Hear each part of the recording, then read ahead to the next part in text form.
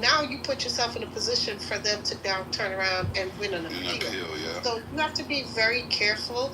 That's not how sentencing guidelines go. He literally has no priors. I think if I'm not mistaken, he's probably going to be at a class 1 or class 2 level. He's not going to get more than probably somewhere between 5 and 7 years. I doubt anything more than 7. I say 5 or less. I think he's going to get 5 or less. I agree. It's 5 or less. So there's an actual worksheet that they do, right? So if you're a first-time offender, that's 18 points. And then you get points for each additional offense. He does have an offense that's in the past. So he's not... What offense he had on the past, Daddy? Yeah, he definitely got offense in the past. So they got points for each. We had already talked about this in the room, and I think What about the black? Yeah, we pulled up his whole record. Yeah, we did. So it was 22 to 24 points. So 22 to 24 points would have gave him anywhere from 3 to 4 years, and 4 years would have been at the 24 points or something like that. I forgot. But however the points came out to be, and it's a whole worksheet. It's not now. One thing a judge can do, and that is 100% what Gemini is saying, he can give you more time if he wants to. He can. And then one thing I do want to say, I just looked it up to be sure because I wanted to be factually sound when I said it. They don't do classes in federal sentencing. It's statutes, not classes. Yeah, it's not. So it's not a class 1, 2, Wrong 3. word. It's statute. I get it. I just use the wrong. But you good. We're just trying to be. Let me just say this also. Why it was, besides the fact that he would have went away for the rest of his life if he would have found guilty on that RICO charge, he would have lost. He would have lost all his assets. They had 400 mil sitting liquid, JB. That's a fact. And that's why they said it was a win for the defense. That is a win. That's a fact. That's a big win. It's 400 million. Huge win. Huge win. Dr. Responsible here. Now, quick question. That we could, hold on. If there's anything we could... I have a quick question, because I've been trying to say something. He was already going. Well, go ahead. Okay, I've been trying to say something. So, quick question.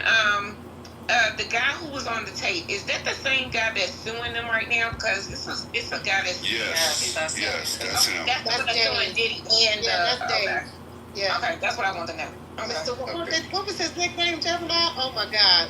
Was it Buffalo? That's not the Punisher. That's not him. Not him. No, he got another nickname, but that's Dave. Dave is the one that's suing. Gotcha. What, Dr. Responsible, go ahead.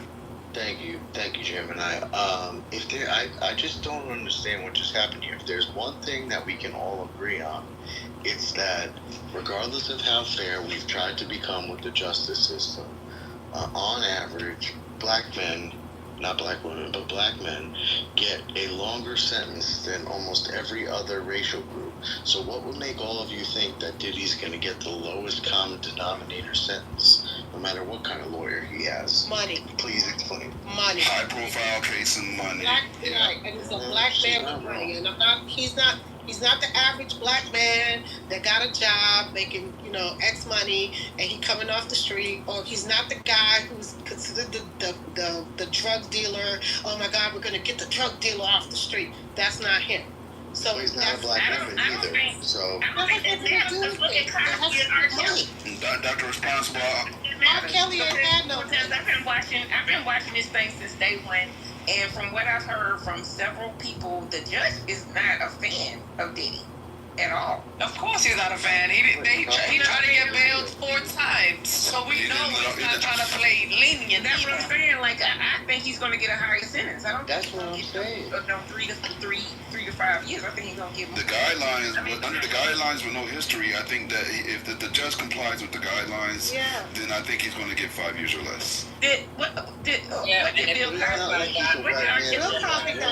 he got 10 years originally, then they went back and redid something, then he ended up with 50 years, then they went back and it was so much back and forth with that Cosby problem. To speak to Dr. He had a record, you feel me? I don't think R. Kelly had a record because he did it once before and got off. R. Kelly. But the charges he got had a way higher sentencing limit. Right.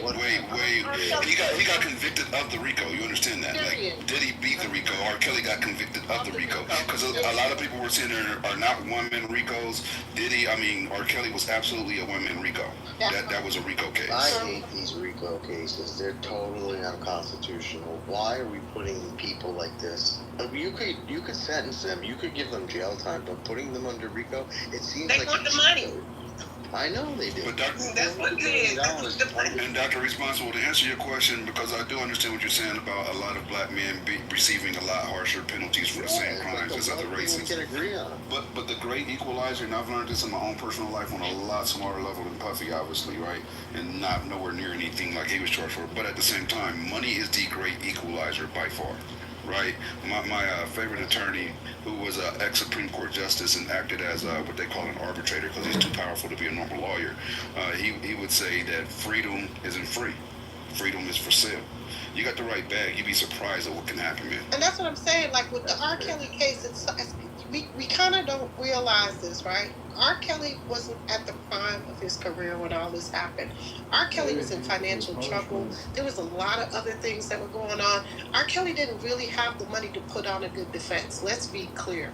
He had like substandard ass lawyers that were trying to put a case through and just didn't. He didn't have the money. He's still damn broke. He still owed everybody but the son of Jesus. Money talks, bullshit damn walks. And at the end of the day, in this country, I just don't understand how we don't see that whether you're a black, white, Chinese, or indifferent, if you've got money, and I ain't talking about like if you got $1 million, I'm talking about if you got hundreds of millions of dollars like Diddy does, because he damn near was almost a billionaire at one point. Yeah. He was a bona fide billionaire at one point. When he had Sean John. Yeah. Excuse me? I said I hate that that's true. But it is. Why? He earned the money. The money wasn't the problem. Why would you hate that he was a billionaire? Is about, like, we're all trying to get towards this equal thing of justice where it's not determined by money. There's never going to be a point where you get a public defender and they're going to be... But Doc, I want you to think about something real quick, right? You voted for Trump, correct? Correct. Well, you wouldn't have voted for Trump if he was broke, right? So money played a role for you right now, if you really think about it. If Trump was in debt, right, and he was some bum, and he was saying, but just vote for me, believe in me, you're not going to vote for that man, right? So money plays a role whether we like it or not. No, I don't think I'm stretching. I think if Trump was broke, first of all, you got a campaign costs millions and millions and millions to just run that, and so there's no way, right, yeah, that's what I'm trying to say. So, you beat me to my next step. I was about to say, why do you think he had a billionaire best friend as he was running for election? Hold on, brother. No, it's not. That's money impacting the outcome. That's money impacting the outcome. But it's money impacting the political outcome. Still an outcome, but it's still impacting the justice system is supposed to be different. That's what makes us all able to live in this country together. It's not politics. Justice is supposed to be blind, but she's peeking under the blindfold, bro. That's just what it is. Yeah. And if we want to talk about Trump, how much shit that he done got away with because of money? Let's be fucking clear. Let's talk about Trump. Man, let's be fucking clear. No, there's never been a sitting president that is convicted of 34 fucking felonies in this country except for him. They hate that. You don't want to talk. You guys live in the land of fucking delusion now. I hate this shit. No, he got convicted of it. If he were a black man with 34 felonies, he wouldn't be president. Period. Point blank. If he was a black man, his appeals court wouldn't have been fucking crying to get rid of the king. Because they fucking suggested him. Goalposts. No, I'm not trying to. Dr. Responsible, let me ask you, would you vote for a black candidate with 34 felonies? Absolutely. No, you wouldn't. You're lying, bro. You're lying. He's lying like a motherfucker. I ain't a goddamn liar. Now, Dr. Responsible, you and I have shared some stages, but right now you lying like a brother. If my neighbor had 34 felonies and he was black and he was running for president, it would depend on the felonies. Unlike you fucking retards, sometimes you gotta look at the actual facts of the case. Who are you calling a retard? Not you. I'm just calling people who believe that. Let's not say that. Attack the point, man. Attack the point. Who believe what? I'm gonna bring them back, but just attack the point. Where'd he go? Just the name calling out. It's at 44 minutes. No, wait. I gotta go to work in the morning. Okay, matter of fact, we did have a long pause, and I understand that Patty has shit to do at 9 a.m. It's all good. We'll be moving forward. That's Patty. You want to go ahead and restart the content? Yeah, but I gotta. It's 44 minutes and 10 seconds. One of y'all gonna have to play it 'cause I gotta go to sleep. Oh, okay. Can we continue the content real quick just on that one thing? I Maybe we can get Haitian to play it, y'all. You know. Haitian just pulled up to the stage right now, so maybe he can. Yeah. So if you can. Nation is at 44 minutes and 10 seconds. Haitian can. So you need to. We know you just got to the stage, but can you play some content for us, Haitian? Yeah, what check out? The link up top. You see the link up top? Yeah. Starting at 44 minutes and 10 seconds, Hey, please. Haitian, we Lisa was crying about you earlier. She was saying she missed you and all this I shit. was bawling my eyes out. No. Yeah, she was, bro. I was about to tell you, bro. I was like, wait a minute. I'm not lying. He laughing. I'm telling you, she was asking where you was earlier, bro. For real, What's though. up? You know what's up. You know what time it is. No, I'm kidding. You said 44-minute mark? 44 and 10. Yeah, well, just go 44 10 seconds. Don't matter. Yeah. Are we listening to the entire thing, you guys? Until we get tired of it. When y'all say stop, we just kill it. But is he talking through this whole I haven't listened to the whole thing. Y'all, yeah. We were just talking anyway. What is this?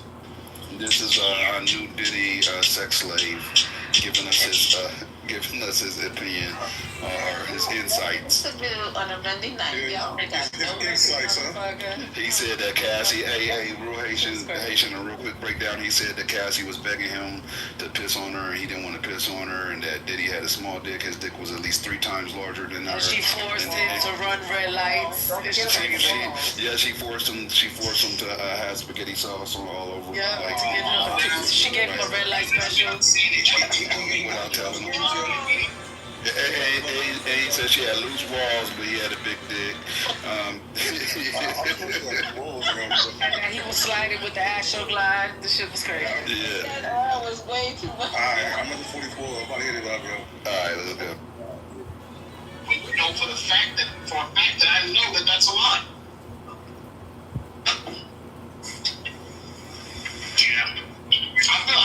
I don't want to say I feel bad for Diddy because I know women are going to destroy me, but I kind of feel bad for him because he's not totally being lied on, but his bitter ex-girlfriend who he didn't smell it. You didn't smell the period blood. No, that shit. Yeah, you know. Never stop. Never stop. All that fuck is she doing? Never stop. Never. Maybe she kept herself clean for me. I don't know, but she smelled like lavender every time I touched her. She never stopped. Never. Nah, she's so good. That's crazy. Did he call you for the other Jane Does, or you only just serviced her? Only her. I never met Christina Corum. I never saw any of the staff. I was meticulously hidden from sight because I was specifically hired to service Cassie. I think the only person So let me say this. Y'all were pretty much, all 3 of you guys, in a relationship. Kind of, yeah, with him being a supervisor, yes. With no homosexual activity. Let's make that clear. He never tried to... Oh, no, he did try, but nothing ever happened. He tried me, I'm going to say he tried me once. Back up. Wait up. What do you mean you're saying that Diddy Puff Daddy, Sean Combs, tried to what with you? He didn't try to what with me. He tried to psych me out in the fucking head. I don't want to blow my whole book, but I'll tell you basically what happened. They're gonna buy it anyway. Don't worry. We got a whole week worth of promotions. Just give me that motherfucking link. We support up over here. Go. We ain't even dropped this bitch on YouTube. Wait till we drop the bitch on YouTube. See, I wanted you to be able to say what the fuck you wanted to say without YouTube burying the shit. And I thank you for that. Thank you very much. Anytime. That's what we over here for. Okay, so Diddy tried to do what to you now during the free call? Okay, so in I want to say it was 2015 or 2016, I fly to Miami to meet them. I think it was March 2016 because I think it was Ultra Weekend. There's like a huge festival that goes on in Miami with the music industry every year. Okay. So I stay out there. I go meet them at the the SLS. That was the hotel I met them at. Okay. They're in this penthouse suite overlooking the Miami beach. He's high out of his face. He's rolling. I think he's high on ecstasy because I can see his eyes rolling. He's high out of his face.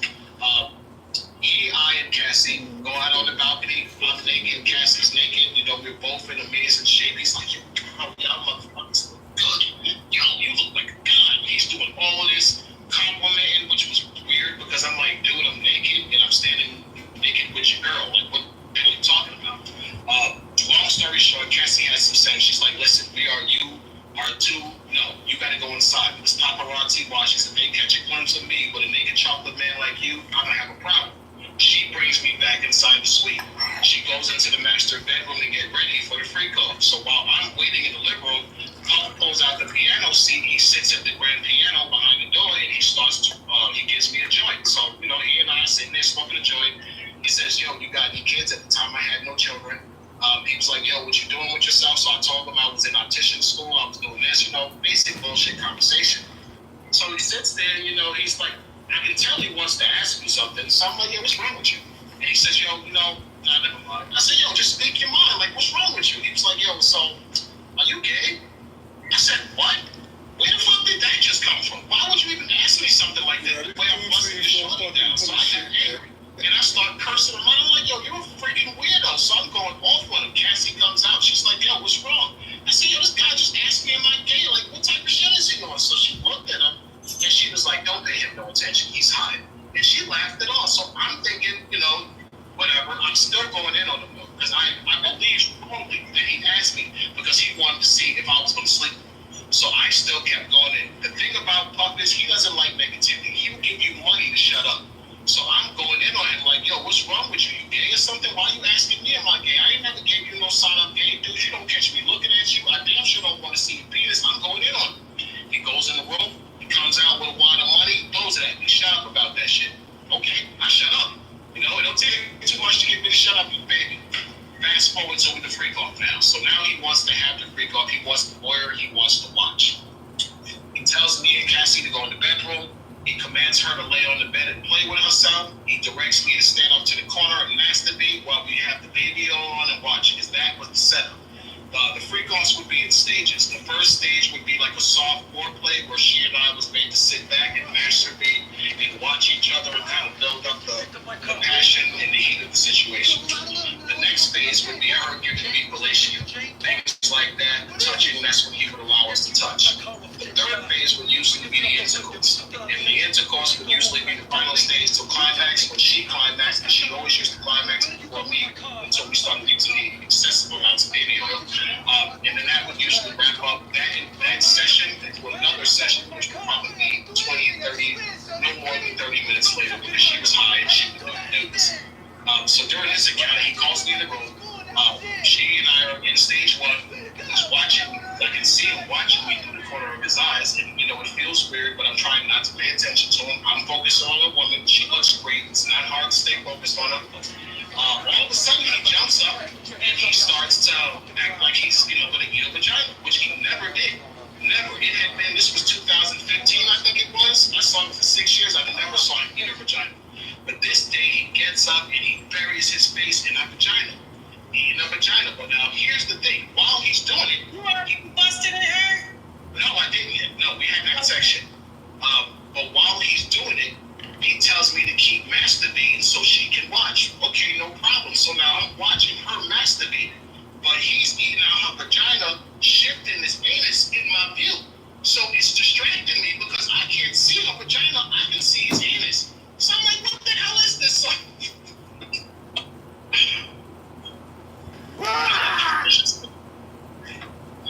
Okay, go ahead. So I see what he's doing, and at first I didn't realize what he was doing. I just got annoyed, so I moved to another side of the bed. I believe I moved to the right just so I would be at an angle to see past him. He waits maybe 2 seconds. He scoots his ass back in front of my view. I'm like, what the hell is this guy doing? So I'm getting mad. I'm like, what is this guy doing? So I move back to the left side of the bed. Sure enough, a couple of seconds later, he does it again. Finally, I said, yo, what's wrong with you, man? You blocking my view with your ass. Can you stop? And he was like, oh, I'm sorry. He got up, gets back in the seat like he's going to start his voyeurism again, watching. And he tells us, we can go ahead. She says, can I get some dick? He says, yeah. So I jump on him to go have sex with him. She and I start to get involved in the sexual encounter. He says, stop. Let's talk for a second. So now I have to leave the room. That's the order for me to leave the room. Okay. outside, I'm gonna be honest, I was already involved in sex with her, so I was hard, kind of hard. I'm like, you know what, let me just get it out, so I'm not standing here all hard, looking like an idiot. When she comes out and catches me whacking off, and she starts laughing at me. She's like, yo, you gotta go. I'm like, I gotta go? Why? And she's like, yo, you gotta go. I'll see you later. She's like, yo, you passed though. And I said, I passed. What do you mean I passed? She's like, yo, you passed. She gives me a big hug. She kisses me. She says, yo, you passed. When I call you later, it's going down. I was like, all right, whatever. I left. I started walking around the strip. I didn't really know what she was talking about until probably later that night when I thought about it. Why is he doing it? Because he was trying to entice me to make me think that his asshole was the same as her vagina. And he was hoping that I might have been high and did it, but I wasn't. So that's the only time he propositioned me. Well, I feel he propositioned me because he did, and he could manipulate me and I'm sleeping. What's the name of the book again? Cassie, Victim of Congressman, Story of Me. Okay. Anything else you want to add before we wrap this up here? No, Tasha, I want to thank you for allowing me to finally get this out before the public. It has been a nightmare, like I've been living here in my name. I'm not allowed to tell my story. There people are creating narratives that are not true. I might have been a male escort, but I wasn't nasty. I didn't sleep with women unprotected. Cassie she conned me into believing that I was in a monogamous, exclusive relationship being paid because her boyfriend had a small penis. I saw her boyfriend have a small penis. Why would I think she's lying? I didn't know she was sleeping with 30 or 40 men. So I'm not the nasty one. She's the nasty one because she was tricking all these men into unprotected sex and into whatever she was doing. And now she wants to claim that she was being forced. Absolutely not. So I'm thankful to you that you allowed me to tell this story because Cassie is not a victim of sex trafficking. Don't you worry. It's going out next week. Buenos.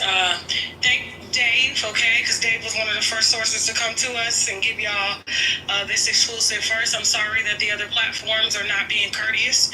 And that's why we are getting a lot of the guests on our platform because, we're not, we have our opinions, but at the end of the day, your story is your story.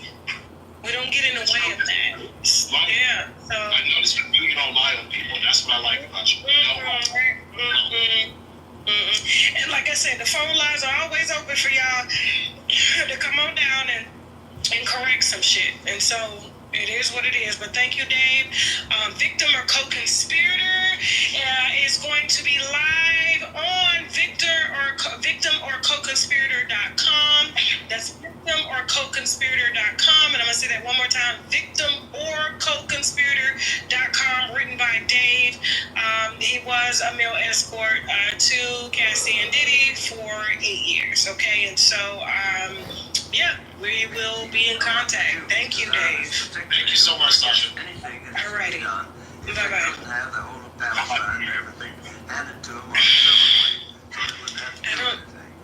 I got a question.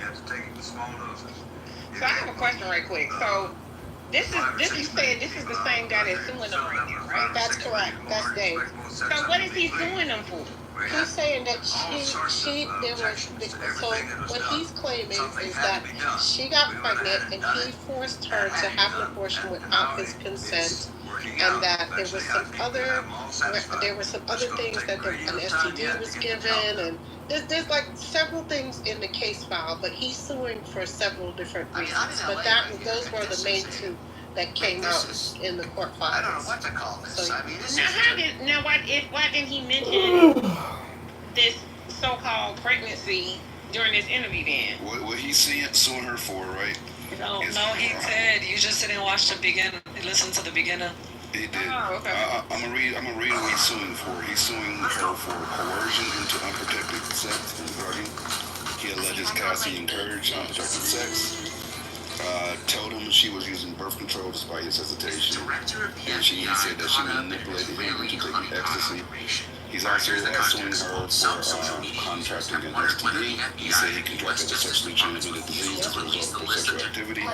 He's suing her for the secret abortion. He alleges Cassie became pregnant with his child and terminated the pregnancy without telling him, then continued having unprotected sex afterwards. and he's also suing for emotional, physical, and psychological trauma. He claimed he suffered trauma from repeated coerced acts, including prolonged masturbation that caused physical injury, like scabbing and soreness, as well as mental distress and lost wages. He's seeking somewhere around $10 million for medical expenses, lost income, emotional distress, and, quote, loss of enjoyment of life.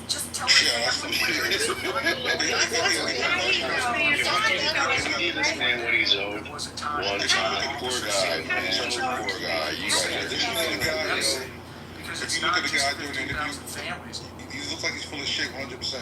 How does he know it was Hey, his shit, baby? how do you say that? Why is this motherfucker speaking to me? How does he know that it was his baby after 30 women? that's a good question. And he just said the interview. The loss, based on what he said, the lawsuit isn't really making any sense. Because especially the way he said, "Oh, if you threw money at me, I'd do this, and then throw money at me." It's baseless. Tutu, that's one of the reasons why I said there's no way He's gonna spoke with his attorney prior to going back in this. Because one second, Dr. Responsible. Because one of the things that's going to happen during a lawsuit, especially of this magnitude, is a deposition, right?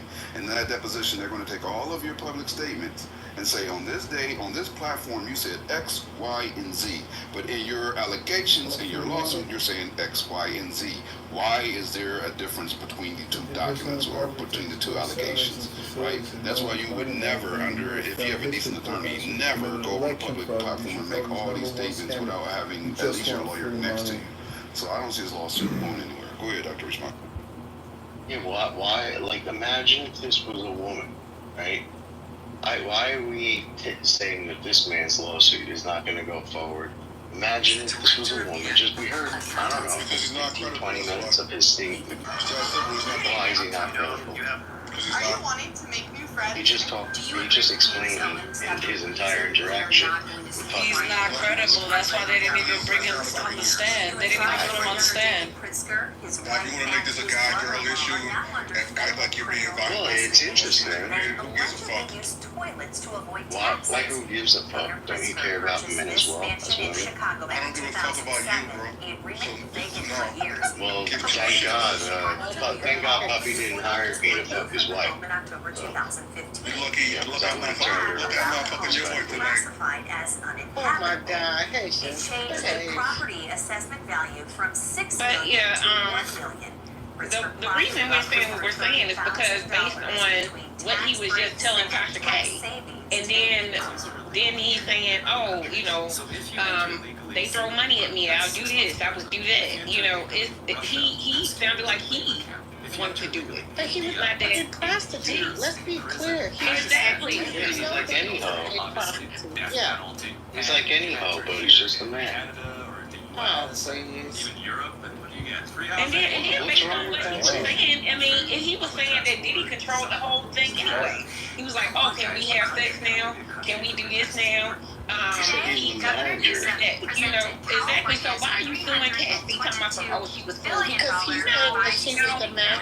He's saying that she was the mastermind and she was directing all of it. And the problem was that she was going on to Craigslist and acquiring these people. So she was, I don't know if he was one of the ones that she acquired off of Craigslist. Gemini, I'm not sure on that. But I do know that however he was found by Cassie. So at the end of the day, they've tried to paint this picture because she was the one kind of directing it, that she's the one orchestrating all of this. Yeah, I get that, but she was. I feel bad for her. This is a nightmare. Why do you feel bad for this guy? I said, why do I feel bad for him? Why do you feel bad for Cassie, but you don't feel bad for him? She was the one who beat him. Don't answer that. What are we doing? Don't answer that. Thank you, Mike. Sorry. Why are you saying that? I really truly don't understand. Well, why is you feel bad for her, but you don't feel bad for this guy? This is the guy. And he was poor. He didn't have money, so he's slinging it. Cassie started working for, she was in a 10-year question is, like, why are you seriously answering this question? Does this sound like a serious Because question? she's Why are you interested in the truth. I know the truth. She found them on the escrow website. There you go. I just wasn't sure which one. There you go. I'm not saying this guy is like Teresa or Father Teresa. I'm just saying, why is it so different? This guy was picked up. He had no money. He was willing to do sling dick for money and do all sorts of So let me. Hold up. I'm tired of you, Dr. Responsible. You got to trigger me. Why don't you go find a room and find out why the goddamn pedophilias won't turn over the goddamn tape? Go find you somebody to play with. I mean, specifically, shut the fuck up. Yeah, we were talking Epstein and Steve. You're right. Yeah, Get the fuck out of here. There's so much fucking evidence we done seen. Don't play with the fucking pedophilia. You working my fucking nerves now. Go united people will never be. No, you fine. He didn't hear me the first time, so he gone. You still want to abolish You know what? This is my first time ever coming on here. This is my first day ever on this app. It is funny. I'm sorry, you guys. Oh, you picked a hell of a room for the first time. Oh, stick around. It only gets better. You came in late. This room was wild. I see. Educated. You ain't seen nothing. This is bad tame. This is very tame.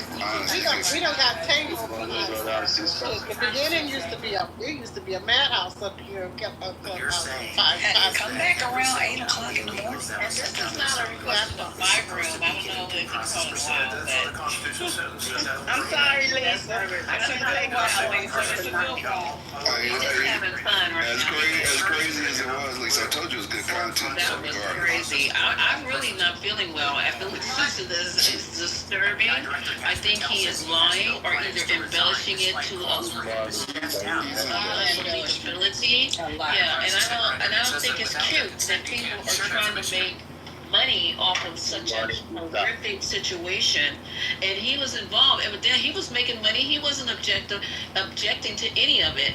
You know what I mean? So then he's done now is horrible. And he's talking like, you know, they were doing it to him maliciously, purposely. He's screaming and hollering. No, something's not right with this at all. I will say it's a money grab, right? Here's the thing. Cassie got paid $30 million altogether, right? There were a lot of people that were getting paid. Everybody was getting paid. What you call it, Jane Doe, who is, you know who, baby mama, and I'm not going to, put no names out there. 50 Cent's baby mama Daphne. Go ahead. I ain't going to say it. Allegedly. Allegedly. Okay, I got you, Gemini. Allegedly, he was still paying her fucking apartment and giving her an allowance while the trial was going on, and he was paying for her damn lawyer. That's what I'm trying to say. Like, no, that's a fact. It's so That's an amazing hustle, ain't it? Yeah, but you know what? Go ahead. So here's the thing. If I'm the prostitute, right, and I done prostituted for 8 years, and out of 8 years, I probably made about $100,000, $200,000. The numbers don't fucking add up, right? But everybody else getting millions, they getting flued out, they getting Chanel bags, they getting their rent paid. I'm gonna feel some kind of fucking way. Because guess what? They was all prostituting themselves too. So how do I not, and this, I'm not saying that this is the case. I'm speaking from the mind of somebody who's that derelict. That is what they would think. Like, I gotta get to the bag too. Because I didn't get that kind, I didn't even get close to that kind of money. You see what I'm saying? I think, honestly, and this is going to sound crass and cruel, but it's that kind of a conversation, right? I believe that if you're slinging dick on that website and you laying Cassie and Puffy with his weird ass, right? And they hire you exclusively for the next, 7 years, give or take. Chicagoans have the freedom to turn their And coach way houses or above garden your apartments traditional or annex asking, into affordable housing. Now, unless you can prove that you contracted an STD or that happened to you and you can definitively say that it came from them, then I would say that substantiates the case. Outside of that, right, you having sex with Cassie that he's watching and you're agreeing to this, nobody's forcing, there's no gun to your head. I don't see the case. You mad because she didn't have your baby? It's her body. She don't have your baby. She don't have to have your baby. Like, How did you know it was yours? what does it matter though? Like right now, It's crazy because Punish, he said he never used a condom. He said it, but she said that he said that she told him that she was carrying his baby. Now he still got to get proof of that. even then, it don't matter. Let's say there's a woman carrying my baby, right? And she said, I'm carrying your baby, right? And then she goes, you know what? I decided not to have it. I can't sue her. That don't make, it don't make sense. That's all I'm saying. But in Texas, you can do that. Is it something where you can go get somebody who's been had an abortion? Come on, I heard that somewhere. These laws, Let me go research. these laws have definitely changed since in the past year. Just like that girl who's brain dead or whatever, and they kept her alive because of the baby, and she just had the baby. Yeah, and she just died. Yeah. She was brain dead, but the baby was still alive. Yeah, The baby was still alive, right?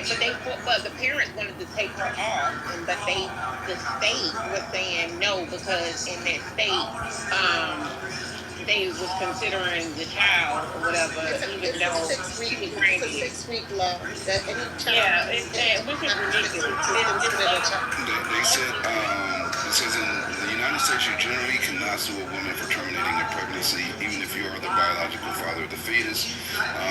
Abortion rights, women's autonomy. Under current U.S. legal standards, post-Dobbs versus Jackson Women's Health Organization 2022, the right to make decisions about abortion is governed at the state level, but in most states, the pregnant person has full legal control over whether to carry a pregnancy to term. Biological fathers do not have legal authority to stop, influence, or punish a decision to terminate a pregnancy. You cannot sue for wrongful death of a fetus caused by a legal abortion. So that's that. Like that. He can't have a good attorney right now. That's for Nathan, because he's like, yeah, he could sue her. He can't sue her. No. This shit is frivolous. I heard that there's a new law going into effect saying that if you do anything that hurts your child, like fly, work too hard or whatever, you do whatever to hurt your child and the child dies, you will be charged. It's based on the state, so every now. But I'm just saying, even that's a slippery slope. It's based on the state. That's what I was You know what I'm saying saying? too. They're coming up with some new stuff. Exactly. Next thing you know, it's gonna be the handmaid's tale around this bitch. It already is. They want us to have. They want people to have these babies. They don't want us, the black folks, to have babies. They want the white folks to have babies. Let me You know what I'm saying? Because they scared them. Right? There's a young lady who literally wrote the bill in Florida, state representative, and she a big, fat, ugly white girl. She had an ectopic pregnancy. The doctors would not touch her because she was the right to life bill in Georgia, in Florida, as a Florida representative. Do you know she called Governor DeSantis asking him if he could overturn the shit just for her? So again, and then after they saved her life because she almost damn died because if that baby would have ruptured, it would have died. That fat, stinking, ugly-looking woman literally got on there and said it was Biden's fault. Girl, Biden. Wow. You wrote the whole fucking law. What are we talking about? Y'all blame everybody for all You guys are right. except the shit you do. Y'all put me up on game. It says United States federal level, under the Unborn Victims of Violence Act 2004, a person can be criminally prosecuted for harming or killing a fetus during commission of certain federal violent crimes, even if it is unintentional. However, this does not create a right for parents to file a civil suit for accidental harm. State level, a growing number of states have passed or introduced laws expanding fetal rights. Florida, like you guys were just saying, pending HB 1517 SB 1284, creates a civil wrongful death cause of action for death of a fetus at any stage. Parents, but not the mother, can sue. Physicians can be shielded if they meet the standard of care. Then it's also in Kansas and Florida. Kansas passed fetal rights expansion, support tax breaks. Florida against wrongful death suits against third parties, though not mothers, being the hospitals on the floor. On abortion right now too. Yeah, so I mean the long and short of it is, yeah, they are starting to expand those laws. It's in very few states, but it does exist. Yeah, I want to say it happened here in Texas somewhere that a man he sued the woman. They weren't married, but he was trying to have an abortion and he sued her. She couldn't have that abortion. He forced her to have that baby, Jennifer? Yep. I know you fucking lying. Did he get custody of that baby too? I'm not sure. I'll look it up. Please. That's super. That's early. But, you know, that's been since these MAGAs been back. He's mad. They care about the kids when the kids come out. Yeah. You don't want to help with SNAP. You don't want to help with Medicaid, but you want people to have these damn children and they may not want. You're not helping you decide executive orders to spank kids right to a kid. Shit, I mean, for real, if I'm left to take care of a kid, having to, hell no. I told somebody, no, I was raised with 12 kids growing up. I, under no circumstances, want to take care of a child. That, you know, because it takes 2 to make a baby.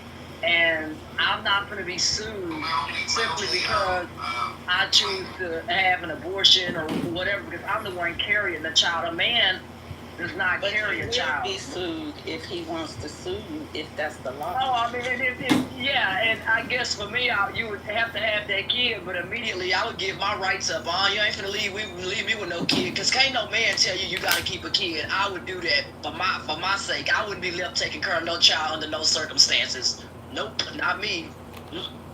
Yeah, I was talking to somebody yesterday talking about how these men, they will sit up there and sometimes it is not just women that be trying to trap people. Men be trying to trap women too. Especially if you're a good woman. Yep. They will sit there and, they'll be like, yeah, I put the condom on. They'll take that motherfucker off.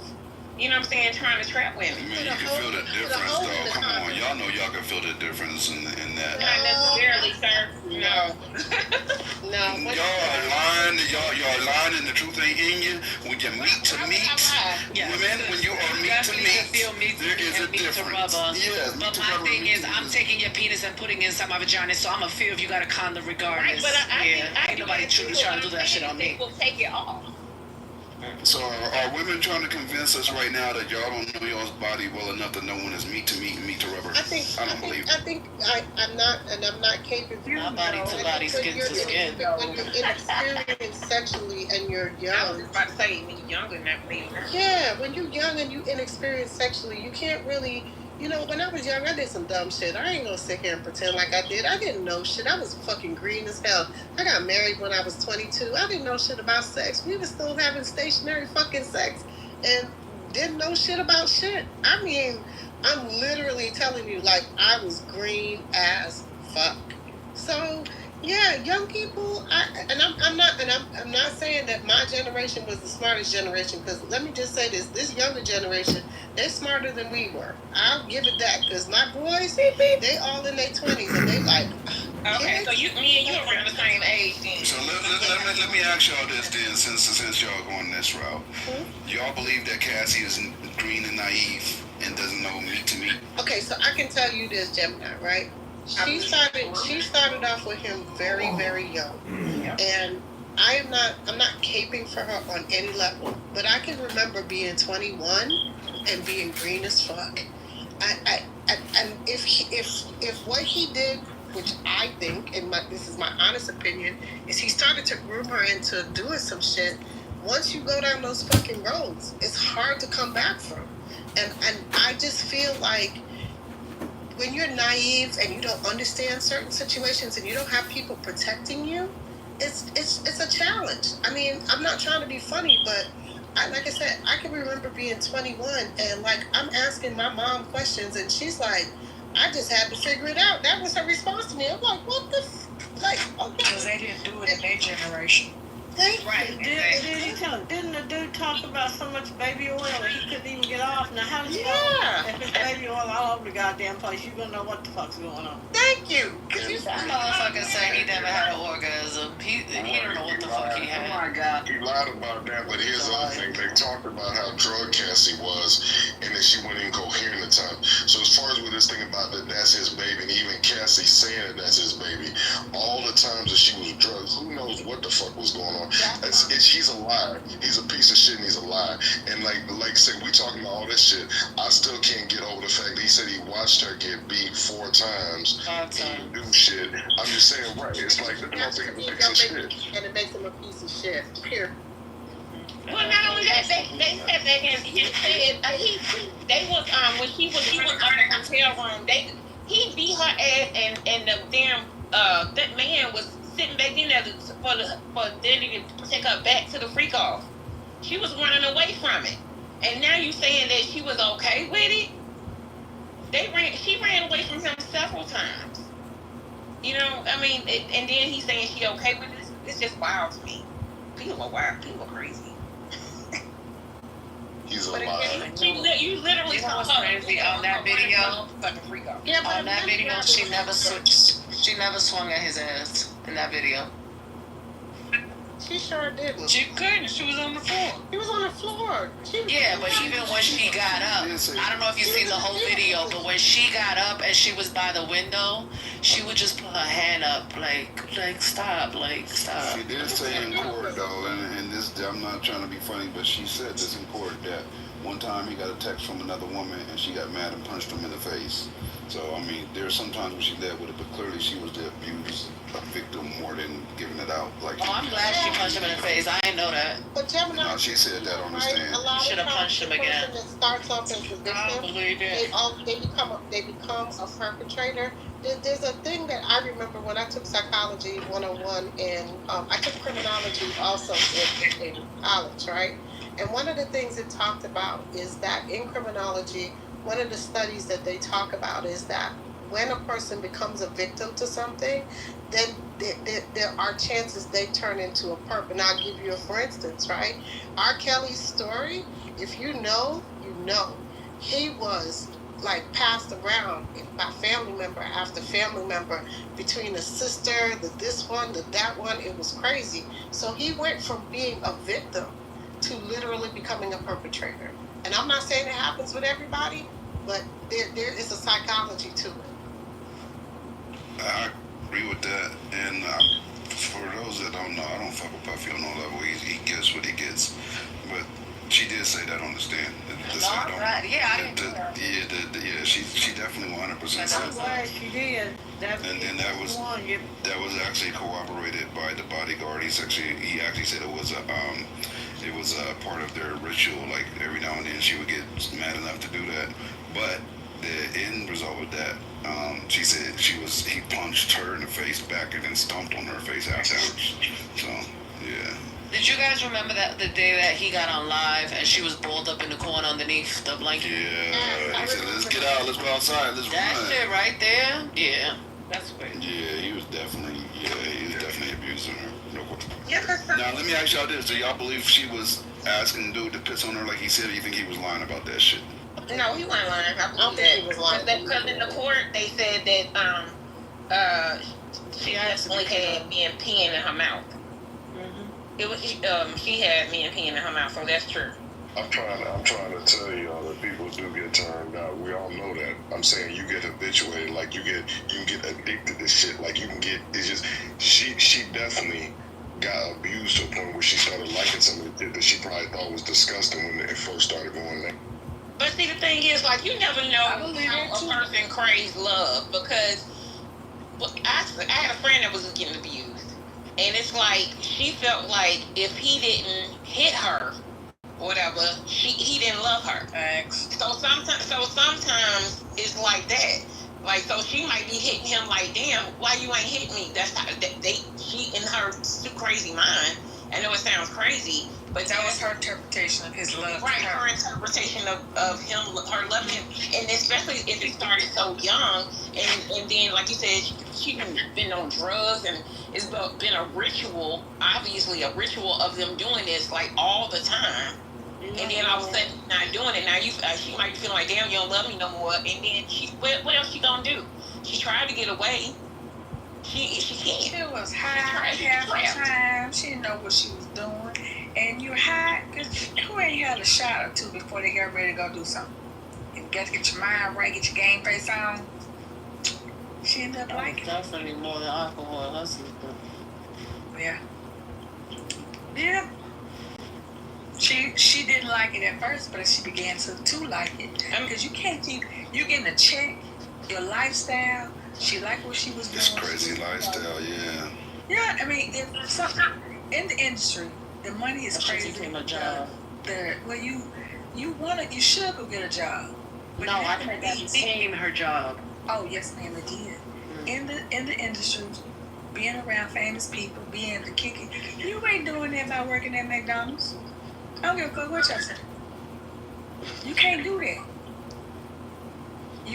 You're around this circle. They take you in. You meet everybody that you saw in magazines and television, and now you sitting at the table with them. Exactly. But remember, she was trying to launch a music career, right? Well, that didn't work because she couldn't. She sounded horrible. Well, we know that, but he kept stringing her along because if you remember, he had signed a deal with her, right? And she bought out Me and You, right? That was the first one. That was the one that was produced by Ryan. That was the X, right? Then she bought out another song, something girl. I can't remember what it was. But they both charted. I mean, they did okay. They weren't like, oh my God, she wasn't some superstar. But then he was supposed to be developing her as an artist because that's originally how the whole shit played into it. Mm-hmm. So at the end of the day, here's the thing. Where's she going to find a regular fucking job, right? After we done been with this guy for this long, he's what you call it, he's funding your lifestyle. He's literally kind of, I don't want to say blackballed you, but he's kind of put you under his thumb where you can't even go to get another record deal or go to another company because basically he's made it seem as though you his protege. You know what I mean? Because I remember when, was pregnant with the twins, right? That was when they was fucking around. When Kim was pregnant with the twins, I remember this so distinctly because Kim and him had a show together. If you guys don't remember, it was a reality show. And she had the babies. And Kim was brokenhearted when she found out he was fucking around with her. He's busy taking pictures with her after she had the baby, knowing that he fucking around with her. I mean, it was crazy to me. I'm just like, how you fucking around with your artist? Like, that shit was nuts. So here it is. Now she's thinking, oh, this guy's giving me this lavish lifestyle. He's going to eventually, break my music career. Year 2, he promises, yeah, I'm going to do this. Year 3, he promises, yeah, I'm going to do that. She even testified in court. I'm going to finish. She even testified in court that he shelved like 3 of her albums. Literally. That he did what to her albums? He shelved them. Which a lot of music he shopped them around. Yeah. No, he shelved them. He never shopped them. He put them on a motherfucking shelf and never. I mean, to be fair, her music was trash, though. Her music was super trash. I'm not saying it wasn't, but he shelved. Yeah, but there's plenty of people that their music is trash and they stay out right now. Like, let's not even say that. Was super trash. Somebody, and this is the thing, he has done that with multiple artists, just not this woman that he was fucking. That part is right. true. Yeah. So we know if you got a Diddy behind you and you got that type of money behind you, you're supposed to go somewhere. You're supposed to go find her. But he controls all their careers. Okay. Let me tell you, Mary J. Blige is who she is today because she didn't sign with P. Diddy. That's why Mary J. Blige is who she is today. But everyone else he has signed, they don't go nowhere because he controls every fucking thing. So he did that thing on Ocean Rain. So from here, that motherfucker ain't got no artist right now. Who's his artist? And so nobody. The last one he did good with was MGK, and then that didn't work out either. No, he bought out Jazzy for a second. She had like a song that came out. Who's that? Jazzy is a artist. She was at the beginning. She's a writer. She does a lot of writing, but she was. Does she have that weird hairdo, like kind of weird? Yeah. Yeah, I know what you're talking about. Like European weird, like kind of. So her name is, if you look it up, it's Jozzy. She She wrote for a lot of artists. Because in fact, one of her. Why are we talking about Mary J. Blige being a drug addict? Who said anything about drugs? Yes, we know. Somebody in the chat going crazy. Yeah, but what would the... Obviously, we know Mary J. used to use coke in the back in the 90s. Like, what are we talking about? That's not new. Like, come on, MJB also... What did that have to do with what I said, sir? Y'all have to understand, people who don't do drugs and don't have a lifestyle like that, that's big shit to them, okay? Right, but... I'm talking about contract-wise. Mary J. Blige has a career today from her first album of My Life because she was not with that motherfucker. Period. We know what we talking about. Come on, y'all crazy. Yeah, but she bounced back. I got a quick question, y'all. Why didn't they put the assistant's name? She was I thought maybe because they were gonna file charges against her next. What's her name? Christina.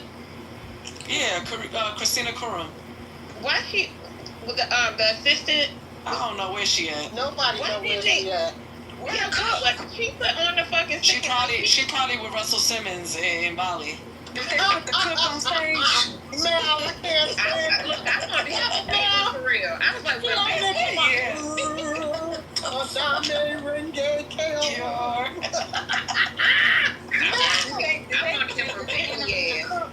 Did they interview the chef? But I really want to know because her name kept coming up and they did not put her on the stand at all. Yeah, like, how she destroyed her career? Mary J. Blige, hello, she just got cut off a tour. Right, like, are you kidding me? Did you see her on that tour, though? She don't even look like she want to do it. What? That girl sell out all the time, and I wasn't No, she sell out. She look like she just went through the motions. Like, I'm doing this because I got Look to. like she forced herself to do the routine. Exactly. You know what I'm I'm so talking sick. about. She look like this. I'm so sick of this shit. I'm ready to go home. She really do. Yeah, of course, that's 30 years. You know why she didn't become? Because Faith. She's a legend, though. And he made... Look at where's McFaith at. You hear Faith's voice right now? Y'all better stop. He made Faith the first lady of Bad Boy Records. And that's only because Biggie was dating Biggie. Wait, that's because Biggie was smashing. That's what after Biggie died, Faith is fucking industry, y'all. Like, for real. Okay, let's... And Lil Kim went down after that. Look at Kim. Look, Kim Lamore's right now. Look at Kim. It's like the Neptunes. I'm mad at her. I'm mad at her. I'm really mad at her. She look like she got a botched job. Her face looks botched. Her body looks botched. She look like, hey, when she doing that little move, she look like a monster now. When she be doing that little dance, her little Lil Kim dance. dance. Better jobs than what she did, and she got the money. I don't understand this. She looked like she just booty scratched everything off her body and just, I don't know, she grabbed a piece of this, she grabbed a piece, and I love Little Kim been coming out, right now, Keisha Cole's touring, so she's been coming out, she's been coming out for the song. Doing her little monster dance. They're trying to be supportive. Maybe it'll strengthen or something. I love her. Oh my God, she just... And then she trying to act like she still got it. Now, and I now understand timing out of something. And I can remember when they were saying, you just time out. You have to hang up your coat and say, I did it. I had a great run. It's the next person's chance. Hand the baton.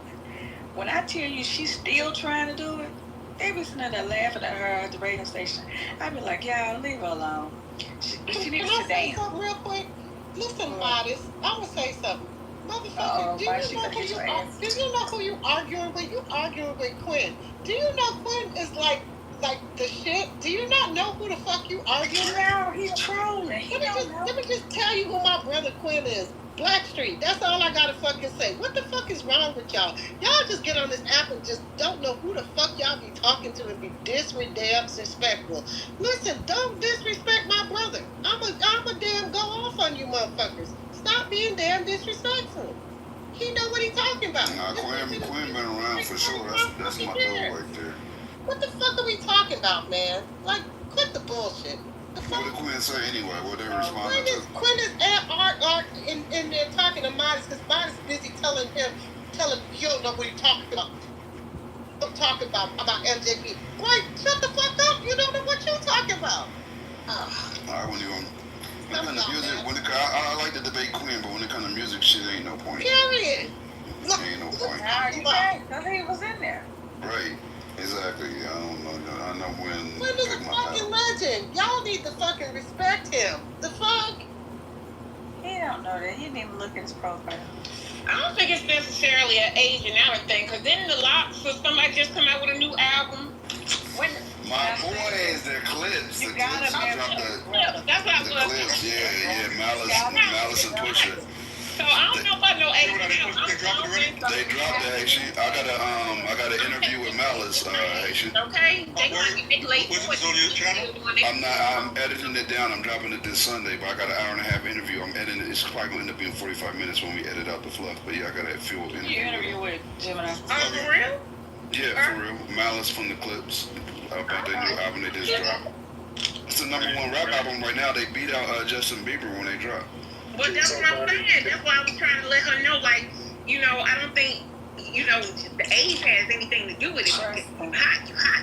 Trust. And then it's enough people that's our age that's in their 40s and early 50s that still remember people and, you know, that still will play their music if it's good. If it's good, key words. If it's good, I do this every day. Trust me.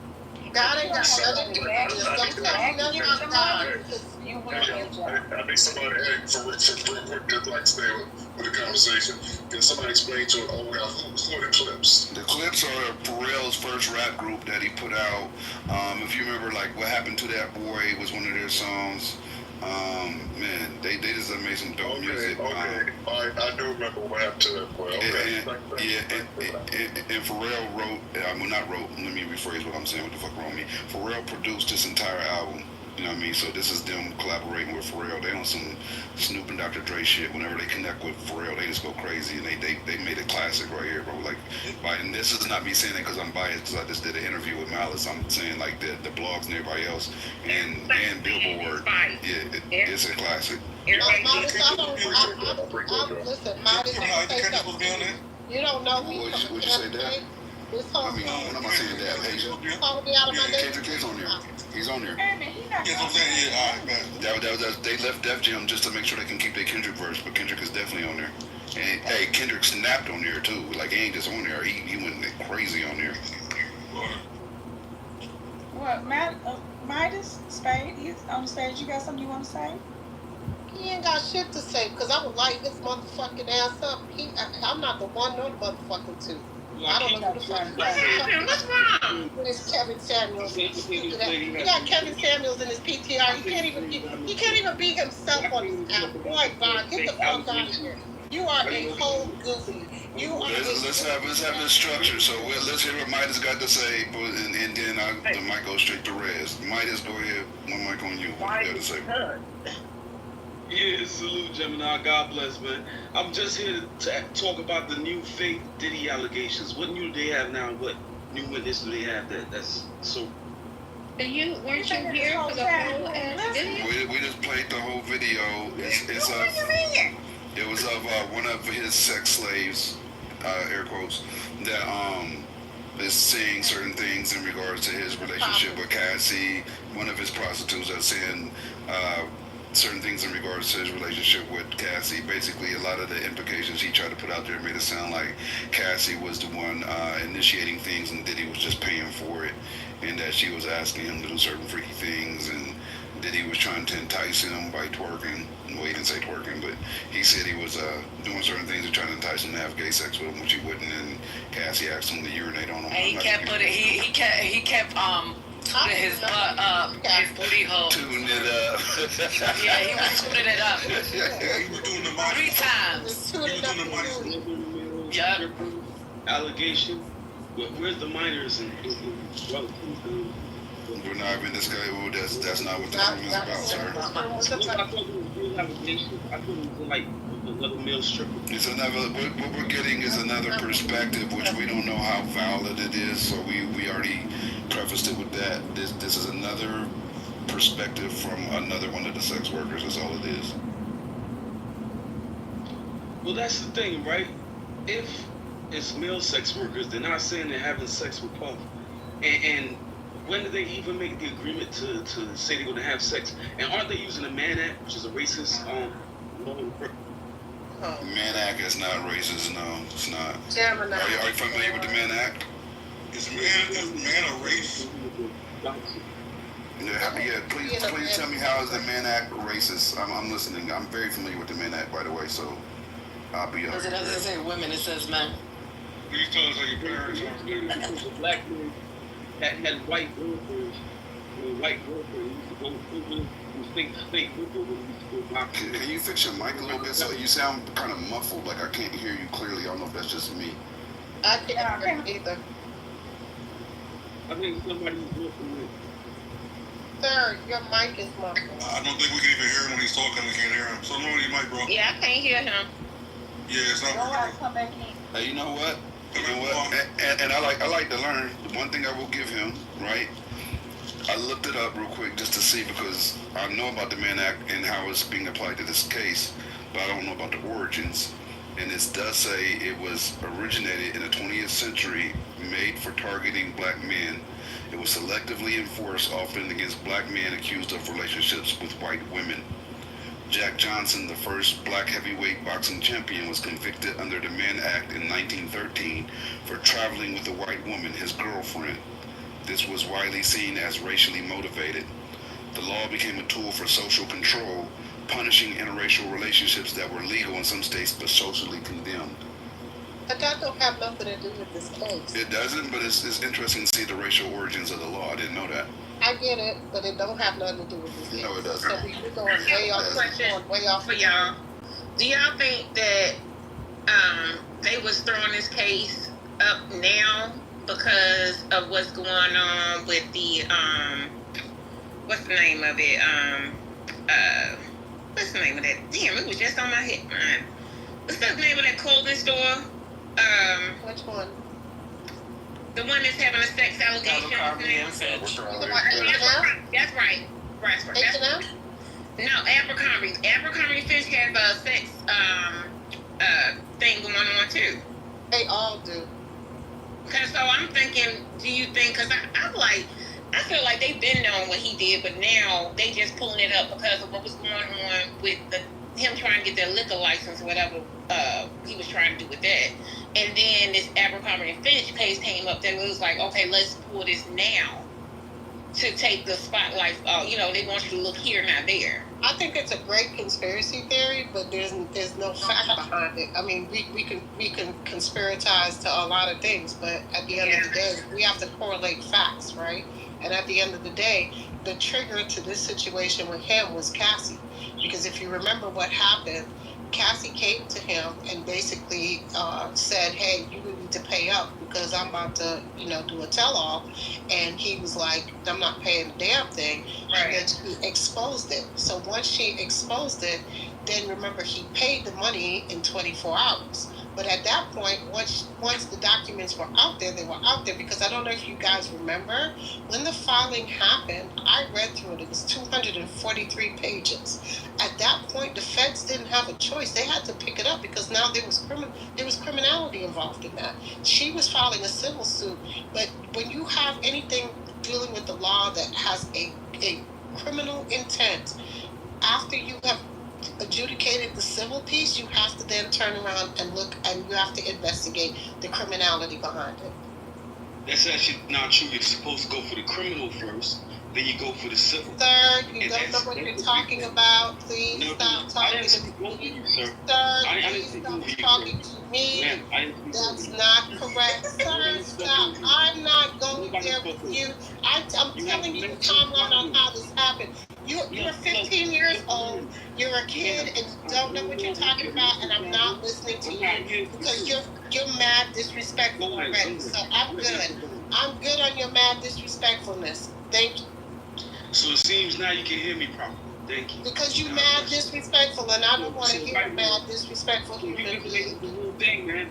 You just made up a whole thing. You say I didn't make up nothing. You don't know what you're talking about. You are nobody to me. Do you know that? You're nobody to me. You don't have any impact on my life.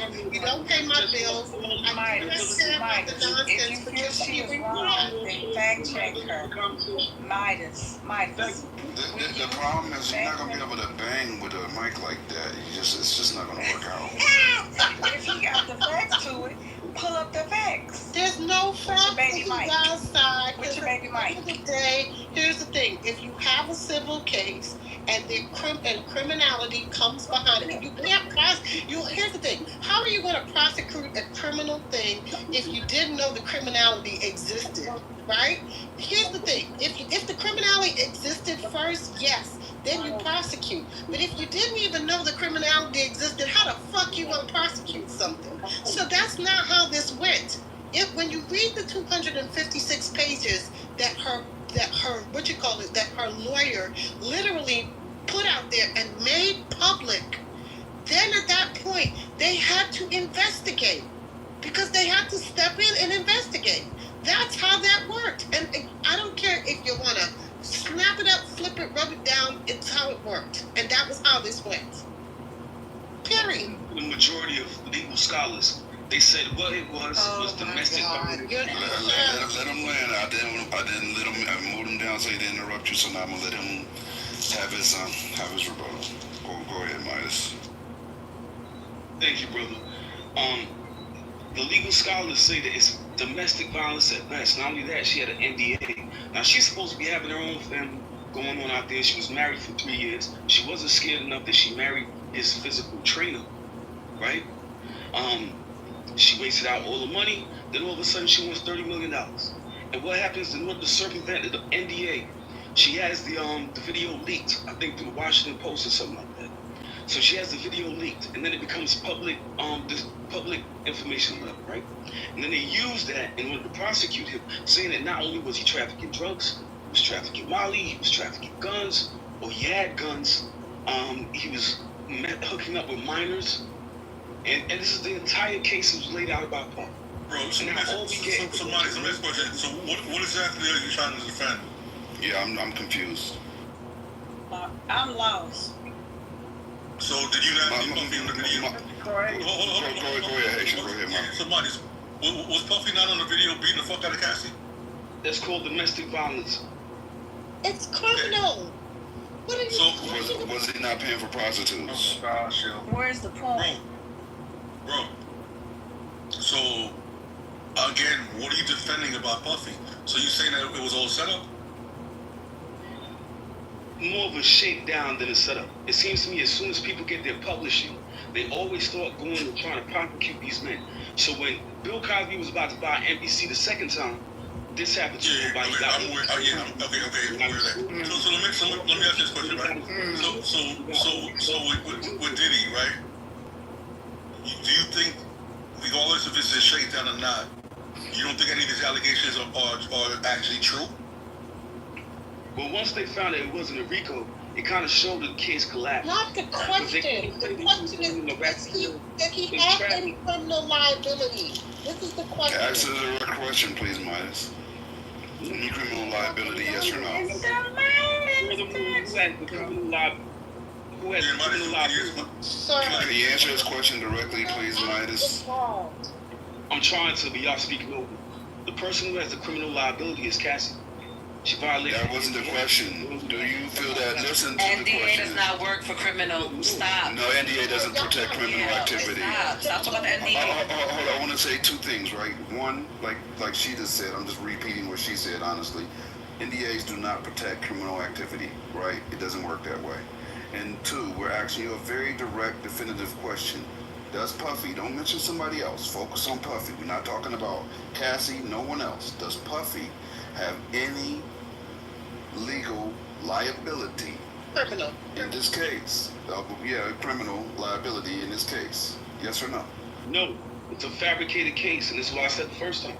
So the fact that everything revolves around Cassie getting strippers, the fact that everything they have is based on a domestic violence charge that's outside the statutory statute of limitations, and they had to push back statute of limitations for her to even do the civil suit. So I mean, like, what do y'all really have to say? Okay, Midas, you are totally wrong, because they were within the legal statutes. That's one, because you can't bring a case and you can't push. There's no such thing as pushing back statutes. That does not work in law. Y'all are weird as fuck when y'all just be saying shit because you want to sound intelligent. The question to you was was there anything criminal? You literally said that he committed domestic violence. Domestic violence is a criminal act. So at the end of the day, you can't just try to brush over it and say, well, yeah, he just committed domestic violence, no big deal. What? It's a criminal act. It's a criminal act, but what he's trying to say is, in this case, that criminal act isn't a part of the case, or it wasn't legally able to be charged. That's not true. But we're gonna push that. Hold on, real quick, where is it? New York did extend it. They did. I was just gonna say by that. They did. Extended the law, but not for Puffy.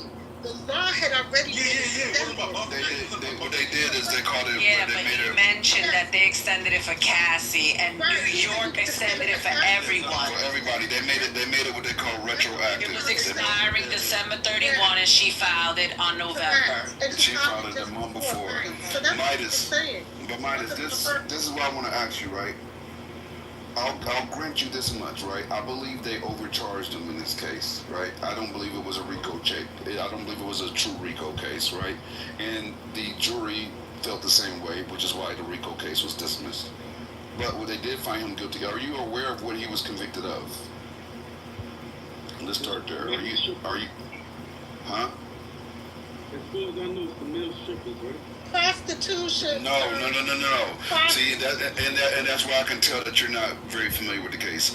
What he was convicted of is 2 counts of transportation for prostitution.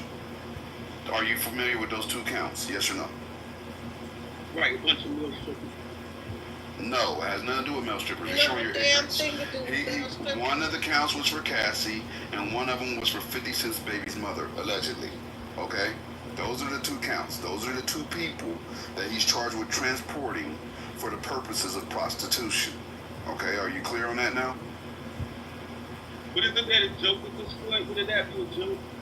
No, it's not a joke. This is not a joke. It's legally. He was legally culpable for those 2 charges because they admitted, and even the male prostitutes admitted, that they were being moved around. That he was transporting them, which is the charge, right? Transportation for prostitution across state lines, which is what makes it a federal case, for the purposes of engaging in sexual acts with prostitutes. Okay. I mean, it's a straightforward thing. This is my question. If the people he's being charged for is his 11-year girlfriend, right, that is married to another man, and 50 Cent's baby mama, when 50 Cent is online trolling him every day, can we really trust that testimony?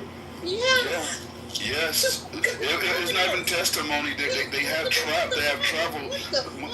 When they're talking about, give me 1 second. When they're talking about transportation for prostitution, it's not just testimony. They have travel logs. They have plane tickets.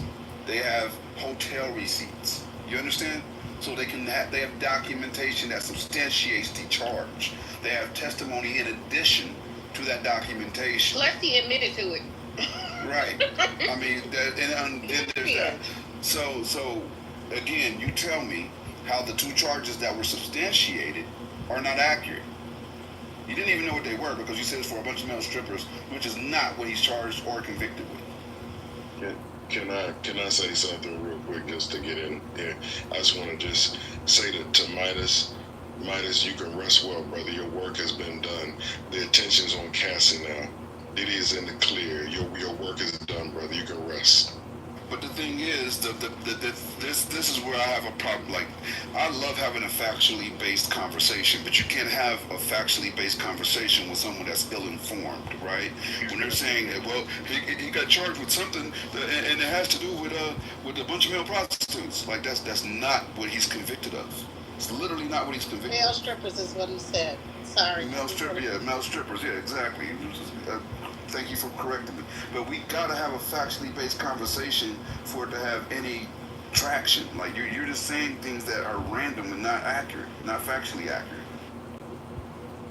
I mean, the bottom line. Y'all don't think he gonna get charged for those guns? Because I'm like, I think they had already dropped that part of the case because they realized that they were thing. Yeah, so it was dropped. The states can pick up the charges that were dropped. I was about to say the state can pull it up though. Yeah, the state. Florida could pick it up. That's against the law. You Cali could pick it up. Cali could pick it up also. Guns were found in Miami and in California. I don't think anything was found in New York. I think they were found in California and Florida. Correct. I gotta be real. Midas kind of reminds me of the MAGA, right? Like they usually have talking points that sound, because I'm willing to go down any rabbit hole and see if it can be substantiated. But until they can substantiate it with facts, like I have factually based conversations. I'm weak when I'm emotional. That's when I fuck up. Wait, what does it mean when somebody has their profile picture as Kevin Samuels? What does that mean? It means incel. It equals incel. Red. That's his daddy. I'd like to respond for a second. I know you guys are kind of scared, but everything I'm looking over the past. Can you do anything to make yourself a little bit clearer on the mic? Like, I'm not even trying to be funny. I just want to be able to understand you. Are you using headphones? Take them out if you're using headphones and just try talking directly into your phone. Everything. Can you hear me now? Yeah. Just a little better, yeah. Everything that y'all have been saying over the past 5 to 10 minutes has been nothing but propaganda and Sixth Amendment constitutional violation. Shut the fuck up, please. Let them land. I want to hear the submission. If you understand what's going on, before we even had a Puffy trial, we had all these things: guns, Mali, California, Miami, drugs. What's happening? We had minors. That's a Sixth Amendment violation. So I don't know what y'all talking about or what grounds you have to really stand on. But like the brother said, even though he's kind of contradicting, he's being sarcastic, my job is done. Cassie's in focus. Everybody's seeing she's a fraud. So wait, you were able to recognize you would be sarcastic? I'm surprised. Hold on, Marcus. You were able to recognize that? Are you able to recognize that? Are you able to recognize that Puffy wasn't charged with RICO?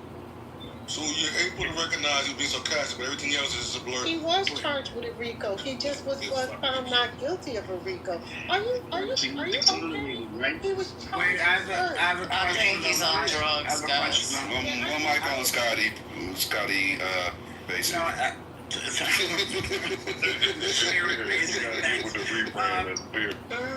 I was just curious.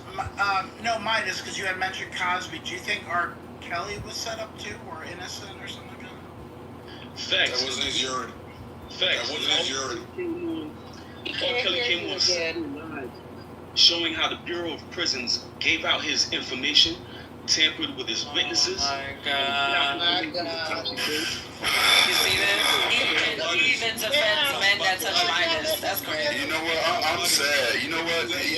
This what really gets to me is I love getting into a good debate with somebody that can bring facts to the table and then refute the facts that I'm presenting to the table, and it's all logically based, right? But what he's saying is just weirdo shit that I don't even know how to respond to because it's not rooted in fact. He believes he is conscious, right? So he believes he has a conscious awareness and that he is on a conscious level above everybody else. Because I know these conscious brothers. I grew up in New York with the conscious brothers.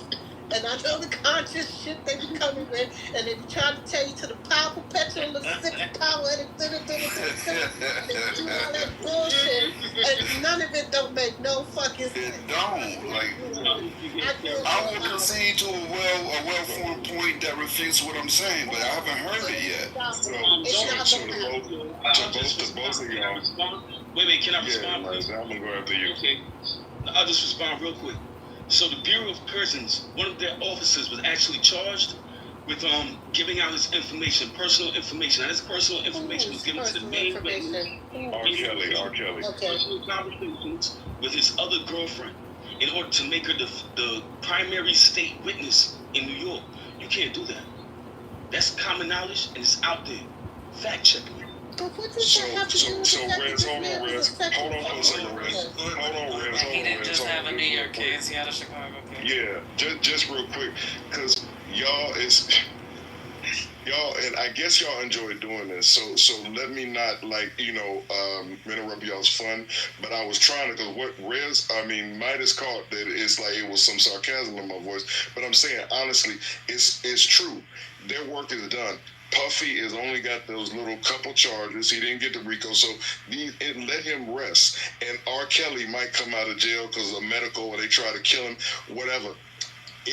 Why are you arguing with him? I don't get why we're going back and forth. Like Gemini says, it's uninformed. Do you think that he's going to come off his position? Do you think he's going to bring something cogent to the argument? I don't get why y'all do this. But again, I'm going to shut up because I'm literally about to go to bed. But I just want to say I think this is the same dude that he believed in Christ and now he's anti-Christ. Michael, I will say this. I did gain something from our dialogue because I did not know the historical context of the Mann Act, which I find extremely interesting, to be honest. I didn't know it was rooted in racism, so it's always good to learn. Because even a broke clock, you can learn something from every blue moon. So that's a fact. That is a fact. Have I been wrong about? The BOP has shared his information with this main witness in New York. Was I wrong about that? So Midas, let me ask you a question, right? So, irregardless if they share this information, what about the sex tapes from 20 years ago when he was urinating on an underage girl? Was that fucking lemonade? In 2006, the forensics people said it was not R. Kelly inside the video. If you actually met her, you're a freaking liar. You better stop. You're a liar. You a freak. At this point, you're a sex offender. No, at this point, Mel. At this point, he's jealous. He went. Put your registry in the damn chat. He was probably about 5 when that video came out. Listen, I remember when the video came out. He might not even been born. Hey, how old are you? Like 44. You weren't even a thought in your parents' womb. But I'm actually watching the case. Why did they refuse the forensics in this trial in 2002? Are you mad because R. Kelly didn't pee on you? Is that what you want? Are you jealous? Do you just like to live black men, or do you actually like to see whether or not somebody's guilty before you slander? Or do you just watch? He is guilty. If they find him guilty, they found him guilty. Wait, was Michael Jackson guilty? Was he found guilty? Was Michael Jackson? Was O.J. Simpson guilty? Right. He said no, O.J. wasn't guilty. Hey, were you sleeping in the O.J. definitely was guilty. Was you sleeping in the bed with him? He never got charged, so O.J. ain't guilty. I'm about to say, when you get charged, that's when you're guilty. That's when you get convicted. When you get convicted. I have a question for y'all. A charge is just what it is. The conviction is what you gotta get. O.J. didn't get convicted. Midas, put your rap sheet in the chat. So quick question, y'all. Do y'all think that was Kanye who she was talking about when she was on the plane and with the wife? Do y'all think that was Kanye? Because wasn't it a coincidence that Kanye came up there the same day she was testifying on that? What are you talking about? When the witness, so it was a witness that said that she was on the plane with a famous celebrity, and they wouldn't name who the celebrity was and the celebrity's wife. And they were saying that it was Kanye. And because it was a coincidence that Kanye came up to the courthouse the same day that she was testifying that it was another celebrity and the wife. And that they was using the same sex slave or sex person, prostitute, whatever, that Diddy and them was using. Y'all didn't hear that part? Well, I listened to the whole thing. No, I remember that part, but I don't think that was Kanye. I think that was Midas up there. That wasn't Kanye. Y'all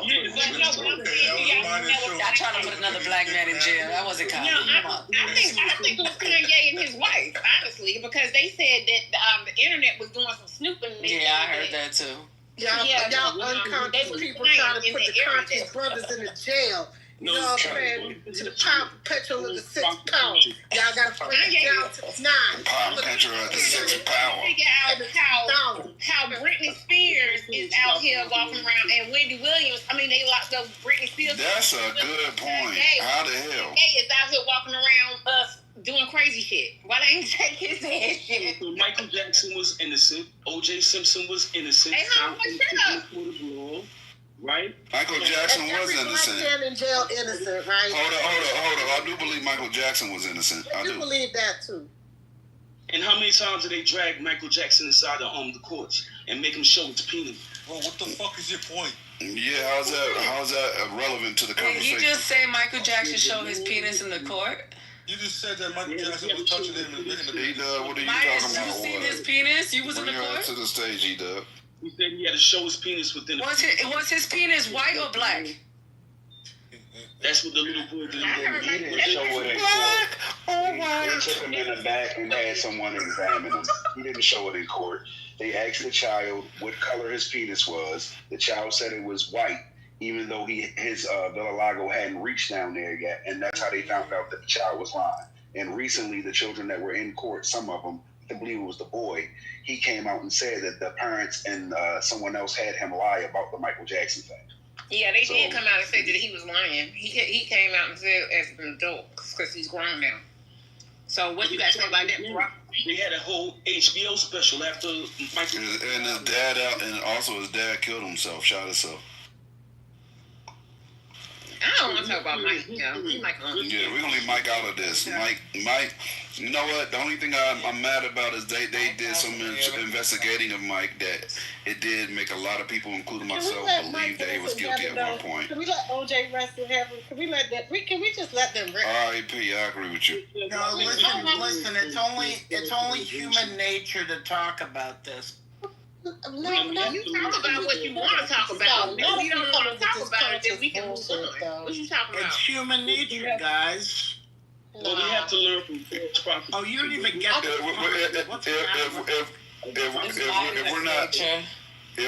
if we're not talking about them in a disparaging manner or bringing down their legacy, I think it's good, honestly, to have the conversation about Mike being innocent, because there are so many people that didn't realize that when we do have this type of a dialogue, it can open up people's eyes to do their own research and realize that the feds don't fucking miss, right?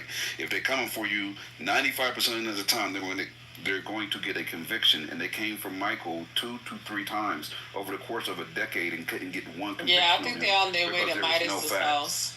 Yeah, there was no facts to substantiate that, and that means a lot. Mike hard. Yeah, they definitely went Mike real hard. Hey, Mel, what homeboy said that he was putting his ass on? Yo, he said that he put his ass up. He tooted his ass up 3 times. Tooted it up and said, keep jacking off. And you didn't see Midas? Midas was the one applying the oil. You didn't see that? Yeah, he's a baby. They said he's a baby OB. He's B.O.B. Baby OB. He was like, yo, pass that ass, shoe blood. They called him Bob. Baby OB. Oil in the house. He didn't see the pictures, thousand pictures of baby oil. That's the part. I forgot the feds. The feds went in and planted that baby oil, right, Midas? Did anybody see that Cassie's about to be sued by the male? Yeah, that's what we was talking about. This whole room has been about that. Oh, okay, I missed that part. We literally just listened to his about an hour interview that he gave. Wow, Jesus Christ. If you want to watch it on your own, the link is up top. I'm gonna check it out. Thanks. That is insane, man. Don't y'all think it's weird to put a black woman? What you say? Kurt? What is lawsuit though? Like,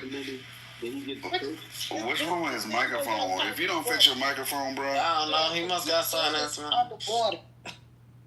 Listen, little young conscious brother. I know little 5% of niggas like you. I remember y'all. Okay. 5% of the niggas is a cold combination. That is crazy work to the mind. That's crazy. You can't listen. You couldn't battle with them 5%ers, okay? So you ain't down by law like that, bro. So you the second coming or the third coming of them. You ain't ready for that life, bro. So if you don't know how to build the knowledge and you don't know how to build the science, bro, don't come talk to me. Is this a black person's room? Because it seems that when a black person stands up for other black people, here we go. Oh, Lord. But you know what? This is a black room, right? But we welcome all races. But let me say this, right? With that being said, what we don't do is just align with somebody because they happen to be black too. Because if there happens to be a black pedophile, a black serial killer, a black racist, the color of his skin don't save him with me, bro. It don't work like that. That part. Amen. At all. We gotta police our own community, right? We gotta police our own community. We can't accept that. I got daughters. I mean daughters. I got a daughter. I got a mother. I got aunts. I got my grandmother. I got cousins. If we just allow that, then we're actually making our community being further dangerous. So why wouldn't we stand up for that? Ain't no just if we allow it. We have allowed it for years. So just looking at that black shit ain't gonna work, and I'm blackity black, bro. What a black man is just looking at the legal documents and breaking down the case and actual truth within the case. How are you breaking down the case when you didn't even know a few questions that Gemini asked you? I literally had to tell him what the convictions were. He did not know what he was convicted of. Yeah.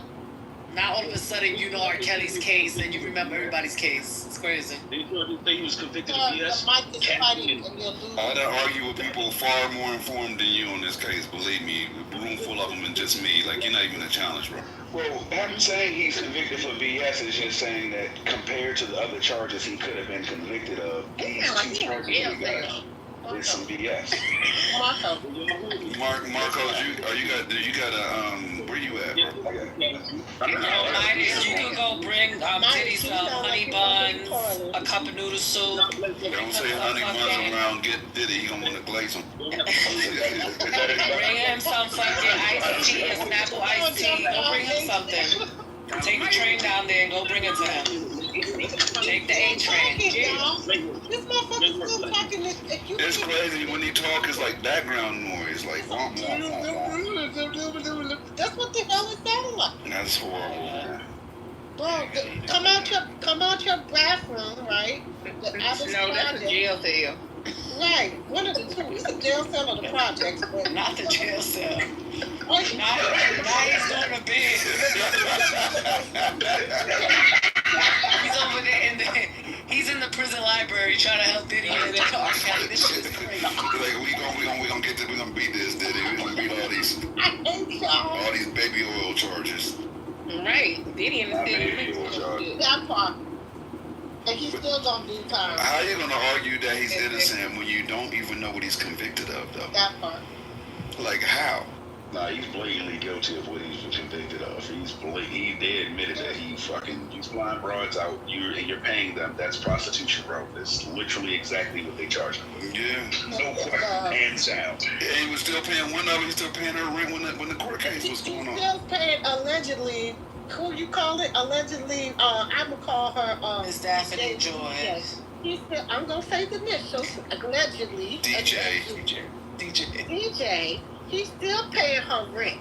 He's still putting money in her bank account. He paid for her lawyer, even though she had to testify against it, and she testified. Yeah, but that's the thing. She testified, but she testified what he wanted her to testify. I agree. I'm not disagreeing with you. Here's the thing, right?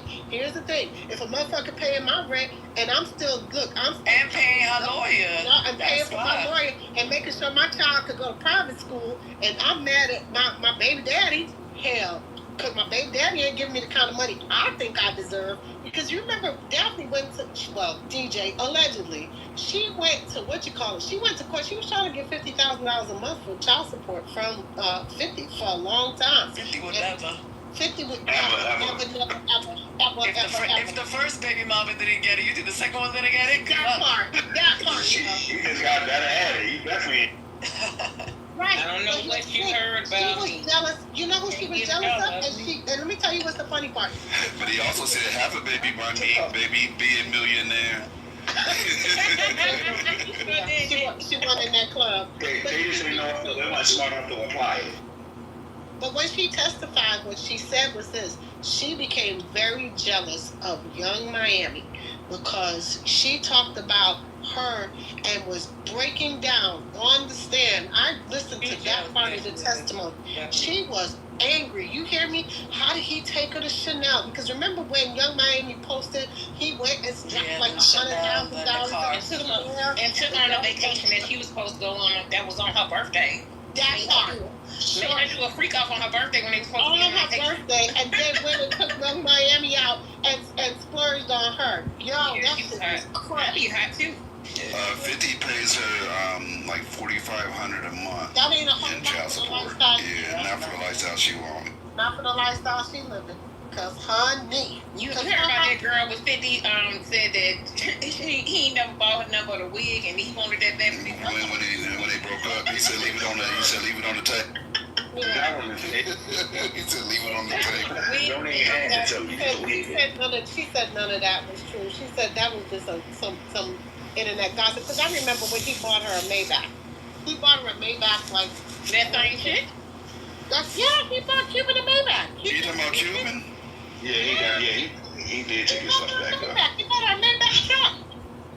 Get a whole reveal and all this shit. Yeah, that's what they talking about. Because that's the last person he was with was Cuban Links. Well, it ain't hard to believe that he took it back though, because we've watched multiple celebrities. Isn't he a cancer? Take it back. He's spiteful as fuck. Isn't he a cancer? He is, but he's spiteful as fuck. Cancers love taking this shit back. I'm just saying. Well, his birthday just passed a couple of days, like a week. Yeah, he is a cancer. I knew it. He's I spiteful freaking knew as it. fuck, Mel. He's spiteful. Oh my god. Oh, that nigga's definitely. No, y'all right. I looked it up. He gifted her a 2021 Maybach GLS 600 SUV, which is worth around $250,000 as a Christmas gift. I remember. I don't think he took it back. That's what I'm trying to say. Oh, he didn't take it back. That's a nice day. Took it back. Legally, $250,000 car, unless a lot of times they will lease it. He ain't do that. Correct. When the shit's not paid off, they end up taking it back. he paid it off. He bought his house. When she was in college doing her undergrad, she was working for his brand because she was working at Demici, whatever the fuck it is. I can't pronounce it. Dule Miche, whatever it is, his damn cognac. And she was going around to like all the bars promoting it and all this other shit. He was paying her. So that's why I said people just be saying weird ass shit because he was making sure she was living quiet. Yeah, that was all over. I'm gonna say this right, and I've been a 50 fan for a long time. I pivoted with him when he pivoted to television and everything else because he's actually been doing a really good job at it. I don't know if y'all watched the show. An amazing job, bro. Absolutely. Like every show. Quality content, not just like on some rapper trying to make television shit. But I wish Life would what's the other one he did? Jail one? What's it called? Life or something like that? I wish that would. Yeah, with the guy was trying to be an attorney. He was going to jail. Yeah. Great show, yo. Great show. I'm saying all this. Besides Ghost, nobody else has said that he doesn't pay them fairly. Like everybody around him seems to have got what they were supposed to get. I was actually surprised when he said it. Yeah, but 50 said he gave him multiple loans too during the course of him acting for him. So I don't know who to believe on that one. Well, he gave like little small loans here and there, but I think he also did a lot because one of the things I know a friend of mine that worked for 50, and he said he always was very generous as far as his cast and his crew, making sure that everybody was taken care of. So he's always been known to do that because when he made those deals with not Cinemax. What the fuck is the damn what you call it? Because Showtime. When he did the deal with Showtime, it was a multi-million-dollar deal, and they did really well because you had Power, then you had Ghost, then you had Power Act 2, and he had several spin-offs, so he did really well as far as in the TV arena. That's a fact. Actually, to me, Power and Empire were competing for a little bit, but Power actually turned out to be better in my opinion. Power was 10 times better. Empire never stood a chance for me. I would have me in front of that TV and I wanted to leave. Oh, right. Power had me locked in. But it's like BMF though. BMF is dope too. BMF is dope too, but Power down there like was like drama with porn. Like they sex scene was like down there porn for real. It's not Showtime, it's Stars. Sorry, my bad. Thank you for correcting. Yeah, it was Stars. I was gonna say that earlier too, but at the end of the day though, like I really think that he's got a future in creating content if he stay on top of it, especially with him buying out that actually leasing out that large facility in Louisiana. I was just about to ask about that. Didn't he lease the facility? He's in Louisiana, right? Yeah, he's trying to build a sound stage like Tyler Perry's, but Did Cat Williams just buy one? Did Cat Williams just buy some like he bought a military base, right? Yeah, he already has one. Did he? Yeah, he bought a military base and wants to turn it into a theater. Okay, so Cat bought It's Fort Rucker, Alabama. It's right outside of not Fort Rucker. It's in Alabama. Oh my Go God. ahead, Kat. Yeah, he bought the old Anniston depot. Oh my God, it used to be Fort something because I remember because I went train to training at that damn base. What the hell? But he bought a base just like how Tyler bought McPherson. So Tyler didn't buy the entire McPherson, but the half that he bought, it's a pretty big spread. He has the largest soundstage in the southeast. So yeah. I heard it was bigger than Hollywood. Jack bought 117 acres of the former base. Yeah, 117 acres, but he hasn't built the sound stages yet. Yeah, he hasn't done anything yet. Yeah, they said his intention is to convert it to a film studio. Yes, that's a lot. That's crazy. Land, yeah, that's a lot of land though. 3 million square feet of indoor space. That shit crazy. Jesus. Good luck, man. I hope it work out. I hope they're able to pay brothers and sisters like they want. Well, I know Tyler has been. Well, a lot of the black actors have said he has done right by them, and they've got more money being paid by Tyler Studios than they have by Hollywood altogether in some of their careers. I remember not just Taraji saying that, but what's the guy who was married to Tia Mowry? Oh my gosh, the one that did. Yeah, the one she tried to go back to. Yeah. Correct. Yeah. So he talked about that in a really extensive interview that, he literally came. Yeah, Corey. Thanks, Corey.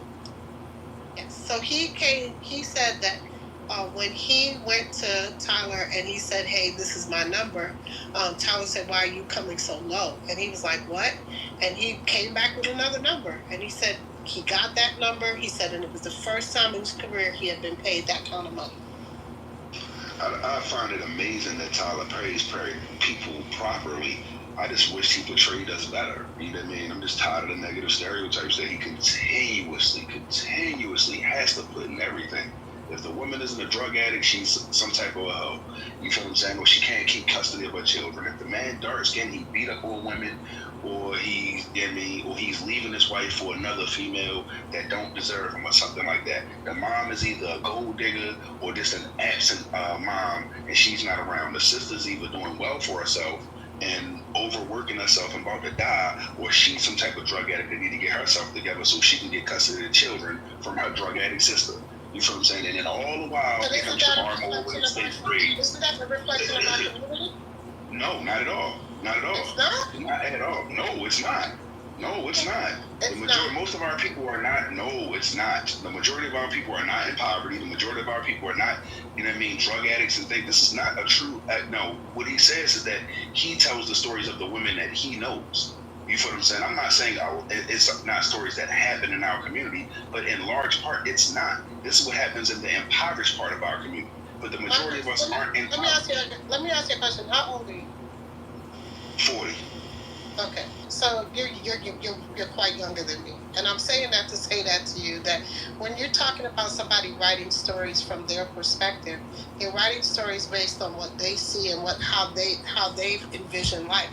So I think to me, I always feel like if you want to see other stories, then you get out there and write them. I don't have any problem with that. But to counteract the conversation, to say that he's writing stories only about certain things, I mean, these genres have been like this for decades, and you have to go with what sells. Because at the end of the day, let me tell you something. The 668 movie was one of the best movies that he's done. Talking about the Black Postal movie, and you can't pull up. You bought up all these other movies, but that was one of his latest movies, which was critically acclaimed. And we do this all the time. We overshadow some of the content because we don't like some of the other genres. You can't have one genre completely. That's how life works, though. But that's how life works. When you talk about the black community, most people think the majority of the black community is impoverished, or most of the black fathers are deadbeat dads. No one sits around and be like, "Oh yeah, black men ain't shit as fathers," but no one sits around like, "Yeah, well, a few of them are good dads." No one does that. You speak about what's in the majority. The majority of things he does, the images of our women are horrible images. Young lady, that's not my job. Hold on, whoa, no. I don't have to write something different. I'm a consumer. You just said he's doing it for the consumer. So all I'm saying is, I'm not saying all of his movies have to be this way, but I'm saying if he's doing 10 movies and only one movie portrays us in a proper way, that's just crazy.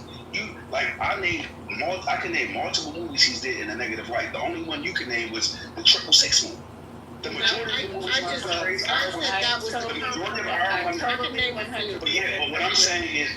But what I'm saying is the majority of them are this way, and it's not his stories he's telling. He literally said he's telling his mom's stories, his auntie stories, those women he served at the table, listen to all their stories. But that's not his. You said it's not his stories. They're someone else's stories. It's his legacy. Hold on.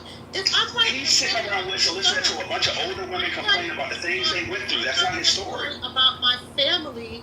That's my legacy. But it's not about his family, young lady. He's telling. He literally said out his mouth. And his aunts and his mama. Listen, young lady. He's telling stories about bitter. He literally said he's telling stories about the angry, bitter women. No, this is the stories he's. Well, if the stories are describing every story that majority of the stories that he's doing, most of the black men are abusive as hell, which is not true. You feel what I'm saying? He's dealing with a bunch of bitter women. He's sitting at the foot of the table with his mom, his aunts, and other women that they knew, not all his relatives, but other women that they knew, just women, and he listened to their stories. As a grown black man, let's be real, over the last 40, 50, 60 years, it's only been y'all stories out there. Who's going to tell the perspective of the good black man? Of the good black man that's a good dad? I've been a single father for part of my life. My wife passed away and I raised my children. Where's that story? How often do we hear about the good black man? Hold on. The majority of our men are married. Where are the stories about our good black men that are married? No, it's not. The stories he tells about our men leaving our women, abusing our women. Why do I got to write it when he has the opportunity? Tyler Perry can write those stories. I 100% agree with you. It's just I watched that thing the other night and I was pissed off that I wasted my time. I thought it was going to get better, but it just was the same old garbage, you know what I mean? And the same old stereotypes. Whatever. I mean, I know who his demographic is. I understand. And just say the truth. He's just trying to make money. You know what I'm saying? He don't give a fuck about trying to portray black women in any kind of... I've been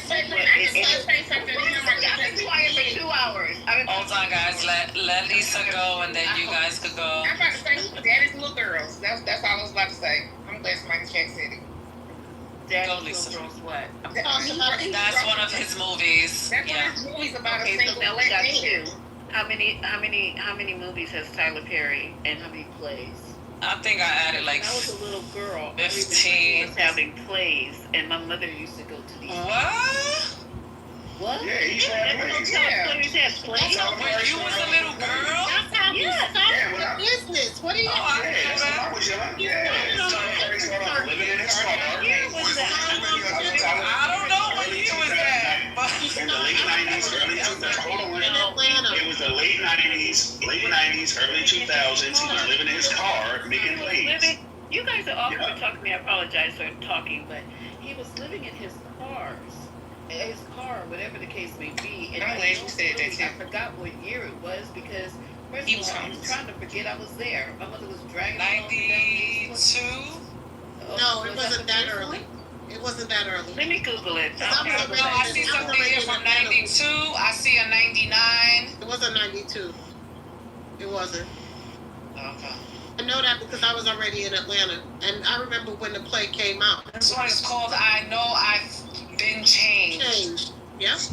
Play, and this is 92. This says played by Tyler Perry. That's not the one that broke that he okay. It was the other one that it happened in 99. Was the one that was his breakthrough play because he tried it the first time and it wasn't successful, and then the second time when he was sleeping in his car, he had his last. I believe it was Diary of a Mad Black Woman was the one that played that really. But they're showing his first. They're showing Tyler's. That was 2001. They're showing Tyler's first. They're showing Tyler Perry's first play, I Know I've Been Changed, premiered in Atlanta in 1992. But that wasn't his breakthrough play. That's all we're saying. I know, but when she mentions that she was a little girl, I'm like, hold on. I was a little girl in the 90s. So I'm trying to figure out what's going on here. So I can't talk now. My God, you guys, it's difficult to talk. And I'm not going to be screaming all night because I've been working all day and it's already like, what, 2 o'clock in the morning? But what I'm just saying to you, I don't remember, Mel, how old I was, but I wasn't grown because my mother took me. That's what I remember. We go into this play with Tyler Perry, and it was in a very small theater, and that's what we saw. And I was living under my mother's roof. So I don't remember how the fuck old I was, but it was, okay, it was 1992. I know how old I was. But anyway, yeah, I'm just saying that everything he's been putting out. Did you say, you said you was going to watch the movie. Did you end up watching it? No, I have not.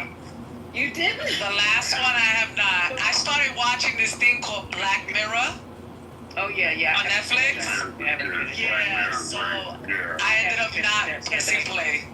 Well, you good. Stay with Black Mirror because that was garbage. It was trash. I was giving it the benefit of the doubt. You know what I'm saying? I said, let me just keep on. Let me get it. So, get it. So what about me? What I wanted to say was, I understand that he makes things that we don't like, right? But let's be clear. Negative, sad shit sells. That's And we don't only see this with movies. We see this with music. If a woman comes out with a love album, the shit does not fucking sell. If it's heartbreak, cry, and depressed and tears, that fucking chart goes off. That album goes off the fucking chart. And I feel like that about the movies too. But I'm talking more about the negative stereotypes. Sad and crying, I can deal with that. Crying, I'm sad too. I'm crying too. I'm disgusted. And it's one thing to do it a couple times. Let me say something too. I want to say something with Marcos. Over me. I swear to God. It's just so rude. Just go ahead. I can't even. I've been quiet like for literally 2 hours because I was doing something. Then I opened my mouth. Goodbye. You guys got it. Not Lisa, please talk. It's just Marcos was about to come in. I just want to get back in before Marcos went again. My bad. Oh, Mike, not you. I'm good. I'm just saying, you guys got. All I was gonna say is that I agree with Marcos and I agree with you. We have like black excellence. I don't know like why we can't aspire. Like Tyler Perry to me panders to the lowest common denominator, and he's taking advantage of like a weakness in our culture. In the 80s, even like rap music, like I wish that Bill Cosby wouldn't have did what he did, but he did what he did. But it's like he did do a lot of good things as far as from entertainment standpoint, but just like looking at like our culture, like our art, like just the education aspect, what he did for HBCUs, like just what Tyler Perry does to me, he sells, and it's like all that stuff sells, but it's just like, when we had conscious music, like with BDP, Public Enemy, like directors like Matty Rich, Spike Lee, like it was a lot going on. And to me, Tyler Perry's taking advantage of his people, and I feel like he is with the crap that he's got on BET, like the Oval and all that junk that he puts out. I just feel like he's making money. It's almost like he's made a deal with the devil to destroy his people. It's like putting crack in the community, in my estimation, what Tyler Perry does. Yeah, let me say something real quick. I know this might sound, it might sound not strange, but conspiratorial, but for what it seems like with dude, it seems like he got like a deep disdain for black people, like low key, but like real low key, something that he would never admit to. But I think he really got a genuine dislike for black people, and now that he in the power seat, what I mean by power meaning he can push shit out. It's like he purposely know what he doing. You think he ain't all this conversation? You think he don't know this shit? He knows this shit, and he like laughing inside, like ha, I got the power. Ha, I make y'all niggas look like however I want. Fuck y'all. You know what I'm saying? And it's some deep seated shit. Probably some shit he went through or whatever. Tied to a lot of other activities that low key I've been knowing him being involved in, you know what I'm saying, from people I know in that industry. And it's like, man, fam, like, dude, I think he's doing this shit on purpose. This shit is not by mistake. It ain't just about money to him. Like, that nigga lose money to fuck our image up. He would throw away money if it mean to get back at motherfuckers who he really got a beef with, low key.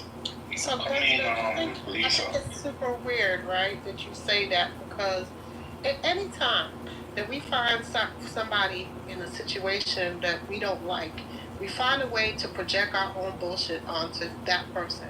And at the end of the day, we brought up several different shows and movies that were very positive. Like Meet the Pains was on TBS for years. A lot of y'all probably never watched it, but I did. It was actually really good. And the wife was a drug addict. Like I said, the majority of that story, the wife was a drug addict. I'm not finished. Did I interrupt you? Thank you. First of all, it was a married couple, okay, that was dealing with real life situations. And at the end of the day, he was a fire chief, and the husband was a fire chief. She recovered. They talked about the changes. They ended up having another child together. They went through things that normal family dynamics. It wasn't some negative shit, which is weird to me. Meet the Browns was a comedy. Half of y'all have never even probably watched it, because you could hear that half of y'all have never watched it. Again, I've watched the Family That Prays. I mean, there's for all the movies that you guys have talked about, there's also other movies that counteract that. As a movie writer and a movie producer, you can't just go into one place without going another. And sometimes it's difficult when you're trying to sell scripts to production companies, and their thought process is this is what they want to see. They're trying to make money. And if you want black actors to be gainfully employed and make money, this is what they're doing. So it's super weird to me that we just it's just about the crack addict and all this other stuff. And I can honestly tell you, I can think maybe 3 movies that there was drugs involved. It wasn't every single movie. But you guys pick out this stuff because you're hating on a black man that is successful in the genre, and if you don't like it, none of y'all ain't stepping up to the plate and writing a damn movie script, and you don't even know what it takes to write a movie script and pitch it. Yeah. You don't know what it takes to write a movie script and pitch it and have the money that you need to back a film and do what you need to do. Because Hollywood ain't trying to say, oh, this, that, and the other. Even when you get the money and you have white producers doing the same shit, y'all don't make a big fucking stink about it. You didn't make a big fucking stink on this stage about The Help, which was about black women in the... Hold on.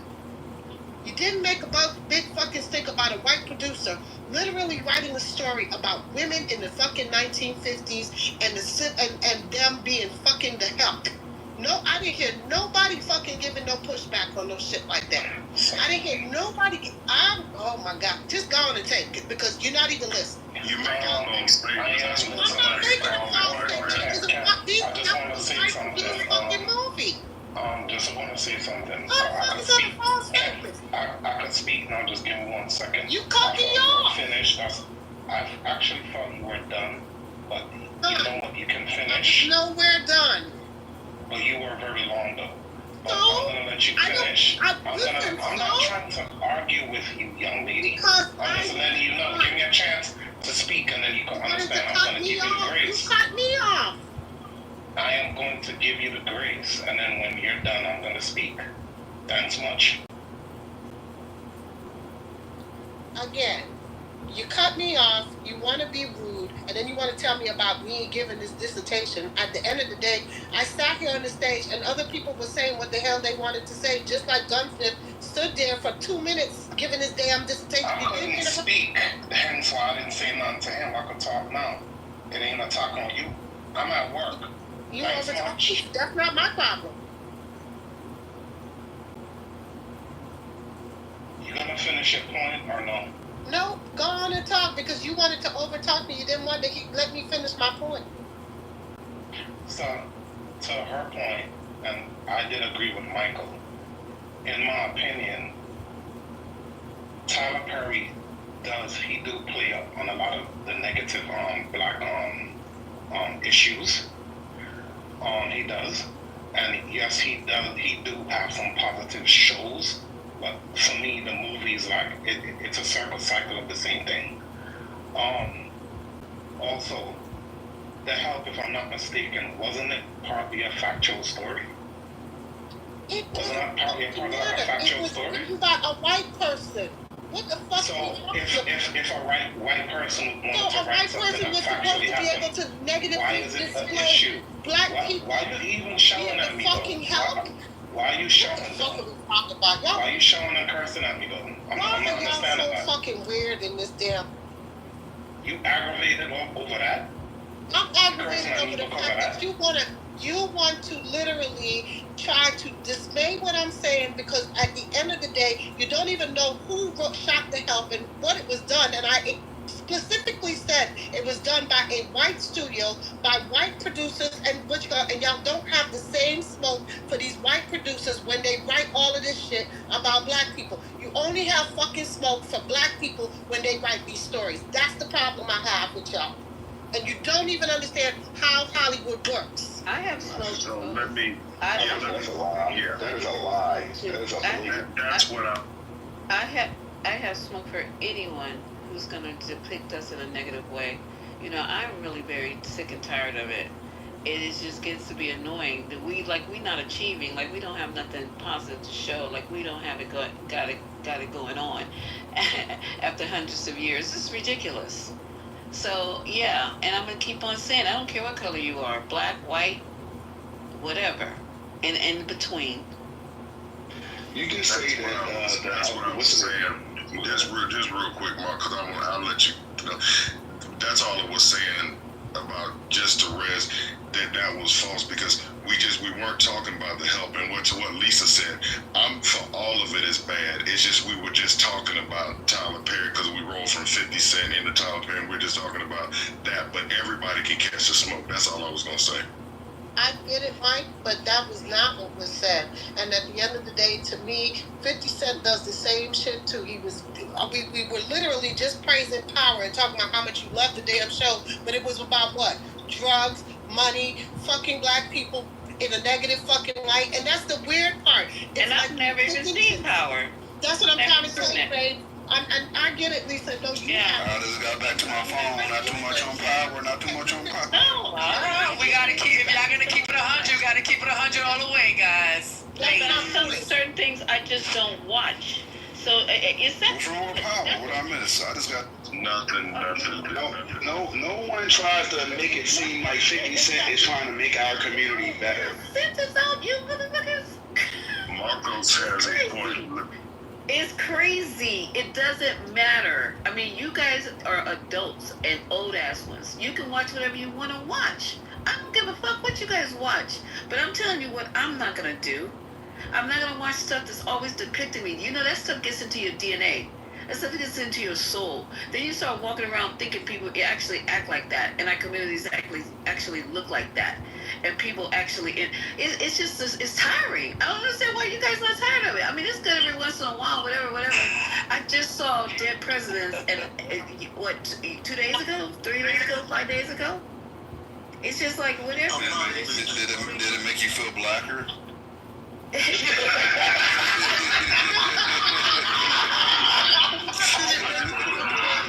Stop playing. I just put a card in the mail. Please stop playing with me. As hell. Okay, I'm gonna let you guys. I'm actually getting y'all crazy. I'm enjoying you guys' conversation. I'm just getting myself ready for work in a few hours. Go ahead. Hold on, Gemini. So Gemini, this is what happened. They were speaking on the movies that Tyler Perry creates, right? That is, putting black people in the bad light. When it comes to relationship, marriage, drugs, etc.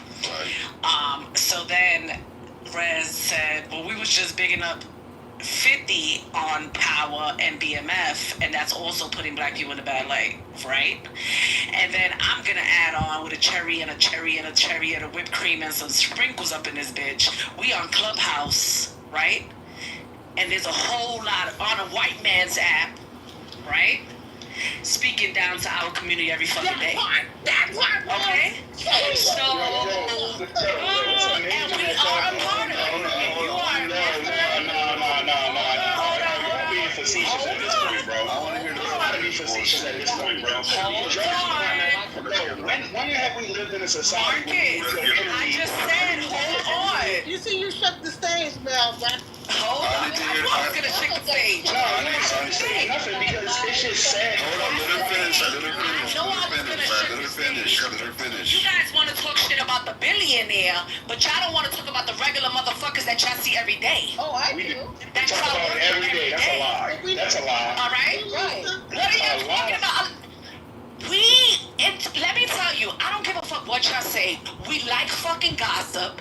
We like drama. We like all this bullshit that goes on in this app. And that's why we come onto this shit every fucking day. And we go to all these rooms, listening to the tea and all of that. Come on. Let's say this. We gotta keep it 100. We're gonna keep it 100. And guess what? Let me say this. There's people. Marcos, hold on for a second.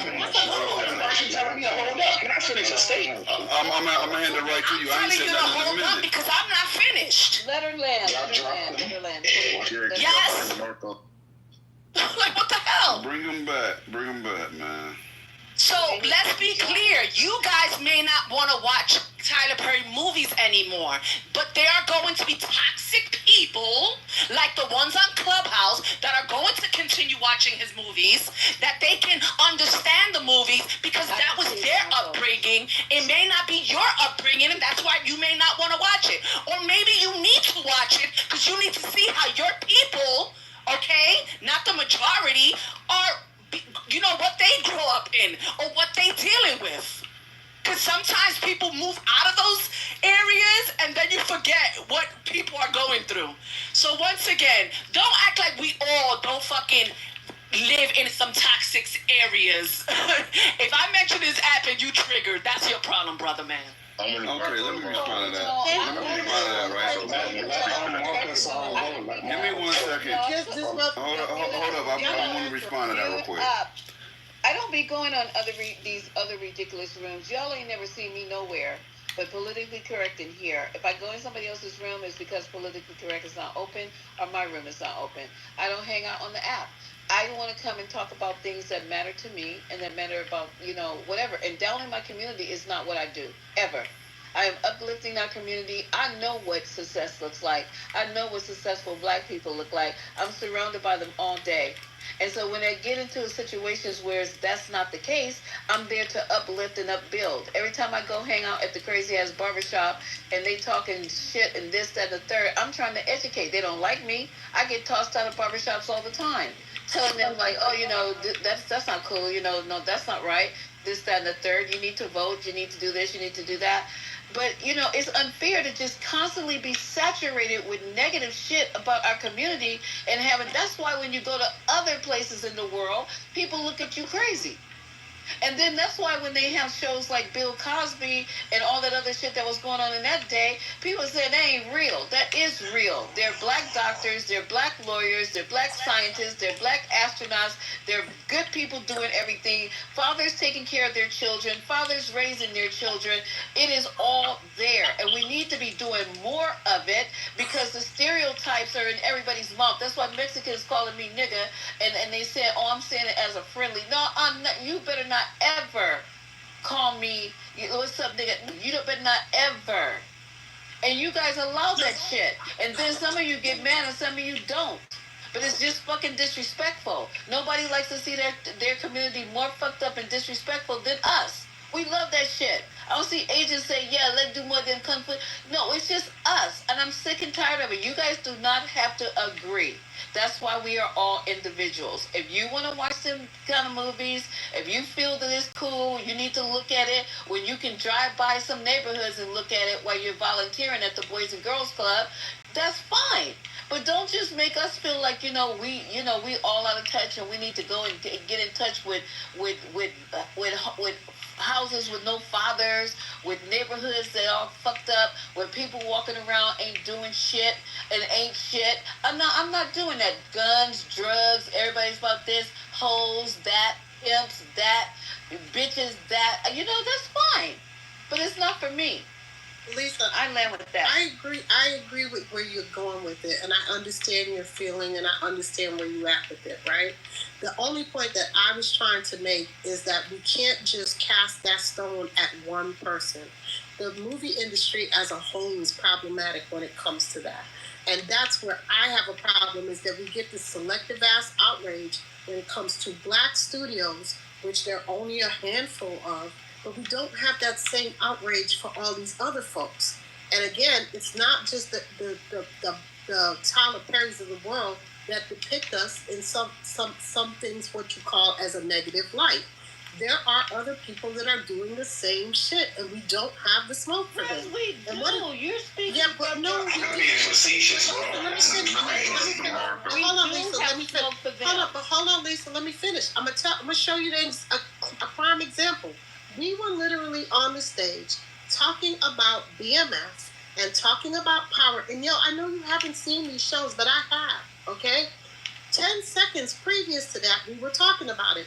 And the same men that were bigging up those damn shows. But then they turned right around. I see what you're saying. Right, but then they turned around and it was Tyler Perry, and it was like, fuck that motherfucker. That shit he be putting out is bullshit. I got you. And it's because he's in a dress. We need to respond. We need to. Can I please reply, yo? Because she's being facetious. I'm waiting. Hey, Marcos, I will reply and hand it to you, but I want to say this, right?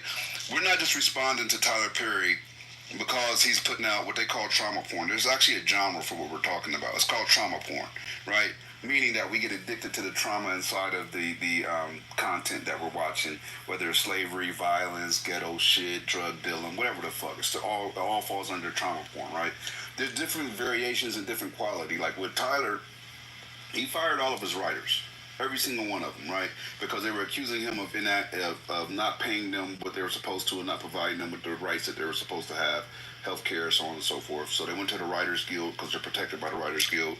Writers Guild said, yeah, Tyler, you full of shit. Take care of these motherfuckers. Tyler said, cool, I lost. Oh, well, I'm firing all you motherfuckers now. I ain't got to pay you shit. I'm writing everything. So everything you see from Tyler right now is him from the beginning to the end. So he doesn't have anybody to balance out that shit and add some type of positive context. So it's just him going down the drain, writing subpar content.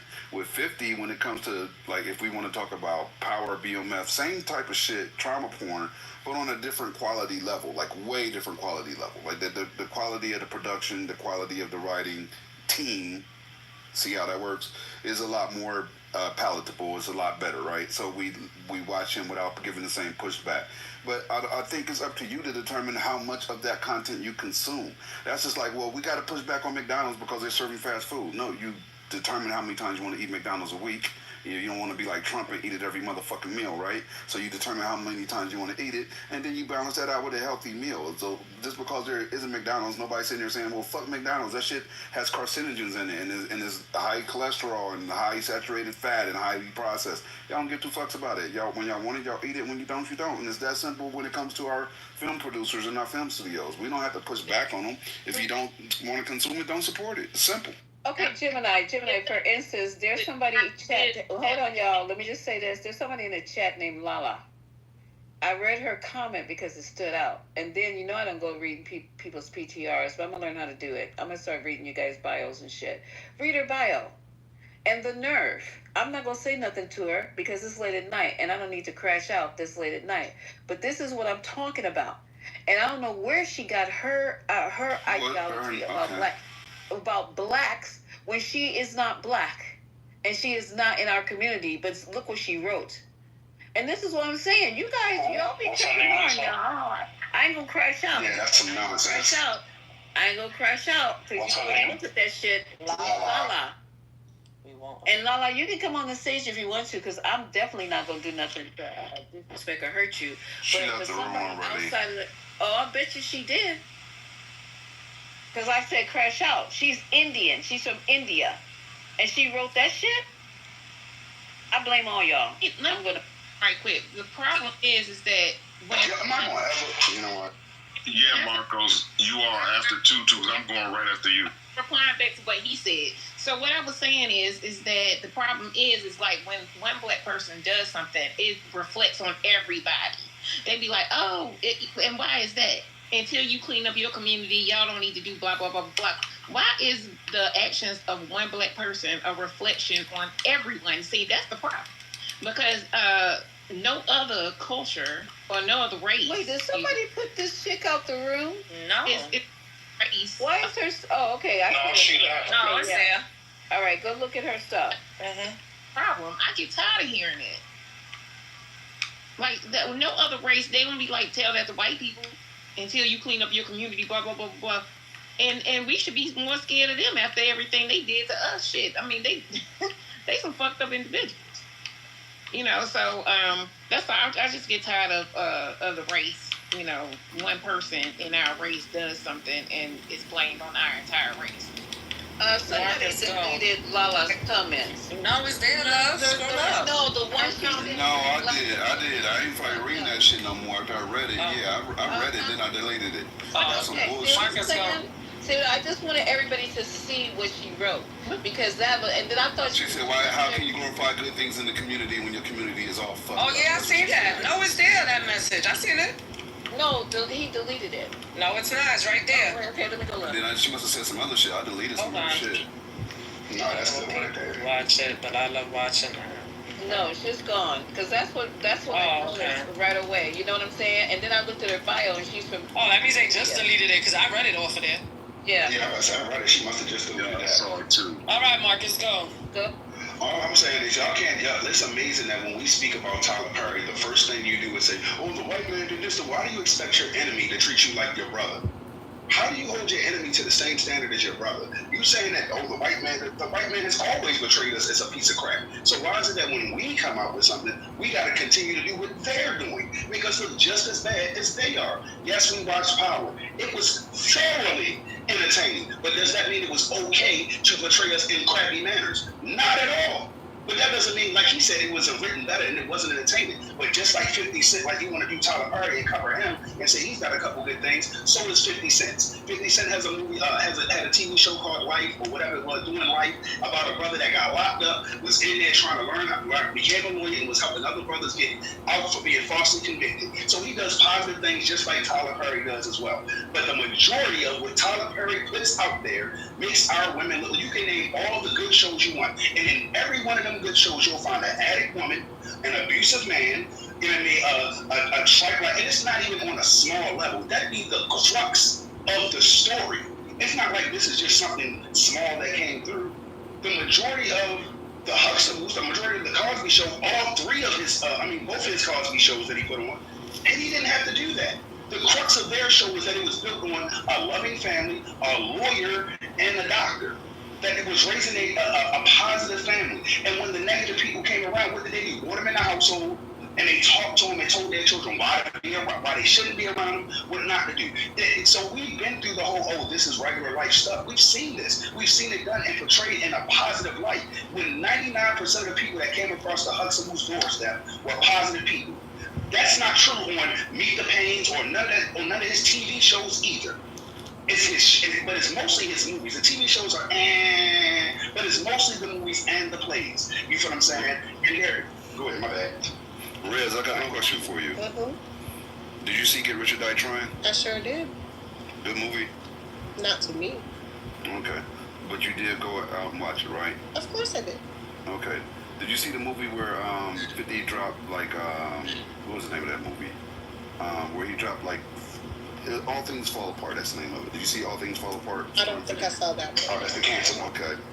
That's where in that movie he portrayed a football player who got diagnosed with cancer, and then he dropped. And to do that movie, he dropped from 200 some pounds to 160, 150 pounds, right? Okay. But because that movie was positive and about some football player battling cancer, diagnosed with cancer, and overcoming it, nobody gave a fuck. Right? We like trauma, so you can't be mad when they're making the movies that we want to fucking see. Hear me out. I'm the one. Yeah, it wasn't Raz, it was the dude.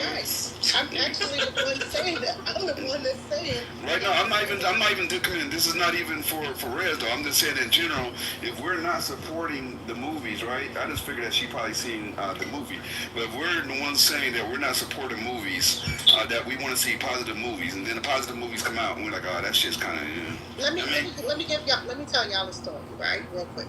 So Hidden Figures came out in Atlanta, right? And both of my boys were cast in Hidden Figures. right? So both of them played in Hidden Figures when they were minors.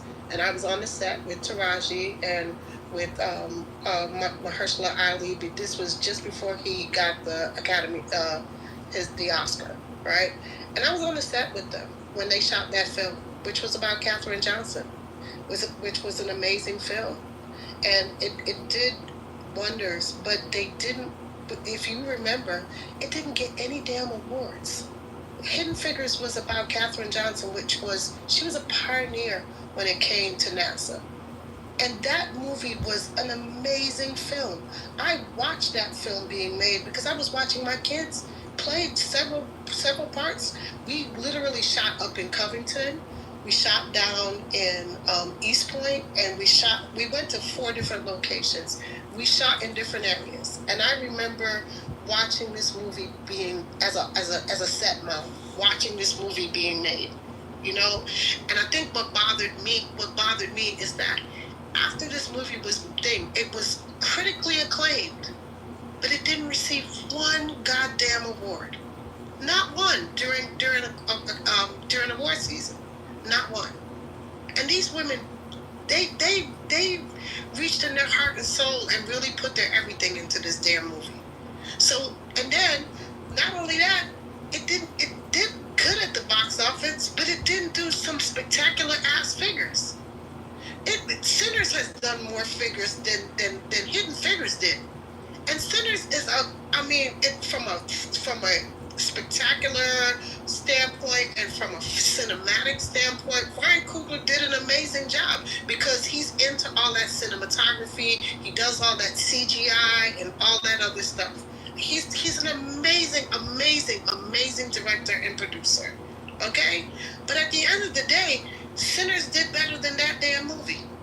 So what is it that we're talking about is the point I keep trying to make, because the movies that do well and the only reason that these people are making money at the box office is the shit sells.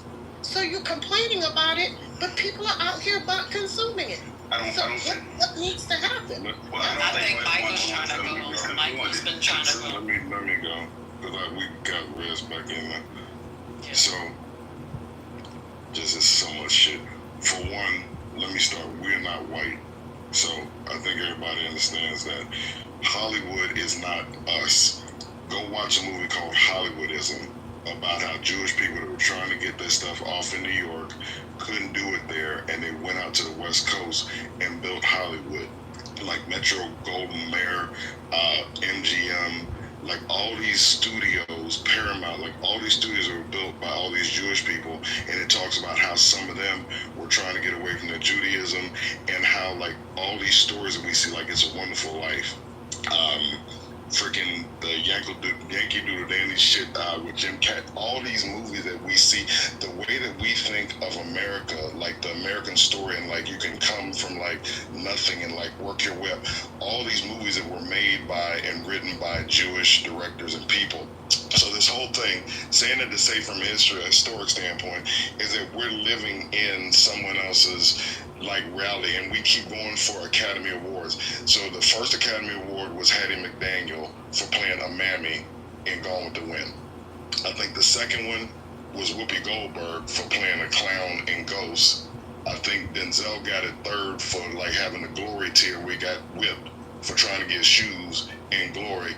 And then Halle Berry, finally, the crowning achievement, gets a Best Actress nod for making her feel good in Monsters Ball. Malcolm X doesn't get no consideration. Angela Bassett gets nothing for What's Love Got to Do with It. They reward the behavior they want. So when we talk about this award shit, it really gets fucking annoying because that's their award. So why don't we get, and when the Soul Train Awards was hitting, I'm old enough to have seen sort of this shift in this culture. When the Soul Train Awards are, nobody gave a fuck about a Soul Train Award. Like when we talk about Hidden Figures not getting awards, did it get any Essence Awards? Did it get the Image Award? I mean, what are we doing, black people? And we keep talking about this stuff. And the problem that I have with Tyler Perry, and it's just, it's so much shit. I don't want to be talking fucking forever, and it's like just a lot of damn points. With Tyler Perry, he is exalted as this thing. Like now he is like where Bill Cosby, and again I hate that Bill Cosby did the shit he did because he destroyed his legacy. But he's exalted now as sort of what Cosby was in the 80s, like the sort of the arbiter of black culture now, because nobody stepped up. And like we talk about 50 Cent, nobody's saying that 50 Cent is like trying to raise up the black race. He's telling stories from a perspective. Tyler Perry has 8 shows on BET.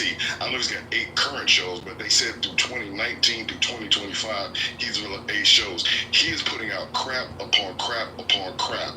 And all I'm saying is that for like to Mel's point, not everybody lives that life. There's something to be said for aspirational. And again, I don't want to go through all this fucking history shit, but I do have to say some of this stuff. There was black people, we weren't always down like this. We haven't been always down bad. We were slaves.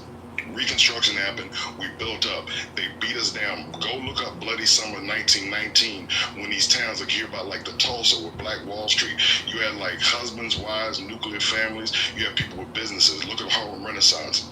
They beat that shit down. They took shit down in Atlanta. Go watch Rosewood. Whenever we've done good. So like this shit that we're in now, even watching this shit from the 80s when like they got away from like positive music and they started going like more to like this gangster rap and all this shit. Tyler Perry is feeding our people crack and he's being pushed up like he's supposed to be the arbiter of black culture. I got a big problem with Tyler Perry and the fact like you talking about all the billions and he built this massive huge mansion here in Georgia and he bought Fort McPherson. He is doing great. If you in this world, if you sell your soul to the devil, you're gonna get paid. So I'm just saying, he is literally poisoning his people and he's getting rewarded handsomely for it. So I hope that this shit makes sense. Michael, I got a lot of stuff in my head, so I apologize. I'm gonna shut up. 2 things that I want to say to you, and I just want to say something about the awards situation. So first of all, I don't think you understand how Hollywood works, right? Here's the thing. Actors get paid on a scale, right? And then there's those accolades. And those accolades actually equal to money. Believe it or not. And I know it doesn't sound right to you, but they do. When you become a Grammy award winning or you put an Oscar award winning, it equals to the amount of pay that you can now go and negotiate when you're negotiating a contract as an actor. Paying that money, Rez. Who's paying? I get it. Is the white man paying that money or the black man? Because we're talking about black culture. Who's paying the money? I'm talking about all of it. I'm making a point, and you brought it up, so I'm just trying to explain something in regards to how those awards work. It's not, oh well, we just give somebody a Soul Train award because we just giving somebody an award because yeah, they did great work. We understand that part for the accolade, but the flip side to that, there's a money tree involved in that. So when you become an Oscar winning, an Emmy award winning, it makes a difference in the kind of money you can negotiate your contract for. I'll give you a small snippet. Sheryl Lee Ralph has been in this business for 45, 50 friggin' years. She won her first Emmy just a few years ago. The money she's making now, she was not making at all before she was able to put Emmy award-winning actress in her damn title. And I'm sorry, that's just what Hollywood is, and it's a part of the business. So that's part 1. 2, I'm not sitting here telling you that I'm conflating one thing to the other in regards to Tyler Perry, but it's like we beat one black man up, and there are so many others that are out here shooting negative shit too. Because as much as I love Spike Lee, Chirac was it was the stupidest fucking movie ever. I don't even know why he made that damn movie. It was some dumb shit. But again, we want to beat up on one person. And now, I lived in Georgia too, sweetheart. And let me just tell you, I've worked at Tyler Perry Studios. And he pays his people really well. He pays better than fucking Scale. He pays better than what fucking Hollywood pays. So at the end of the day, he out here employing black people. And we can be mad all the hell we want to. But guess what? When you go on his sets, when you go on those productions, you see more of us than you do in any other studio that I've ever worked at. And I do the shit recreationally. I know people who do it for a fucking living. And I'm telling you, they get paid way more money on his sets than they do going to anybody else's set.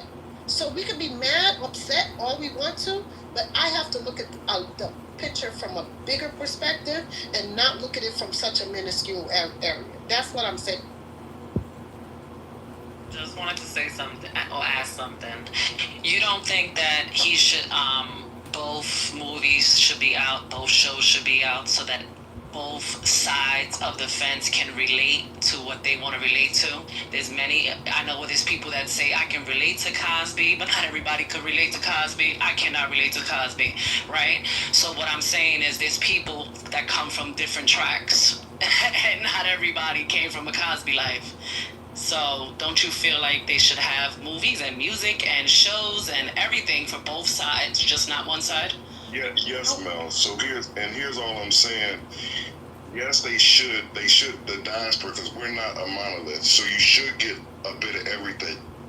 Tyler Perry, for whatever reason, I have my theories, but again, I'm not trying to denigrate anybody. I'm just saying what it is to me or whatever. He has a lot of stuff on right now. Like, it's just a preponderance. He's got a majority of the stuff that's out there. This shit with BET, when Bob Johnson had BET, it was a different network. Now I think it's owned by Paramount Global. The crap that's on there, it's not beneficial for our people. And people, I got family, so you talked about like people from the other side. I literally got people in my family that's doing all kind of ways or whatever. So I'm down with the full diaspora. I got the full experience of being black. All I'm saying is that people who are down don't need to like see shit, like whatever this shit is that he put out. A friend of mine was telling me she watched this movie, with Taraji's movie or whatever, and I heard how crazy that shit was.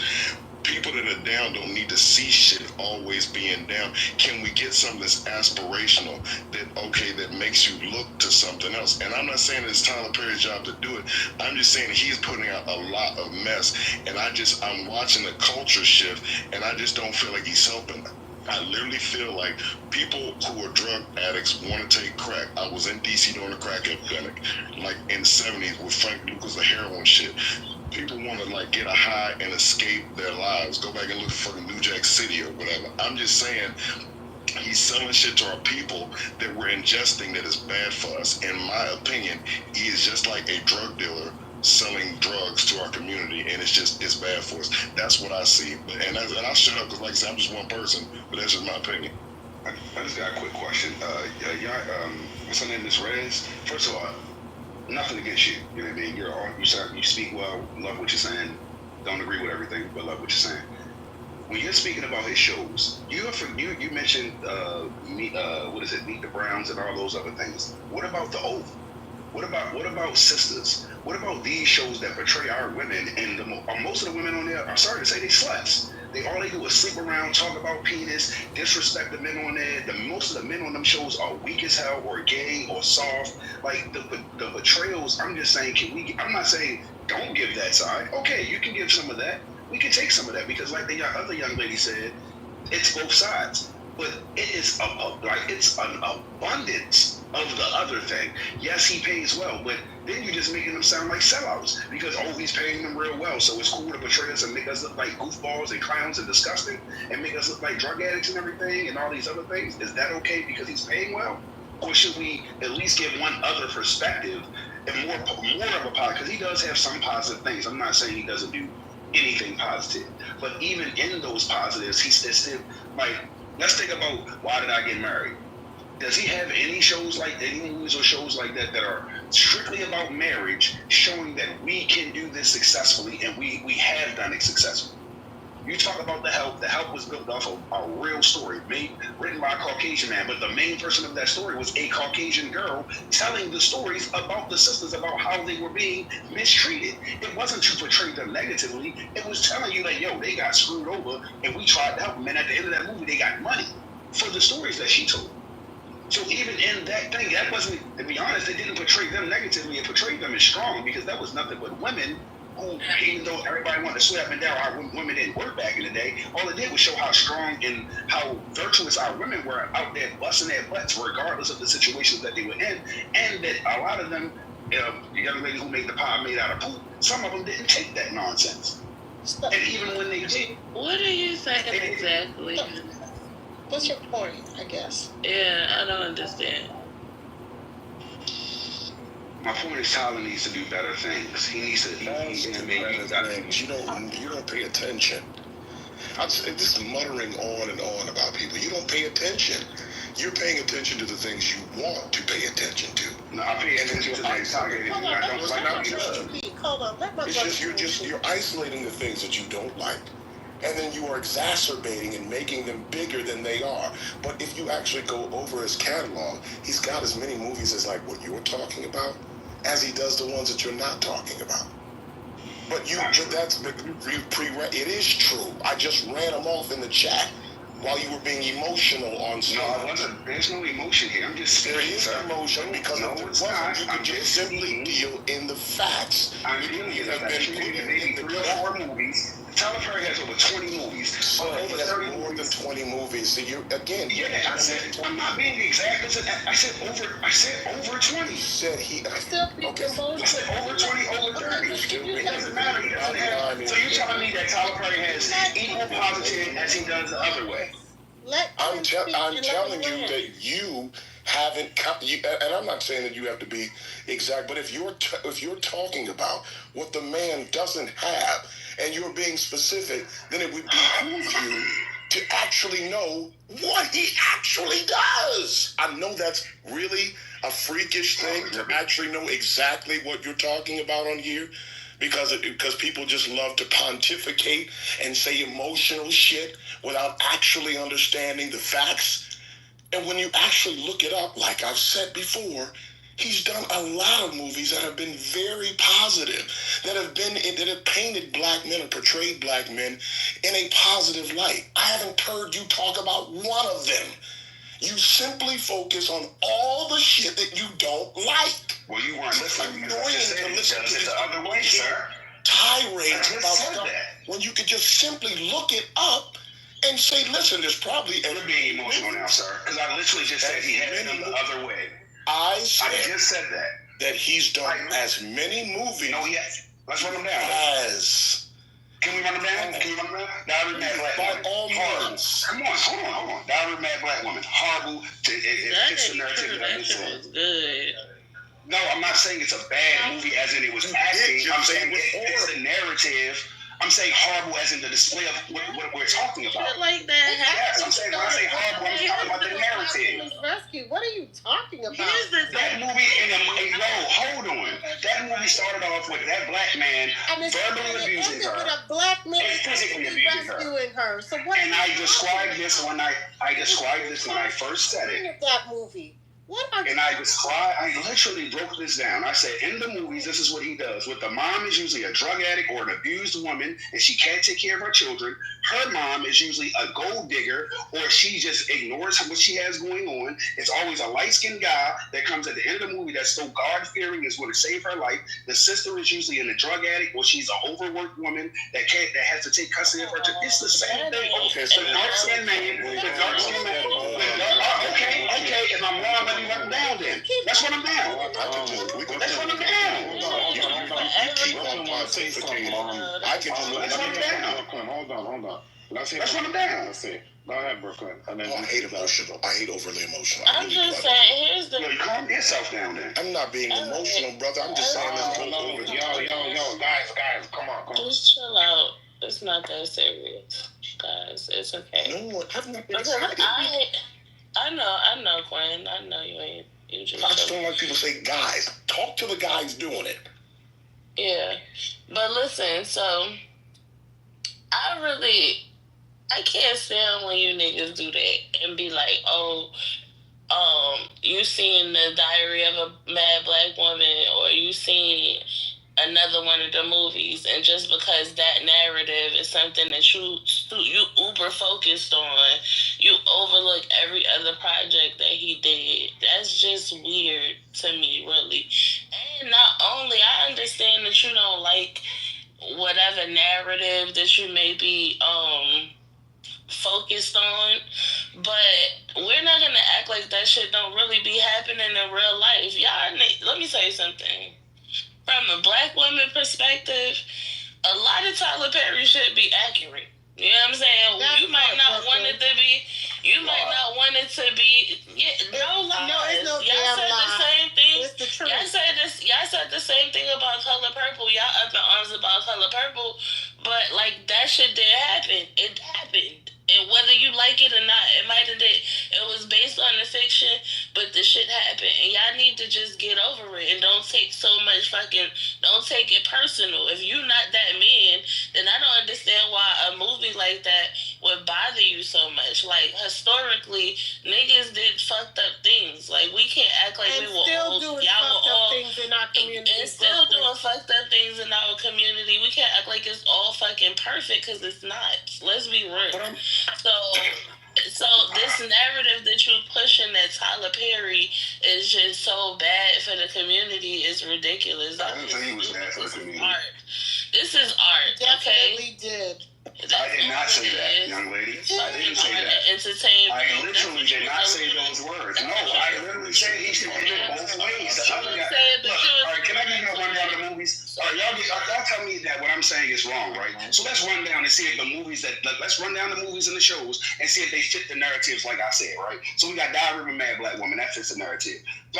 Medea's Family Reunion, that fits the narrative. Daddy's Little Girl, that doesn't fit the narrative, but it does fit the narrative. When Cicely Tyson actually gave oh my God. No. You want y'all sounding crazy up here, for real, yo. This is crazy. Speaking the truth right now. He depicts black people within a negative way and try to have somebody. Why you gotta come in here? He puts a man in a dress. Relax. I'm moving back there. Y'all got it. I'm moving back there. It's fucking entertainment. I'm trying to attack that man. Y'all be taking shit too personally. No one said, yo, hold on. Let me respond to this, yo. You said, why do we care? Or why? Because those, just like the young lady said earlier, if it's not you, then it doesn't matter. Or she got frustrated. No, this is another room I was in. She was saying, or there might have been a young lady here who said she doesn't like how one person can represent the whole community because one person does one thing. But I'm sorry, you may not like that, but that's what it is. So if our people continue to put out the image of us looking a certain type of way and we keep supporting it, I've traveled. A lot of us in this room have traveled. I lived in Africa. I've been to Spain. I've been to Italy. And a lot of places we go, they get their image of what we are from what's on TV. They don't know us. That's why some of the Africans tell their children to come here and don't deal with us. Not because they know who we really are, because the image of us is crappy.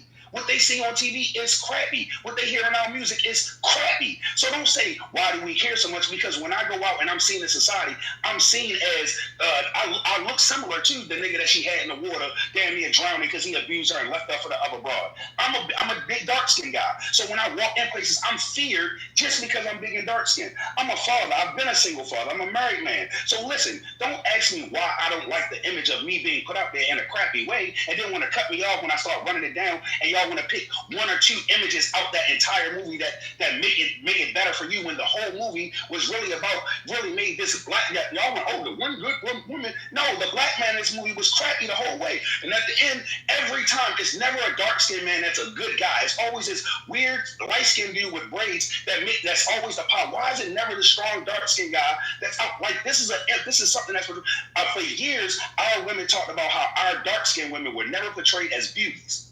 Y'all talked about that for years. There weren't a lot of movies that portrayed our dark-skinned women as a lead woman or as a beautiful woman just off her beauty. They went on her strength, her personality, everything else. Or they made her rough, aggressive, and mean. And for years, y'all complained about that. But it's not right for us as dark-skinned men to want us to be portrayed in a positive light. That's crazy. That's it. And as I start to run these movies now, you want to pick little parts out of it? I'm telling you that these movies are crap. I'm telling you that they make us look like crap. Not that they're not quality movies as entertaining. This is not emotion. I want you to know. No. There is no emotion. I'm not mad. You're not getting any pushback because you just keep ranting on and on. It's not cool when anybody else do it. That's it. You need to grow the fuck up. What is going on with you? I'm talking to you. I'm talking to you. Hold on.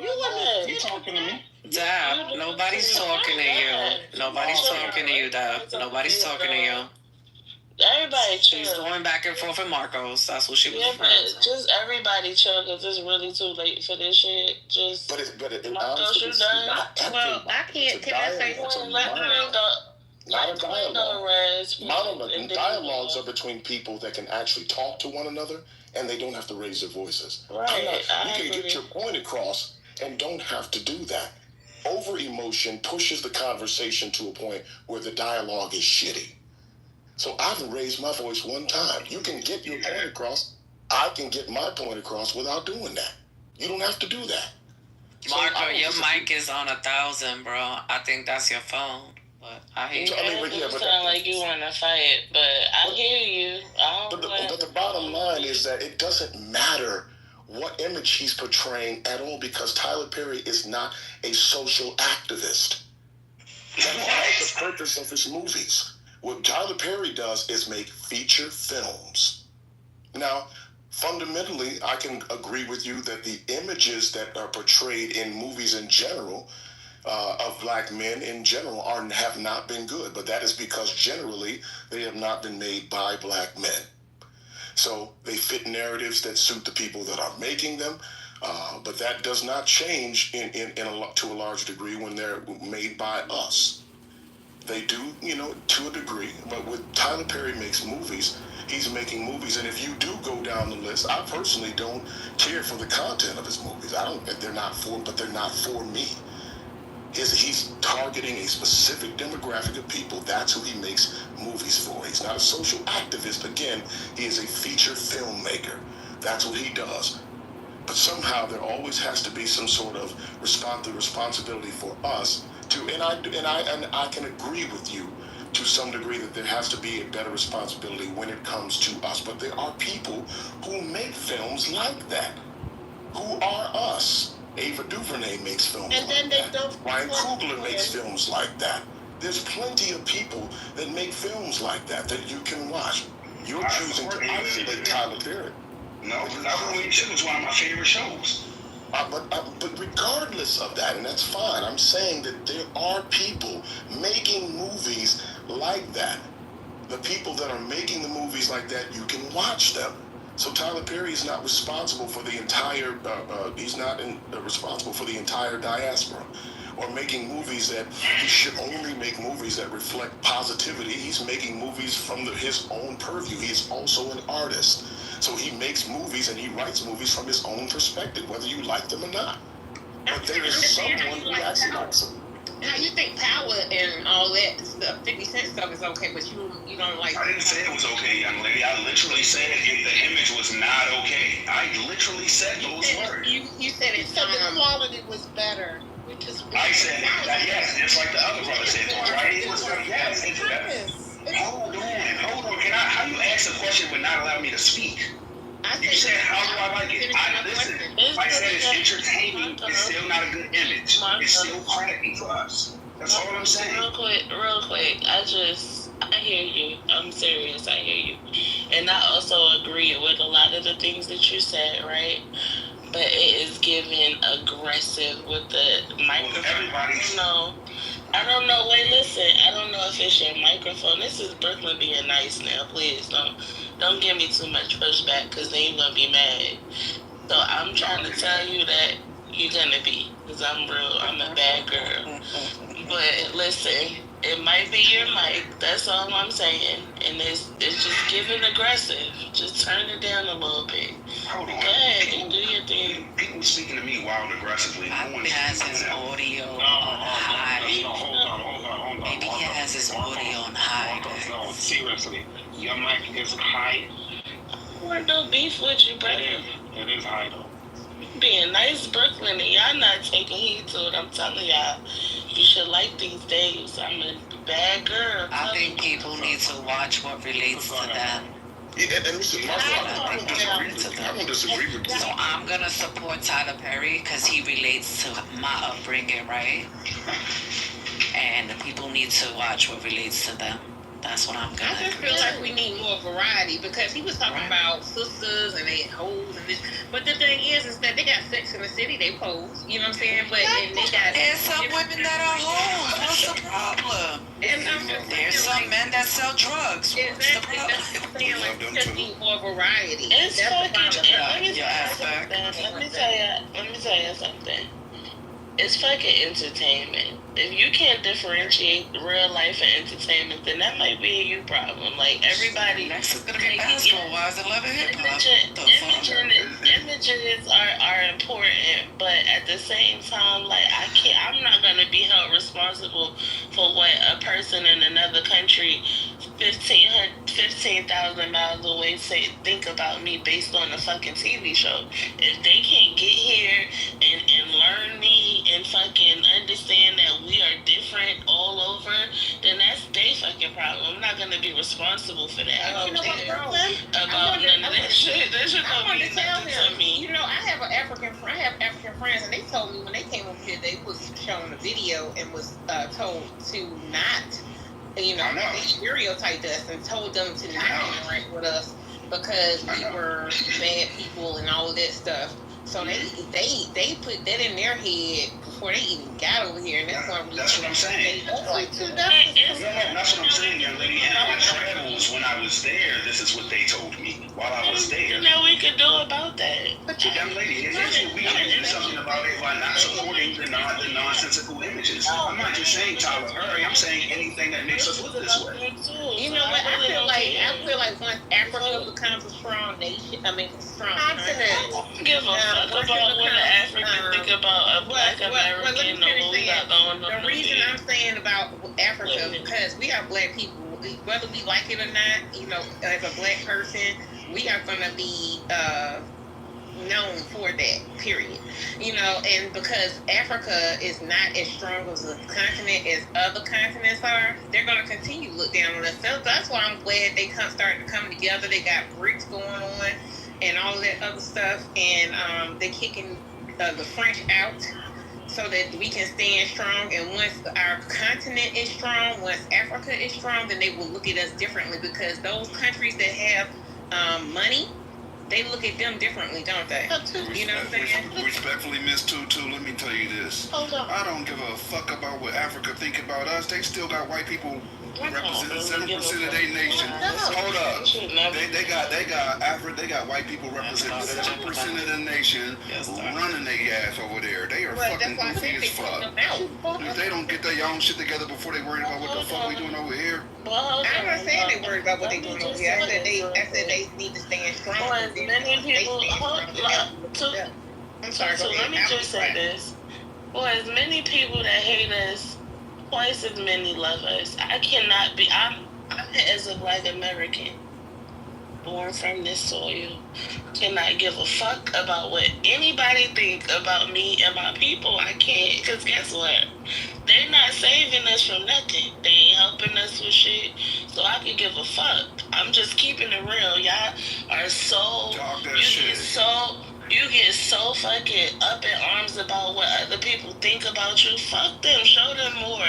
Because one thing they can't do is rewrite our history. We got so many things to show the world what we are about. Fuck that. I don't care. And always showing them is this pretty image with Tyler Perry and the rest of these people. But we got images. They saying that, and we aren't showing it though. We have positive images of ourselves as well in entertainment. The fact that we do this, the fact that they got actors in all other countries playing us, that means something.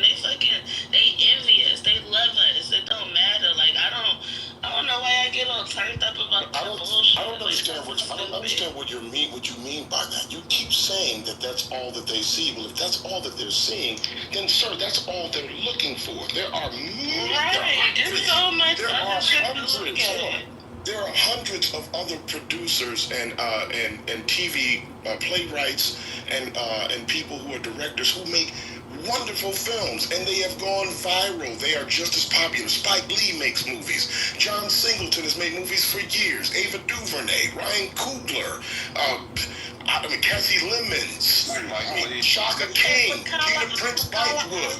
You name them. There's a million people who are making movies right now that you know. You're focused, just like you said, I focused on one part. Every time I say it's not just Tyler Perry, it seems like your reply to me is, it's not Tyler Perry, bro. I've said multiple times. It wasn't Tyler Perry. I'm saying that you I'm looking at your messages. You are hyper-focused on I literally said it multiple times that it's not just him, but we're talking about Tyler, so I focus on him in this conversation. Right, but I said more than once. Tyler, there's still examples within the Tyler Perry sphere that absolutely denounce what you're talking about. So who's gonna be the next Cosby so we can have a new Cosby show? We're not on a new Cosby. He was roofing women and taking advantage of them. No, but he also is responsible for an entire generation of black people going to college. So again, people are complicated people. We have to give Great point. No, it's Cosby for me. But yeah, Quinn, let me ask you this though. I think this is where he's coming from, right? If you look at the top 10 movies on Netflix in the top 10 right now, which is the most popular digital platform for consuming content, right? Who else besides Tyler has 2 movies in the top 10? Macaulay Ali Brock, she just did Forever. In the top 10 right now, today. If you go to Netflix right now. I'm telling you, Macaulay Ali Brock has 2 films? She Mara Akil Yeah, sorry. I always fuck up her name. She literally had the #1 friggin' movie on Netflix for 6 weeks straight in the world. TV show called Forever. Forever. And I said movie. It's a mini series, sir. It's not. So hear me out. Let me finish. Go ahead. Stop over talking me. I wasn't even done with what I was submitting, actually, but go ahead. Oh my God, I'm just telling you that Macaulay Ali Brock literally has the #1 show. That's not what I was asking, so I'm going to continue with my question. There's no other movie producer She's a movie producer that has 2 films in the top 10 on Netflix today. Right now, I just turned on Netflix. He has 2 Madea movies that are in the top 10 right now. Right here. So if we're talking about who has the most representation in the public eye and who's the most known name when it comes to black producers right now, how do those films get it is Tyler Perry. We have to admit that. So how do they get there? No, I mean, that means that he's going to be the most eyeballed when he's putting out content. But how do those movies get to that position is the question. Oh, relationships, obviously. No, it's not relationship. He has a relationship with Netflix. They just bought him out for like... No, the relationship gets the film on Netflix, brother. People, they go to those positions because people are watching. No. Hold up, stop. I love this part. Hey, Quinn, you know I'm a factually based person. It debuted at #1. Whenever you say, no, it debuted in the top 10. It debuted at #1 because... Hold up. They debuted one Madea at #1, and the second one, to back it up, they threw it into the 6 slots. You understand what I'm saying? I know that is not because of views. That is relationships. That's what Netflix does to push content. They are invested in him as a producer. Right, but they push the content that they know people are watching. So he's had movies that have been watched on a regular basis. That's why they keep getting films from him, because people keep watching them. So they're not sailing to #2, #1, or 5 just simply because people are not watching the films, or based on the relationship he has with Netflix. He has that relationship with Netflix because his movies get a lot of traction. Trust me, they're not just pushing people to that position if the movies aren't tracking. They're pushing them, they're getting a relationship with them because of that fact. It's the same argument that Monique had with Cat Williams. Cat Williams told her, essentially, the reason why I get X amount of dollars from Netflix is because I have X amount of eyeballs on my material.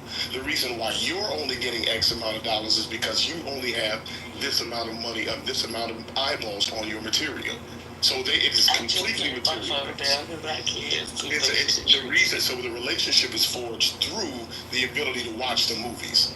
So and if they're debuting at #1 or debuting at #2 is because and the same thing with Forever, because Mara came onto her social media and made sure everybody was watching before when the movie debuted. I'm talking about the hour it debuted. So he does something similar to that. So if the movie is debuting at that, it's because people are streaming it. That's the only reason. That's not the only reason. The reason why they are giving it, he has a first look deal with them, right? And which means they look at his films that he's developing, right? And they pick out which ones they want. They're doing that for 10 films, right? And when those films debut, they automatically place it at #1 because they are the owners of that film. Has nothing to do with streams. Zero. It's strictly pushing content that they're invested into. You're dead wrong on that. Okay, well let me. I'm gonna actually check and see. Go ahead and check it out. I'll wait. Okay, Gemini. Here's the thing I was trying to say about the Forever series, right?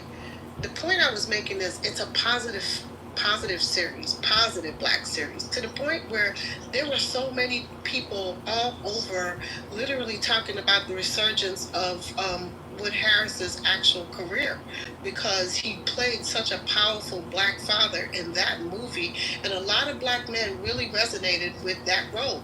It has actually been renewed for a second season. Right? So this is what I have a problem with. And then we get into these things of, we get into all this stuff about I lived here and this is what people perceive. I lived here and this is what people perceive. You're not the only one that's lived anywhere, right? I've lived abroad. I am an immigrant that came to the US when I was 11 years old. Okay? I still have family abroad and I still go home to several homes, okay? And at the end of the day, I'm not asking you, I'm telling you, when it comes to Black folks and perception in regards to the U.S., the negative perceptions come with more in the political realm than anything else. They come with all the bullshit that goes on on the news media than anything else. Our news cycles are so fucked up. People watch people being killed every day. They don't have gun violence like they do here in the United States. You want to talk about some shit? That's the shit they fucking consume it. So we think movies have such a big influence? No, buddy. It's our regular news cycles and the shit that we got going on, and we just need to stand on that.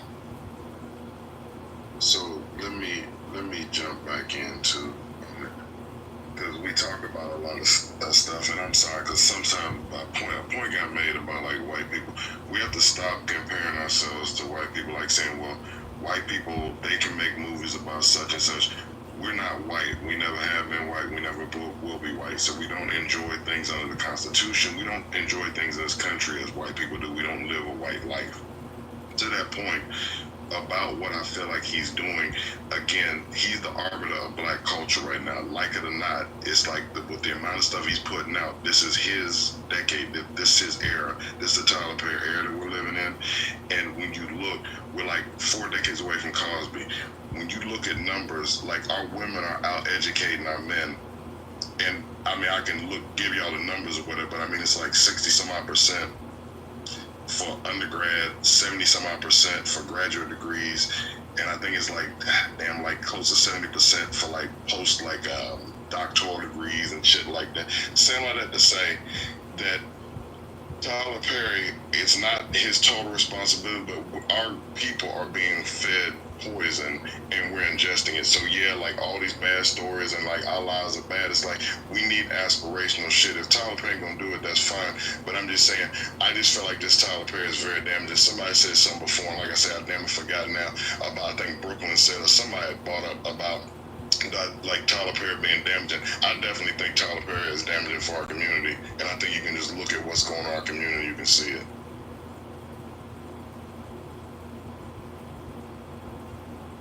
Oh no, I just think that y'all niggas is old and y'all just thinking like, oh. But what about when Dolomite and when them niggas was outside and they was, you know what I'm saying, the black exploitation movies and all that? I'll talk to that. This type of shit been going on for a long time. Niggas been in dresses. Wait till I'm done, Michael. Because I ain't even finished. I'm you know what? You are old nigga. Go ahead. So when Dolomite, nobody interrupted you. Finish your point. This ain't right. He could go. I don't want no beef with nobody tonight. You got nice Brooklyn right now, so you better take the mic. You got high and higher Brooklyn. I like bad Brooklyn too, but I do love nice Brooklyn. But all I'm saying is that to the point, and I'm sorry, you said something, I just jumped on, and that's my bad. When they made all those movies, like Dolomite, Rudy Ray Moore was comedian. It was comedic movies. Go back and look at the way he moves his head and does like all that fake kung fu. But go back and watch a movie like Superfly. that was done, I think, by Gordon Parks. The movie was well written. It was a story about like a hustler that was trying to come up and get out the game. It's like, go back and look at Shaft, go back and look at the Mac.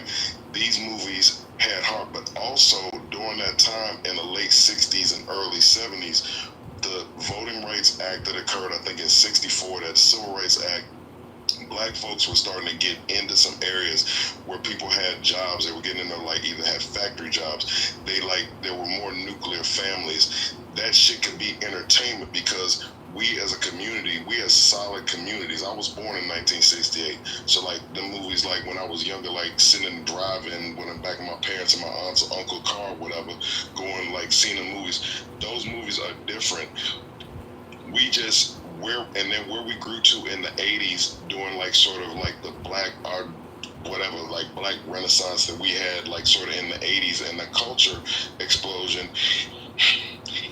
There's just been some things that have happened to damage us. Where we're at now, I just don't feel like we can afford that kind of stuff now. And it's just, again, like you said, I'm old. It's cool. It's the only thing that I've had a chance to watch different generations and different people and like see the crack generation. I was like shit in my teens and like 20s, like when all that was jumping off, and I just had a chance to sort of watch this thing. I watched positive rap music, I watched positive shows go away to get like Homeboys in Space and shit like that. I've just watched where the shift has gone, and just seeing where we are now, I just feel like Tyler Perry is just, there's weakness in our community, and I feel like he panders to it. And people definitely gonna buy it because, like, you know, like I say, drug dealers want to get like high. Like, I mean, drug users want to get high, or when a drug dealer's gonna sell to them at the detriment of their people. I just think it's a false equivalency to say like, black exploitation, because those movies weren't this. They were, and they were, and they were exactly this. They exactly. were very exploitative. You are crazy to say that. They would tell you. All right, go ahead, Brooklyn. My daddy was born in 1942. All right, deal with Brooklyn real quick, and then you go next. All right, for you. Okay, because he crazy. Go ahead, Brooklyn.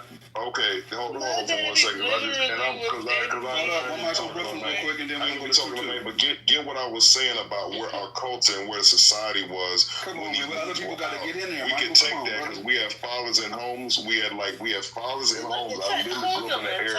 We don't have that shit now, so we can't take that. We can't take it now. It's damaging our community. Let me tell you. You tell me whatever you want to. The shit niggas in these goddamn these stories of the black utopia. I'm gonna tell you, my daddy was born in 1942 in South Carolina, and his daddy was nowhere to be found. Yeah, so my daddy came from a broken home in 1942, guys. Okay. My dad did in 1944. Literally. Come on, Michael. Come on, Michael. Come on, bro. Came out in the early 70s. Come on, Michael. These came out in the early 70s. Michael. What? I gotta let her go, man. I muted you. Go ahead, Brooklyn. You gotta let her finish, bro. All I'm saying is, this black utopia that people on the internet like to talk about, I get it. It was nice at some times, but it was always some ghetto, fucked up shit going on. Since we got to this motherfucking country, I'm sorry, guys. I hate to be the bearer of bad news. It wasn't all Black Wall Street running this motherfucker. Y'all in this fantasy Black American land, thank you. I appreciate it. We want to hear about all the good shit, but it was also bad shit going on, okay? I grew up in New York in the 90s. I'm an 80s baby. Grew up in the 90s. Crack was everywhere. I grew up in the ghettoest city in the fucking world. It was all around me. So you not saying nothing to me. I watched all the movies, all of them, because my daddy was old and he grew up in that time. I seen the pimps and the hoes. I seen what the fuck was going on, and you're not going to tell me that it's just that much different now. It's really not. It's the only difference is the technology. And that's it. And I don't understand why y'all be making such a big deal. I think people try to avoid what's going on the other side. Let me Right, answer. like y'all just want to live in this fucking fantasy world. There's real shit going on out here. Hello? Good. I'm with you, Let me answer real quick. Brooklyn, I'm saying what you saying is true.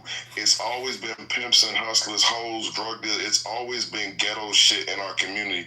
Go back and just watch films from like the late 60s. Watch how we as a people cared ourselves. Go back and watch a dating game with black people from the late 60s, early 70s. We were different in the 80s. Yeah, like the crack era, like it was bad. Like motherfucking like drug, all that shit was going on crazy. I'm just saying, it's worse now. Where we are now is worse. Thing about us when we was Brooklyn, can I finish? I mean, I did shut up while you were doing what you were doing. I'm just saying, please let me just at least finish. I'm saying I don't disagree with you that it's always been like bad pockets. It's worse, and I'm saying we just gonna have to agree to disagree or whatever. You got it. So like I said, I just watch it play out, but everything is great now. You right, like it's always been like this. It's always been like this. We good. Black people always fucked up. It's a clip. I wish somebody could find this clip. I'm gonna look for it. It's a clip in 1960 something. And they sitting around, and it's a gender war. It sounds like how these niggas be on Clubhouse, gender warring up the place. It's the same. I'm telling you, like you don't even know how similar the shit be. Like y'all just be acting like it was so much better back then. Crime was worse back then than it is now. Surprisingly, right? You see all of the kids wilding out, and you thinking that it's just so much worse. The immigrants and the kids, they just so bad. But crime was worse then, baby. Shit was bad. I don't know what the fuck life y'all was living in, but I want to revisit that history and go there because that wasn't my reality. Hold on, it's Tutu's turn, guys. Come on, let her get up. It's Tutu's turn. We gotta let her get in there. Go ahead, Tutu. I almost went to sleep. I was just gonna say that that was a huge stereotype. Like as a people, we in film, they started stereotyping us, and it continued in the 60s, the 70s, stereotyping us as, big lips and watermelon, and then stereotyping us as pimps and hoes, and stereotyping us in the 80s. And then starting in the 80s and 90s, Robert Towson, came out and was trying to put things out there that was more positive, and then we had Cosby and stuff like that. And then he even made skits about how they was trying to stereotype us, and try to put us in those roles and try to make us look like, fools. And to continue to, that's what I'm saying. Like, I can see both sides of it. Like, yes, we glad that we have somebody that's a black person that's doing something, but at the same time, we need somebody that is going to put out better things that's going to empower black people. We need more variety. That's what I was saying, like before, like they got, all kinds of stuff. They got hoes, they got stuff that's, got, the Lifetime channel got plenty of white people that got, dragging down men, and, what I'm saying? That's what I'm saying. Like, we just need more variety, more black, shows, and and not just him writing his own stuff. And that way we could have we wouldn't be having this type of conversation. I've just ran off 16 directors like earlier. I don't know, where are we at right now? I'm saying, like, we just need more variety. But we do have more variety. We have a game of variety. Y'all just don't consume it. Where is it? Like, where is it? They don't have cable no more, and they don't want to pay for the apps. It's everywhere. Get you a fire stick and back here. You can watch anything. I'm saying shows like Supercell. That was a good one. Oh, Supercell was real good. Yeah, that's what I'm saying. Like shows like that. You know what I'm saying? Like shows that's putting us, in a different type of I'm just saying we need more variety because we need to get out of the stereotypes because we used to have the black game shows on and I disagree with him. I want to disagree with him because he was talking about that was definitely stereotypes back then. I mean, but I don't know. Stereotypes go back as far as the 30s and 20s with black folks. This is not a new condition. You know, I don't know where you all are getting this information from or not. Like there are things out here you can watch. I just watched a wonderful show from a black director on the MGM network with Forrest Whitaker. It's called The Emperor of Ocean Park. It's a great TV show. I've seen that. But I'm saying that it's a good show. Amazing actor. What is it about? Let me ask y'all this: like, why are we? Wait a minute. What is that about? Isn't it about? Isn't he a boss of a gang? What's about? No, he is not a boss of a gang. He is actually a judge.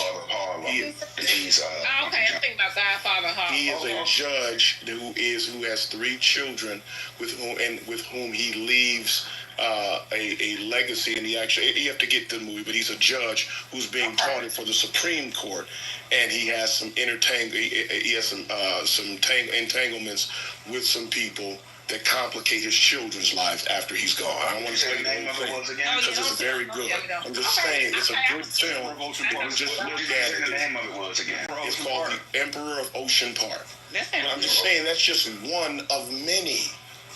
I mean, there's a lot of different TV shows that you can watch or movies that you can watch that portray people in the light that you're talking about. It's really just about, but these things come to you, I don't know if they come to you via an algorithm or if you're actually seeking them out, because that's what a lot of people are doing. You're absolutely just watching things and then developing this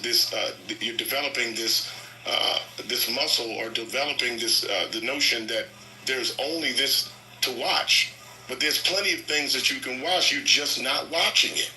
Hey, Queen. The sad part is that the even more sad part is that you're willing to speak about it in such a negative way without actually understanding. A negative way. I just said we need more variety. So I'm saying, but you're saying more variety, but so maybe I need to explain this. Negative is how they've been portraying us back. What's negative about that is that you're speaking about it as if it doesn't exist, and it's just that you don't know. Okay, variety. Okay, so you saying you named one thing. I only gave you one example. As many as they have is what I'm saying. But I get. So when you say variety, you could think variety is Let me get in here real quick. When I say variety, you could think of one number, and I could think of another. I gave you examples of shows that are currently on that you guys can watch that are not negative. Hold on, let me say this, right? We're complaining about something that is a business. This is a business, right? These producers make these shows for a business, right? We cannot complain about somebody runs their business to generate their profit. We either have to support other businesses that are creating the kind of content that we like, which is being expressed on the stage that exists. We can't sit there and say, well, he's doing this and he's doing that. Well, people are watching it, so that's just prerogative. He can do that. He owns his fucking shit. He can put out whatever the fuck he wants. We're nobody to judge that. We have to find the kind of content that we like or that we think represents us best, and then support that content because it's out there. You have to look a little bit harder. And Quinn on that. And also, but inside of that is that your critique have to be in line fundamentally with what you're talking about. If you're talking about Tyler Perry's stuff, we don't have to go anywhere else. We can talk about Tyler Perry's catalog. If you go inside his catalog of TV shows and movies, there is a mixture of both of what you were talking about. Now, you may not like the content. That is your right. You do not have to like the content. It is art. It is subjective to whom, who likes it or who don't. But I'm saying that inside of just Tyler Perry, you got to talk about nobody else. If you're just looking at Tyler Perry, you can look at that info, you can look at his catalog, and there is a mixture of movies. There are movies that tell good stories about women who have done men wrong, vice versa, scenarios with children, scenarios in relationships. We are complicated people. We are human beings just like everybody else. And our stories vary, and they have nuance. So don't expect ours to be much different than everybody else's, but that is also the creative freedom of the person making him. He has the right to do that. You do not have to like them. There, again, are other people that you can go and look at, whose films and TV shows you can go and look at. I gave you one example. I like stuff from a cross-section of people. It doesn't have to just be black folks, but that's my prerogative. But I also understand that if you're looking for people, if you're looking for images of black folks who are doing good things or who are doing normal human things, there's plenty of that material out there for you to find. You just have to find it. And the reason you don't see it in the same excess that you see with white folks is because we don't have the same access. It's for the same reasons you don't see anything like you see with black folks, and to Michael's point. Right, but you act like it's a plethora of stuff out there. And it's not. There is. There is a plethora of things, really man. is. You just don't know. You literally just don't look for those things. I It's don't not know promoted as much as it should be, as we would like. I was about to say it's not promoted as heavily, Queen. But hold up, but the Queen's point. It's out there. If you're a horror fan, you're not going to find all horror in one place. You got to search for it. So I get what he means. I definitely would feel what he's saying. I get the searching for it, and I understand that.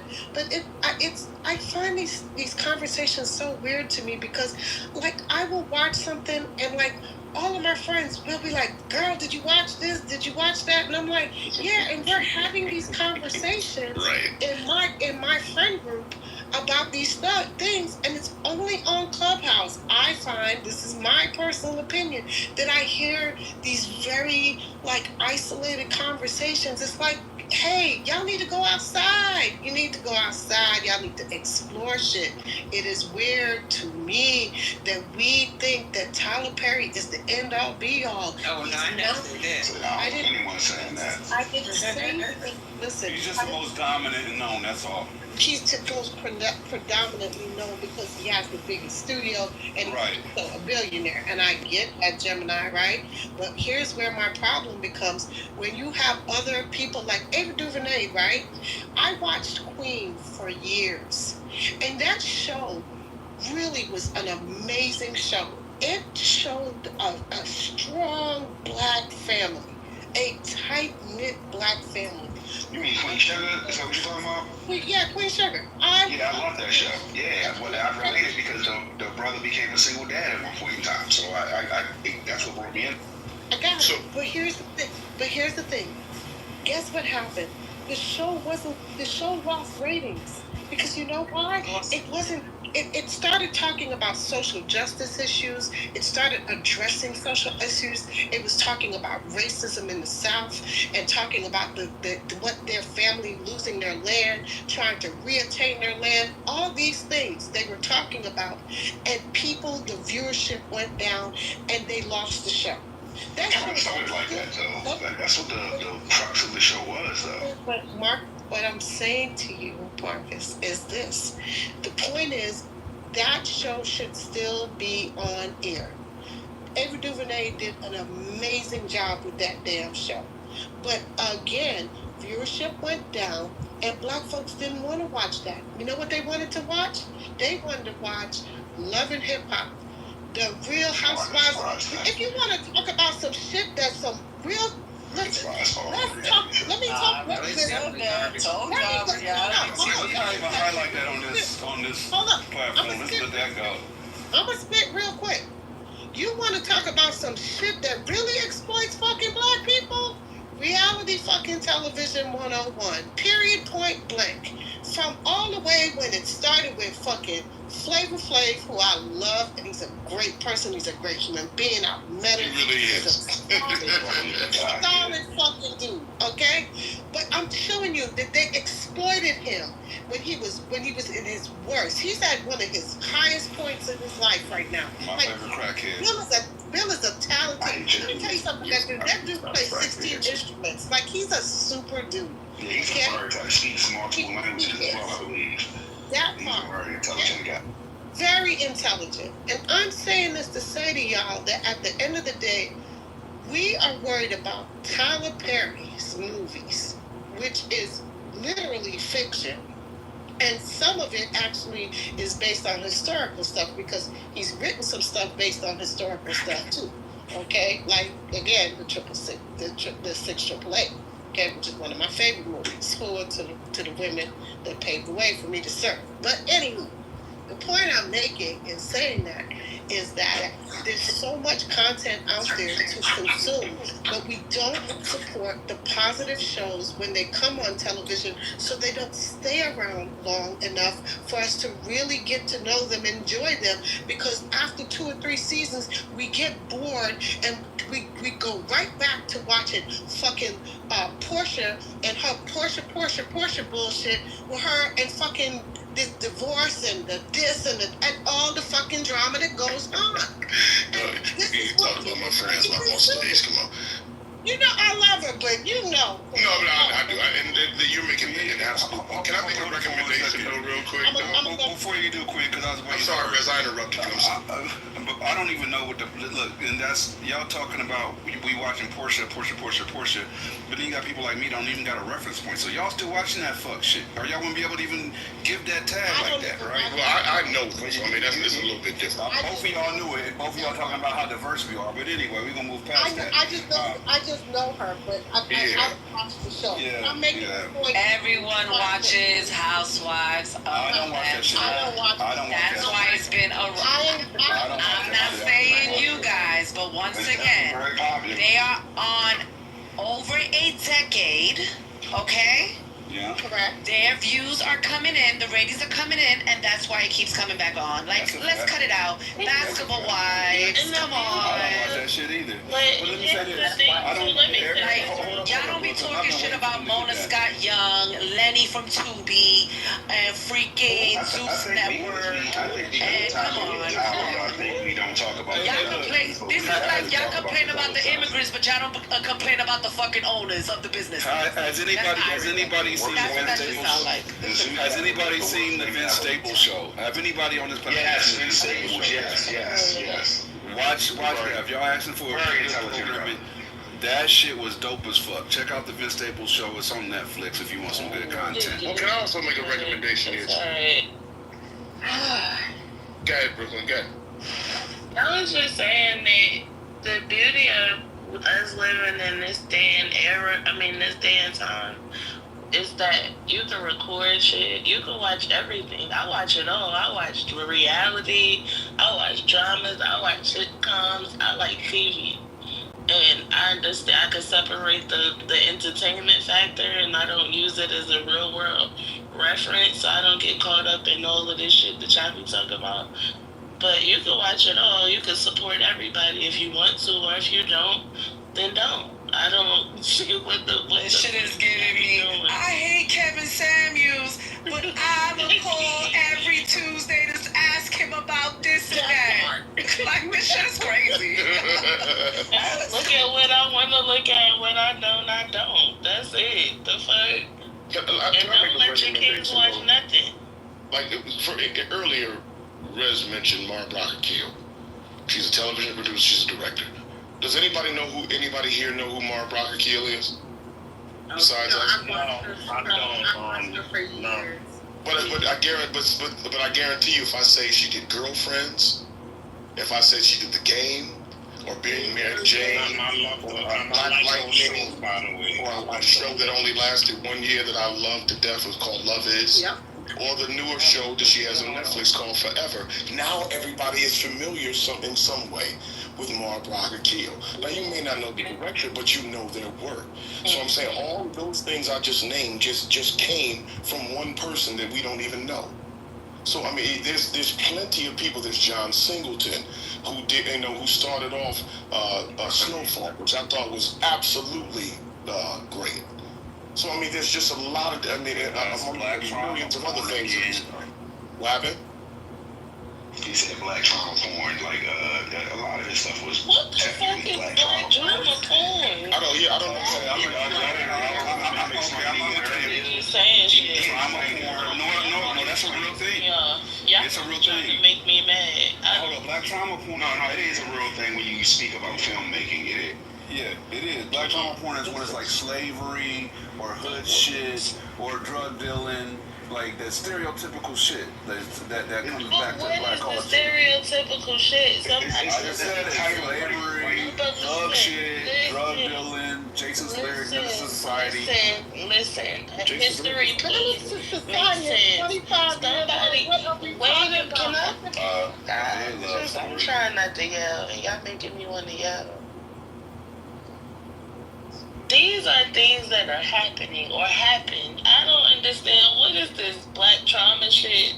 Y'all just as bad as the fucking Gen Zers with the making up words and shit. Y'all just making shit up now. It's black trauma because somebody made a movie about slavery. Slavery happened. You can make a million movies about it. It's so many different stories that could be still told about it. Like, I don't what? Niggas sell drugs. Hello?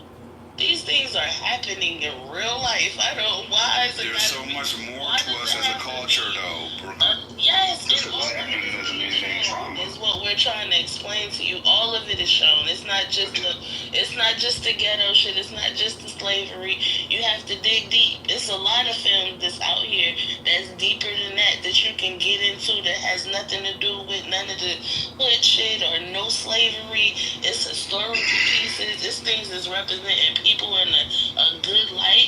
You're not watching it. You hear about certain things and you complain about it, and that's the problem. And then this is giving you cause to not support other black filmmakers, and that's what I don't like. Like, we didn't even talk about Shonda Rhimes, okay? Shonda Rhimes, listen, has made some of the most positive shit. He's one of the longest running TV shows. Fucking on and on and on. Because I wouldn't be able to live without Grey's Anatomy. Okay, but not just that. Here's the thing. She literally created Bridgerton, which is a series. It literally highlights a black queen, okay, who literally ruled the monarch and literally flipped the switch and made it now that black people were royalty. What are we talking about? Shonda Rhimes she literally has a show right now. Oh my God, I forgot the name of it. Aduzo, is the main character. She plays a detective that literally goes to the White House because there's a murder at the White House. The shit is so friggin' funny. It's on Netflix right now. They just canceled that. The young lady, you talking about the one with the young lady from... Aduzo, yeah. Yeah, they just canceled it. Yes, but... Yeah, it just got canceled, unfortunately. That's what I'm saying, but it was such a good damn show. But it was. She's a great actress. She played a nerdy black woman. That was a you know what? I feel like this is a fake ass conversation. I feel like this is a fake ass. Look, I'm gonna read this. I'm gonna tell you why I think it's fake. But trauma porn is any media that depicts a group's pain and suffering for entertainment or to evoke an emotional response from the audience, right? And usually it's redundant. It has to be redundant. Like if it's a lot of thugs, another thug story, another drug story, another slavery story, right? Which tends to be what we gravitate to, right? But we always talk about, we want to hear all this different shit. But at the end of the day, we gravitate right back to the low vibrational shit after all this high vibrational speaking, right? That's why we have the sexy reds, and that's why Christian music ain't never going to be streaming. You're about to piss me off. No, I don't care. Are we adding Clubhouse to that? Yeah, we can add Clubhouse to it. Okay. Brooklyn is part of it too. Because you trying me. As long as we add Clubhouse, I'm okay. But look, what I'm saying is this: we got a lot of Christian. Let me finish what I'm saying. Okay, all right, but I'm gonna still finish this. Look, we have all these Christian black rappers that are actually dope as fuck. I done heard some that got fire. Like they flows, they cadences, a lot better than Sexy Red. Right, but we ain't gonna go to that because we don't want to hear nobody rapping about Jesus. We want to hear Sexy Red talking about popping that coochie and putting it in her dookie and whatever the fuck she talking about, right? So at the end of the day, we could do all this talking, but we still go back to the low vibrational shit, or it wouldn't be there. It's only there because we're supporting the shit and we bumping that shit. Let's be real. I would just say, Ms. Brooklyn, just because it is happening doesn't mean it ain't trauma. That's like saying because somebody got raped that it's not trauma to them or someone else. So saying that, this is happening in life, how is it trauma? Well, trauma happens in life. So just because there are drug dealers and things like that, that doesn't mean words he's using. What does hold on. That doesn't mean the words he's saying are made up, young lady. If you study film, you would know that what he's saying. If you study film, you would understand that what he's saying is a term used in film, like the white savior.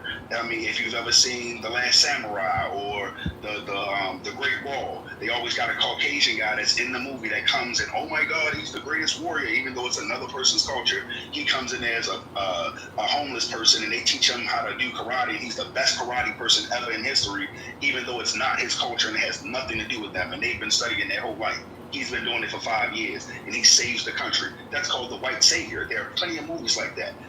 Blood Diamond, and things like that. Like, you have movies that actually have a term for it. So he's not making up black trauma point. That's a real term when you're talking about movies. We're not making up things. Those are terms when you're talking. If you study, I didn't create the term. It's just a term in film.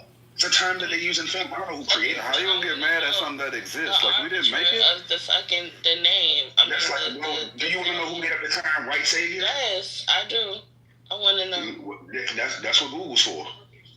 But y'all niggas know the information. Y'all got all the information. I don't have all the information. I'm just telling you something that I know. I don't have to know everything about that thing. I'm telling you that first of all, I don't even know what the fuck y'all talking about. Today was the very first day that I ever heard anybody refer to anything as motherfucking black trauma porn. Then you learn something. That's a good thing. Right. Just because you haven't heard doesn't mean it doesn't exist. No, it's because as a black person that I don't identify with that shit. I see it as entertainment, right? And I see it, if I see a slavery piece, I understand that that's a part of history, and it's a history piece. That is art. No. It is art imitating life. It is art imitating You're misunderstanding life. This term is used by filmmakers. Y'all be taking shit more personal. This is not about y'all be identifying yourselves with things that don't really apply. Yeah, you're misunderstanding what's going on. And instead of taking it in as entertainment and not so fucking personally, you decide no one to fucking critique everything. Critique a cracker movie. This is not our personal opinion of the movie, young lady. This is what it will be classified as. One man can jump. Goddamn movies. This is what the term. We didn't make up the term, and we're not saying this is what it is because it's our opinion. This is the term that will be used. It's just like calling it an action film. It's a term that will be used if we're describing the type of movie you get in depth into and you study film or something like that. They'll have it. Like I said, just like the white savior, and you know what I mean. Or I forgot what the other one was, but they have one for black women. Their terms when they're describing, or if you're in film, we're not saying this about our own personal opinion, young lady. You feel what I'm saying? Like, it's like Cisco and Eve are giving something 2 thumbs up. You're using the terms that they're describing, what the critics are describing, or what they use in this category. We didn't make it up. I didn't make up touchdown, but I know when a motherfucker goes across the end zone, it's a touchdown. You feel what I'm saying? I don't have to know who made up the word to know that's what the terminology is used to describe this thing. Okay. That's all we're saying, young lady. As a consumer of entertainment, I'm not psychoanalyzing the shit. I'm just enjoying it for what it is. And I'm living my real life, and I'm not letting that shit... I'm not letting it make or break me. So I think I'm different from everybody else, and that might be the problem that I'm a content creator, right? They're really the way that people are getting indoctrinated, and everybody is just identifying with things that don't apply to them. Maybe it's just me, and I don't do that. So. Hey Brooklyn, right? I'm a content creator, right? I'm working on a book right now called Sundown, right? I intentionally like to learn about the different genres so I can know where I want to fit in, right? As a black creator, I don't want to intentionally create black trauma porn, even though some of my content will fall into that sector, right? I like to show the diversity in our culture and what we're capable of outside of Tyrone is thugging and he gonna sell some drugs with his cousin and they gonna do a couple drive-bys and then their mama gonna get killed and they gonna spin the block for that. Like, we got enough of that. I think we can show a lot more diverse side. That's why I really appreciate something like Sinners. That makes it a lot more palatable to see something different, and it's still our black skin on the screen. And it's dope as niggas are saying that was too slave-like. I love that shit. That shit was lit. I don't care what nobody's saying. That was a dope-ass movie. You can't win for losing. That's why I don't even really be listening to y'all. You can't please everybody at the end of the day. Y'all be knowing what the fuck y'all talk about. And whoever came up with the term black trauma porn don't know what the fuck they talking about. This is entertainment. And this is the problem with people of today. Y'all take too many things to heart that don't apply to you instead of watching it, taking it in for what it is, and living your regular life, not trying to be like what you see in the movie. Like, y'all not fucking kids, y'all adults. And we do have I can see if I was having this conversation with some teenagers that, they're influential, but y'all are fucking adults, okay? But damn, I'm thinking about it. Use the niggas that be learning from niggas on YouTube. So here we go. This is the problem that we're facing right now. We do have to be careful of the terms, to Brooklyn's point. We do have to be careful about the terms we use. Because you can't just say, listen, this term just is a term that's being used. No, the term has an origin. Someone used it. And for what reason did they use them? It's colloquial terms people use to actually denigrate black folks. So you have to be careful. We're not going to do that, my friend. No, I'm going to tell you. My friend, my king, my brother, look.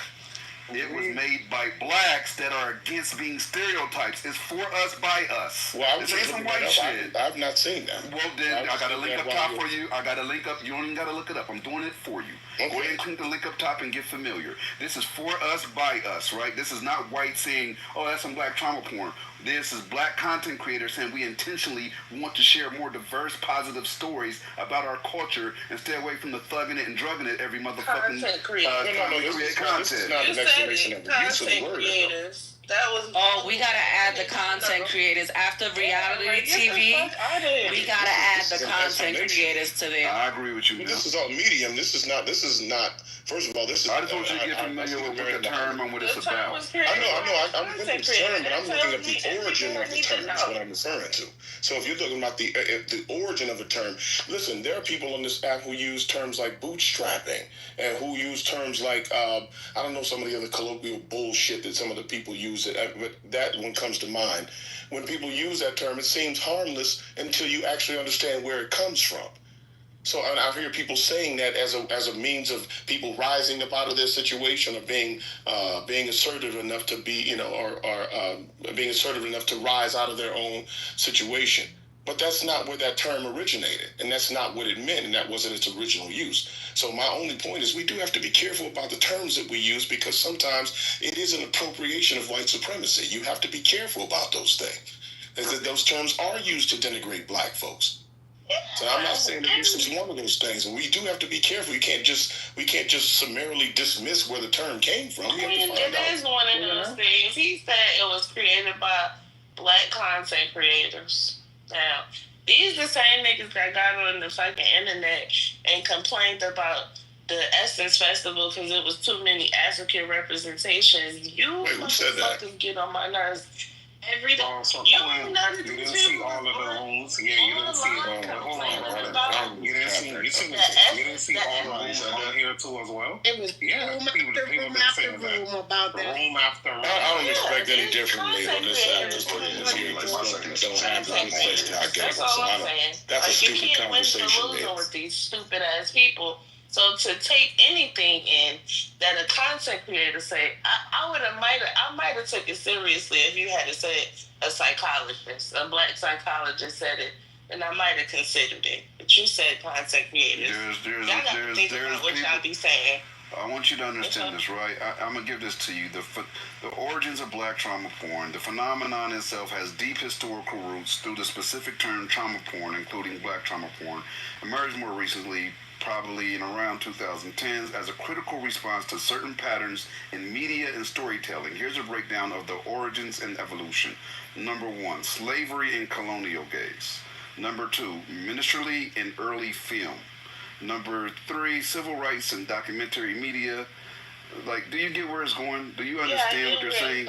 We have a pattern of exploiting our trauma on film consistently instead of telling positive stories. Instead of telling positive stories about our people, they want to keep showing more trauma because we are drawn to that. And there's a group of black content creators that are trying to break free of that and create content that is positive. There's actually a black publisher that I'm following that she's a woman, and her whole basis, and she's been to film multiple times, and her whole basis, I'm telling positive black stories, and I'm trying to change the dialogue instead of repeating the same thing. So there's nothing wrong with saying and identifying trauma porn and doing something different. What's wrong with it?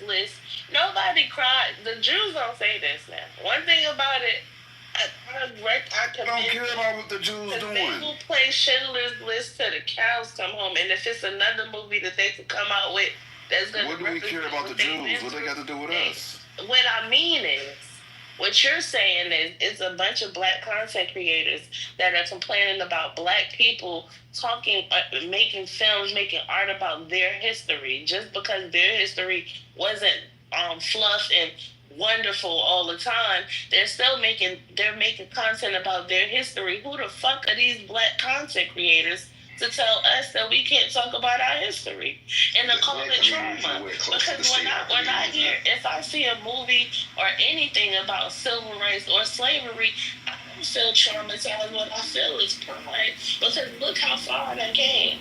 This is the reason why there's so many people that they just don't. We got a lot of MAGA supporting as young kids right now because that don't understand what racism is. Because we got people that's in these black content creators telling them that they don't need to know nothing about slavery and civil rights. That is very true. This is the bullshit. Hold up, Quinn. I want to ask anybody but Quinn or Brooklyn. Do anybody understand the implications of redundant trauma porn films and how it can portray us in a certain light? Yes or no? I do. I'm just curious. I'm going to say it just depends on the. Go ahead, Tutu. No, I was just agreeing. I mean, he's right. I mean, it's redundant. We keep seeing the same things over. They're not portraying us in, as kings and okay, because there was life before slavery. What about that? Well, I want to know more about that. I want to know. We have black families, we have black entrepreneurs, we got so many black stories to tell that ain't rooted in drug dealing and moving some motherfucking bricks or sliding on a nigga and blowing his brains out. We got a lot more to offer than that. I agree with you. It's DEI stuff. They don't want us to know our history. They used to feed babies. That has nothing to do with DEI. Yeah, but that's not only disaster porn, y'all. I mean, that's not only that trauma porn, because a film that went crazy on Black Twitter was the movie Till. That movie didn't depict us in a bad light. That was a movie about what happened to black people. It was more like a Till. Yes. They considered that trauma porn. That didn't depict us in a bad light. Right. That was a movie I think they did a good job on. And shit, it's keeping our history out there, because you damn sure know they trying to wipe the history. It's definitely trauma though, right? That was a huge trauma. Right, but it didn't depict us. It didn't come up. It didn't depict us in a bad light. Yeah, it's about trauma. I posted a link to Let's have a conversation. I posted a link in the chat that actually, it explores both sides, the trauma porn side and the side that Brooklyn's exploring with the, we don't have to call it trauma porn. It's actually a pretty good article.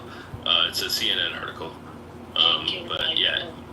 I tend to think it's actually exploring Till, which we were just talking about. So. But I think we also tend to think the things that we've seen repeatedly, and not considering your age. There are people, believe it or not, who are younger than you are, who aren't privy to these things, who need to see them because we don't have a sense of history. And generally, if we're being specific, a lot of what they are going to see outside of any classroom that they did not learn that from is through feature film, is through other different social mediums, however they are able to get that information. Now, I do agree they're not getting it in the right way, but we can't stop telling that story, because the moment we stop telling that story is the moment we have, a confluence of the kind of people that we have now who don't have any sense of history. Exactly. Who don't know what they're, and listen, it is, I know y'all think it's redundant, and to some degree I do as well, but I mean, it just depends on, JD was saying, how that story is told, in what context it's told, and then it really does matter that we keep those stories before our people. And it doesn't mean that there aren't other stories to tell. There are. We have. If you're choosing to isolate on these things and then zoom in and make them bigger than they are, there are stories, other stories being told. And they are. I mean, you said that. Look, let's do this then. Everybody needs to go watch the new Medea because is Tyler Perry dressed up like a woman again, trying to be semi-funny. We need to support this bullshit. We need to fuck with saying. Come on, Gemini. Yeah, but I don't think Gemini also understands that there's a market for that. The people that like it. It sure. I mean, whether you like it or not is whether I like it. It's a market for people who watch Real Housewives in Atlanta. Yeah, hold on. Let me get in there real quick. See, Gemini said, you know what? I have that kind of that same mindset. I know we had that period about black men, dressing up as women, depicting that. And you know what? I'm not gonna lie. I am against a lot of that shit. And I, especially when that stuff really started hitting, right? They went after Martin Lawrence. They went after, Will Smith. They went after, all these actors that have dressed up as women characters, right? Tyler Perry. But here's my thing. At one point, this is going to sound, I don't know if this is going to sound greedy or selfish. At one point, why are we stopping these brothers from making money? And I got it. Everything's not about money. But the problem is, to our counterparts, we don't have that same thing. But to our own people, it's kind of like where, there's restrictions because we need y'all to do this. You know what? Robin Williams dressed up as Miss Doubtfire. I don't know. Yeah. Like I said, I'm not for it, but you know what? Hey, if they want to make it it's comedy. No, and he was angry at himself, and he ain't here no more. Oh yeah, my God, he was angry at himself for other reasons. But like I said, I just think sometimes we put more on ourselves as a black people than we do with anyone else. See, like with the Tyler Perry, even though I agree with Mark, I don't really like his movies. I don't like a lot of his movies, a lot of the way it depicts us. But there is a lot of evidence that he's made a ton of black millionaires. The opportunities he's given to black people that no other sector in Hollywood is doing for black people. You have to talk about that. You have to. Now, I talked about that earlier, and I got reamed over the coals for it. No, I got it because it's a hard conversation because I'm stuck in the middle because I don't. I like that part about him, JD. I like that part about him a lot. And I think in Gemini, and that's so now you agree in Gemini? No, with the employment of black people, I'm always going to agree with the employment of black people. Yes. Yeah, and I think that's how I see it. Earlier. I wasn't here earlier when you said it. Oh, okay. That was me. I was just saying, what I was saying was that I didn't care that they were getting paid a lot of money to portray us in a crappy way. Yeah, that's what I was saying. But I do like that he's paying them money, but I don't like what he's paying them for. That's what I'm saying. I'm saying I don't think it's okay that he's paying them well to make us look bad. That's what I said. Lisa. I guess it's no such thing. But you pre-rational. Hold on, one mic on Lisa. She's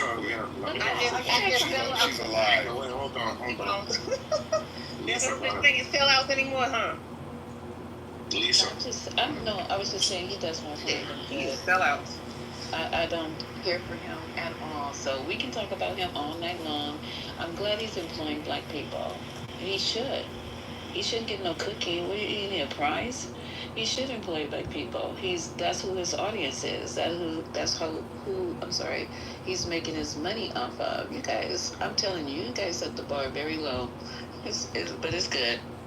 Alicia, he's employing black people. Y'all be happy if it was a professionally produced minstrel show. That's what y'all like. I mean, it's ridiculous. A fucking monkey show. Y'all want to see a monkey show? Give a monkey a gun and make a movie. Y'all be happy with that. It's ridiculous that we're taping for hours and hours and hours. I hear you, but I'm saying it's ridiculous that you're caping for him for hours and hours and hours and hours when his movies are trash. His contributions to the black community is trash. Straight trash. Right, and it's just sad. So everybody who does something, I know what entertainment is, and I know how to be entertained, but I don't want to be entertained like that. It's just too much going on in our communities. It's what is it? What do you guys need? You just need to be you need to be lulled to sleep. You need to just be, everything is about entertainment for you. Our communities need complete reversal and turnaround. We need to be focused on how to uplift ourselves. And we okay all the time being okay with people who are in places that they could do it, not doing it. I know how to be entertained. I can entertain myself. I don't have to watch TV. I know how to read. Go take a walk. Go take your ass to the gym. Lose some weight. Go help some old people across the street. Go mentor some children that need mentoring. Go volunteer somewhere in the community. It's like, I'm not going to sit in here and cape for a billionaire who is making money by doing minstrel. I said minstrel. I used on his kid. It is minstrel. It might as well be minstrel. Might as well be blackface. Fuck it. Exactly. I'm not gonna buy it. I'm just not. Every time you guys say something, don't mean I have to absorb it and accept it just because y'all said it. I know how to entertain myself, and Tyler Perry's movies is not productive and is not positive for the community. Did you see the last one? Anybody here just see the one he just released? I'm glad I didn't have to pay for that shit, because I would have been mad. You talking about the one on Netflix with Taraji? Yes. I watched that shit. That was come on. That's trauma porn at its. That's trauma porn at its finest. I don't care what nobody say. Y'all can shuck and jive and high five all the fuck y'all want. That shit was trash. Trash. I'm saying it with my whole chest. That was trash. I love the Triple A. You finish some. Y'all want to say this? You guys want to watch, and I'm glad I got my watch. Go get a book. So the lane I was gonna go down is almost what it's basically what Lisa's saying. So you know what I mean? Everybody's different ages in here. So growing up, you know how much shows and movies and shit that I watch. After a while, I had to go read a fucking book. If I didn't have to read a book, my ass went outside and played. All of the boys, some of the girls, we used to do a whole bunch of shit. There's so much different entertainment to do. So, watching the Jeffersons, watching Good Times and a whole bunch of other shows back then, it was an influencer, but even as a kid, I know the difference between TV and reality. There's a lot of this shit that I could have aligned with. There's a lot of stuff I did not align with. 50 Cent, because I wanted to speak. You guys are doing a whole bunch of talking. 50 Cent, though, is another one to me. I'm jumping to him. I mean, how much shows you gonna make with the same storyline? I mean, goddamn it. How many shows you gonna make with the same niggas pushing weight, this and that, a whole bunch of ghetto shit? Yeah. We all could align with it at some point in our lives if you live that type of life, yes. If you was outside like that and lived in the hood. There's a lot of niggas that never lived in the hood that live that type of life. Believe me. So my point is, we all need to know the difference between reality and the portrayal of. If we all know everybody that's black don't live in the fucking hood, get over it. Get over it. Everybody that's black don't live in the hood. That's a fact. Those are facts. Niggas that live in the hood, everybody that live in the hood don't sell drugs and gun tote. That's a fact. So I don't understand why some people they upset over reality. You don't know how to differentiate? Well, obviously. So let's talk about. Wait, hold on. Okay, I'll go after you. Don't curse at me, woman. Go ahead. Hey, Jim, I gotta ask you one question, though, okay? All right, let Brooklyn go ahead. She's very tense right now. Go ahead, Brooklyn. Obviously, this is about identity politics. Maybe it's given what happened with Will when he smacked Chris Rock at the Emmy Awards, and all the niggas was like, "Oh, you shouldn't have did that deal." Like another great nigger moment. Go ahead, though. Y'all get on my fucking nerves. I swear to God, I can't. I just wanted to say that y'all get on my nerves real bad. I don't identify with none of this shit that y'all saying. Okay. And this seems very, very, very much so anti-black. And that's where I land. Hey, this is okay. Anti-black because we don't want to be shucked and jiving. Go ahead, JD. Yeah, we don't want to shuck and jive. We anti-black now because we. You ain't acting. You ain't shucking and jiving. That's crazy. You not I ain't gonna ask this to Lisa because I don't want to get cursed out. Hold on. Go ahead. Hey, Brooklyn, if it makes you feel any better, I'm gonna give you a good nigger sticker. You can put it on your paper. Go ahead. I got a question. I do got a question for y'all. Why? Hold on, Brooklyn. Hold on, Brooklyn. No. You went too far, Gemini. Now. Brooklyn, hold on. Go ahead. Brooklyn, Gemini. So my question, look. Take it back. Y'all said all. Hold on. Y'all said all this stuff I just heard. You know, I just got the end of it. Why y'all watch this new movie that just came out? That's what I'm saying. I'm gonna tell you why. I was hoping the trailer looked good to me, and I was hoping it was gonna be better, and it almost was good. And I can tell where he needs that team of writers instead of taking it on by himself, right? Because if you look at the plot, it's just so much. I've never seen more trauma. It's a single mom who's getting kicked out, whose daughter is sick and dying, who gets in the middle of a grocery store robbery. I know, but I'm saying initially, well, I hope I am ruining it for him because it's a shitty movie. And then she gets into a robbery at a supermarket. Then she goes to rob a fucking bank. Like, how much more trauma can you power? Hey, but look, hold on, man. Let me have this. Get up. Hey, so Gemini, here's the thing. Well, what I heard on the stage. Y'all should not have watched that movie because guess what? You support Tyler Perry by watching the movie, not by coming on the stage and saying what y'all said. By the fact that y'all went on there and watched that movie, y'all support.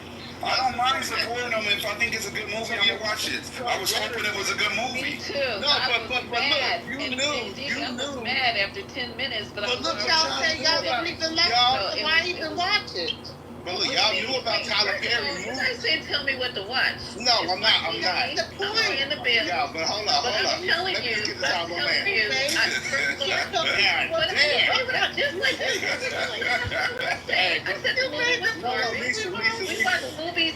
we watch movies all the time that we don't like, and we just sit there and let the damn thing roll. Y'all done done that before. Got halfway through a fucked up movie. I was listening. Hold on, y'all. Let me Stop talking over me, though. Stop talking over me, though. That's not cool. I'm just saying to you guys are real interesting. First of all, we can watch what we want to watch. And it's my TV. I pay the fucking cable bill in 260. And the reason I didn't change the channel, it was 1 o'clock in the morning. I laid down. I said, okay, let me do this. Maybe I can watch something before I fall asleep. Well, goddamn. Watching it, I was so disappointed. I said, well, maybe it's going to get better in 15 minutes. That's what I said. 20, 25 to 30. Then I'm like, damn, I'm stuck watching this train wreck. Now I'm here. We here now. I know. It's like, what do you guys want? You guys are hilarious. I don't know under your group telling you when to turn the TV off. I mean, you got to act like you guys haven't watched stuff that you started watching and then it wasn't great and you kept watching it anyway. Maybe the damn control was across the room. Exactly. And it's so bad. Y'all ain't never watched a movie that's so bad that you gotta finish it. It's just that bad. Like, it's like not good, but bad. Yeah, he's been making movies way too long. So say that. So why not way too long? But why not say the movie was bad instead of saying what he doing is bad for the black community? The movie was trash, and what he's doing for the black community is trash.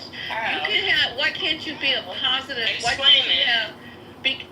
Do I have to explain Tyler Perry? I need to know. I need an explanation. You smart as fuck. I already know you know what she said. You know she's sending y'all down the rabbit hole, right? I don't see an explanation. What's playing right now? I know. He knows very well what we're talking about. I don't need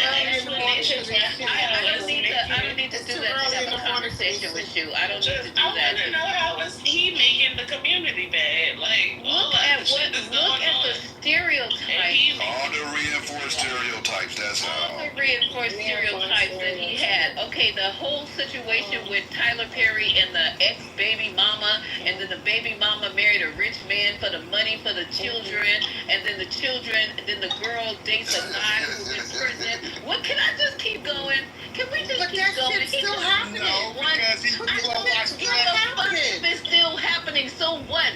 So is people raping people on the 6 train in New York when they die, and we're making a movie about it. Yep. And that's a damn lie. A million times on the fucking train, and somebody. Wait, can I just? You guys love to talk. Let her finish. If y'all don't want to answer, there's a man who died on the 6 train, and I'm just making it as a point. He died on the 6 train. Another man raped him, and then a woman came up and cut his pockets. And you want a movie about that? Y'all tripping? Do you think I have a low IQ, or we just need something to talk about? That's crazy. Yeah, but y'all gonna watch it. Make a movie because you can't, especially a black man, would cut the examples that we need right now in our community. I don't understand what the problem is here. Where is Spike Lee? Where is that other guy died? Spike Lee made some shitty movies. Spike Lee made some classics too. Spike Lee made some classics. That was one movie. Flappers was amazing. And he got a new one coming on Apple TV. So let me ask y'all, how many that keep graduating from college at 13, 14? Can we get a movie about one of them? You got a young African brother that just said keep on cancer. Y'all giving him money for the movies. Young lady, hold on. You keep saying I've said multiple times I don't like watching this. I didn't watch Tyler Perry's new movie. Like I said, I haven't really watched Tyler Perry since Daddy's Little Girl, and Why Did I Get Married? I don't watch him. Okay, you feel what I'm saying? I was speaking about what I know he did. I didn't watch Straw because my expectations of it were very, very low.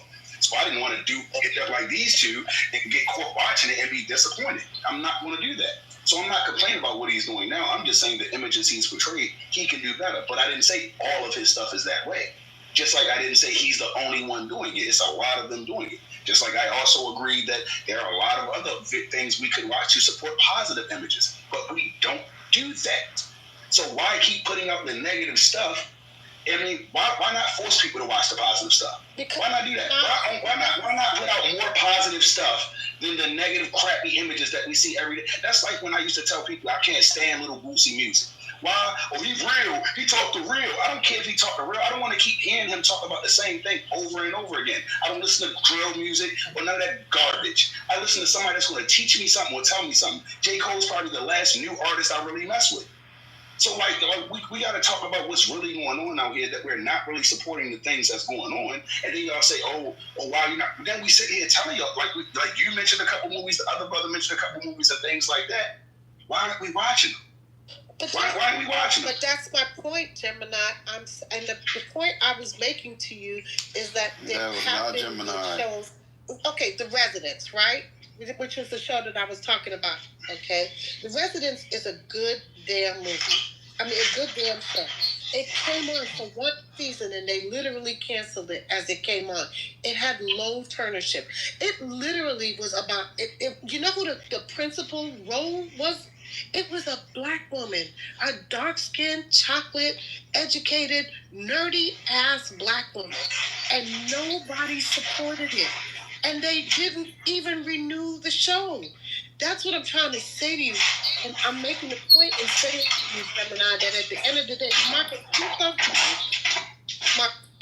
can you close your mic? Yeah, that's me. Yeah, can you close your mic? Can you close I'm sorry, my bad. Can you close it? Thank you. I'm saying to you, here's the problem, right? If you got a show like Atlanta Housewives, Love and Hip Hop, all these shows, the Zeus Network, all this other shit ass content, real shit ass content.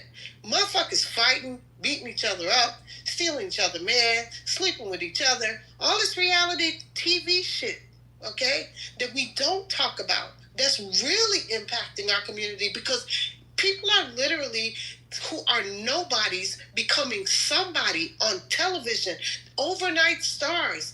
overnight making money they would have never made before in their damn life. Now all of a sudden they're becoming all of this shit, and you have all this content all over the goddamn gone television. I agree. But we choose to talk about movies that are fictional, that you gonna like some, you not gonna like some, you gonna like some images, you're not gonna like some images. And I'm not agreeing or disagreeing one way on how anybody individually feels. You are entitled to your individual opinion.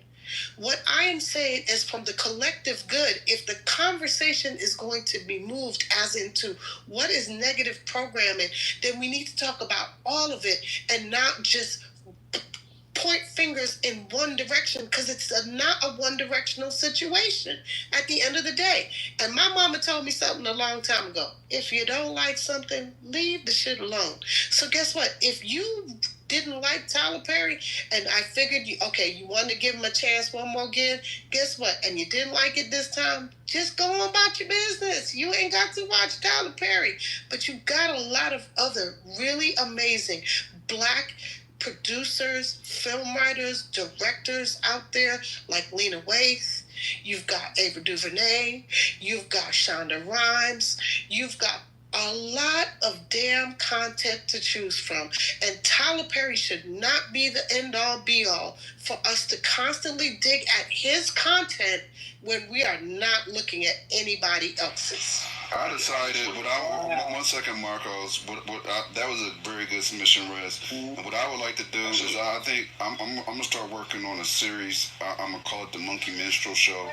And then I'm going to show a bunch of blackface and shucking and jiving and high fiving. I'm not done. Can I talk about I'm not trying to be funny, because I want y'all to support it, because it is our past. It is our history, right? So when we show all the slaves and the shucking and jiving and high fiving and in the blackface, just remember, I'm just reminding us of our past, right? Because we need to relive that daily, so we don't forget that shit. Like, we don't fucking know. Hey, they gonna support you just like they support Tyler Perry. You go watch it. But I'll support you because see what I'm saying? Because you're an artist making art, and that is the message that you wanted to share. I won't. And now, if I want to have open critiques about why you're making this film or how that is degradation to our community because you're sharing those messages, that's a different conversation. It's a different conversation, and it's the same kind of gatekeeping that is done to our community. We're just doing it from internally. We're just doing it internally. But it doesn't have any, as much as you all think you're doing good by saying that, or by saying that most of the people that make films about us because of the condition that we're in, whether it's us or not, should be making films that are uplifting to our people, haven't considered the condition of our people. And it is not because of those reinforced messages. That can be given as some part, but it's because of a fundamental problem that we have that's bigger than feature films. So I could, for instance, there are many of us who can sit and watch those movies, and we can divorce the reality from the film that we're watching and accept it as entertainment. That's because we have educations, we have a foundation that says this is not real, we don't take it literally, we don't take it to heart. So if you're trying to imply that this is the only way that people those reinforced messages can hurt people, then you're ignoring a good portion of the history that made it so that absorbing those things is taken literally. And that is their poor education, and that's a whole different conversation. And the reinforced messages that they've had from the people who've raised them, not only where they go to school, but the houses that they live in. So that's a completely different conversation, so you can't put that squarely on entertainment. Those messages are reinforced, yes, and they can be powerful, but they are not the sole. They are not the sole messengers.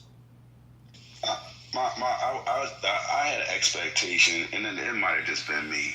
You know what I mean? For Tyler, 50, and Cat, for individuals like that. When we're saying there's so many individuals out here who have this content, it's also producers and directors who don't have anywhere to shoot, who don't have the money to have a studio or anything. I thought that that's what part of the reason that Tyler was opening his studio was to give a lot of black creators the stage to produce and make their film and give some of the famous black actors opportunities to do these. What do you think has changed? That's what I thought he was supposed to be doing. What do you think has changed about that? I don't understand what you think has changed. He has. That's super. He has done that. I don't even know that. So the show that he's doing now, a friend of mine wrote. It's called All the Queen's Men. One of my homies wrote that show. It's his show. Right. So that's the first show that Tyler has never written.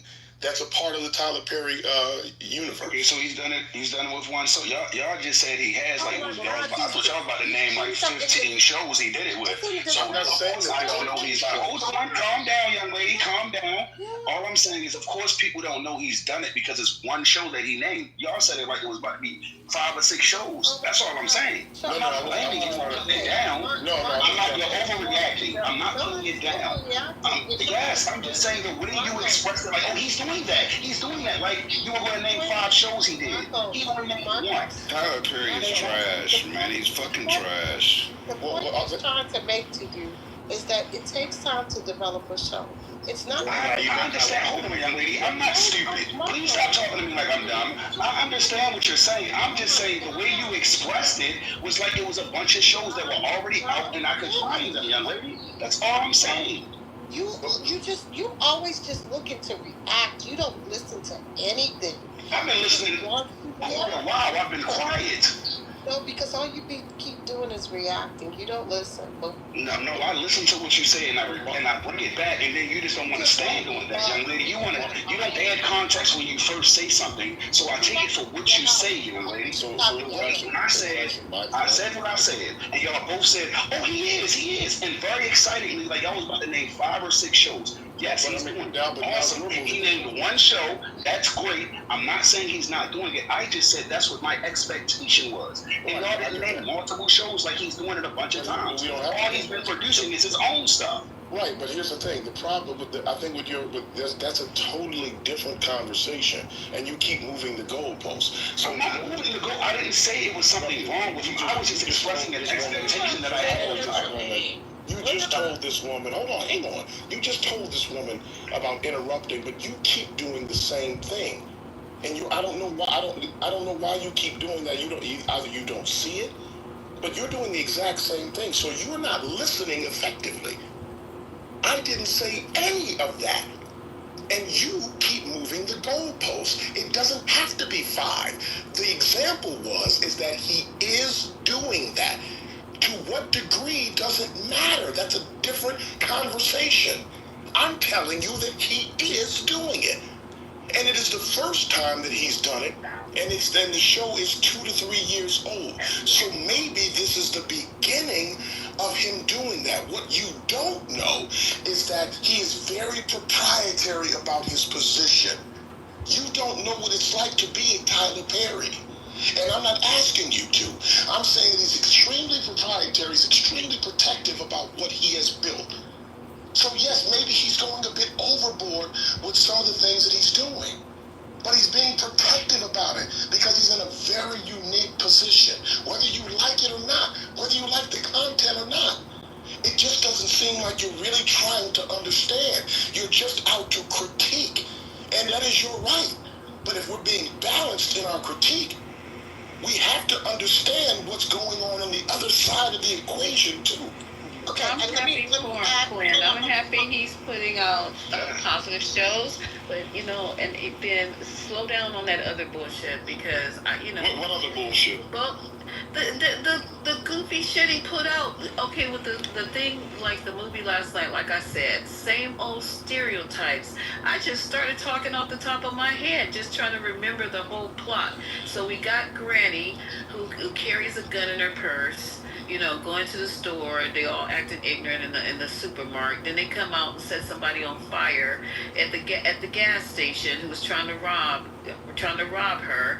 Then they didn't have money to afford to go to the wedding. The girl was going to get married because she thought she was pregnant out of wedlock. So that was a situation. It's okay. So then they got a baby mama situation in there. He's divorced. That's another situation. She married another man who she got divorced again from him, but she married him for money for the daughter. That's a situation. The daughter married an ex-con, was marrying a young ex-convict. That's a situation. With a teardrop on his left eye. That's a situation. What else? Tyler Perry couldn't afford the fucking wedding that he was at, and he was always watching his card. That's a situation. The grandfather was at the casino gambling and created a bill that he couldn't pay for. That's a situation. It's just So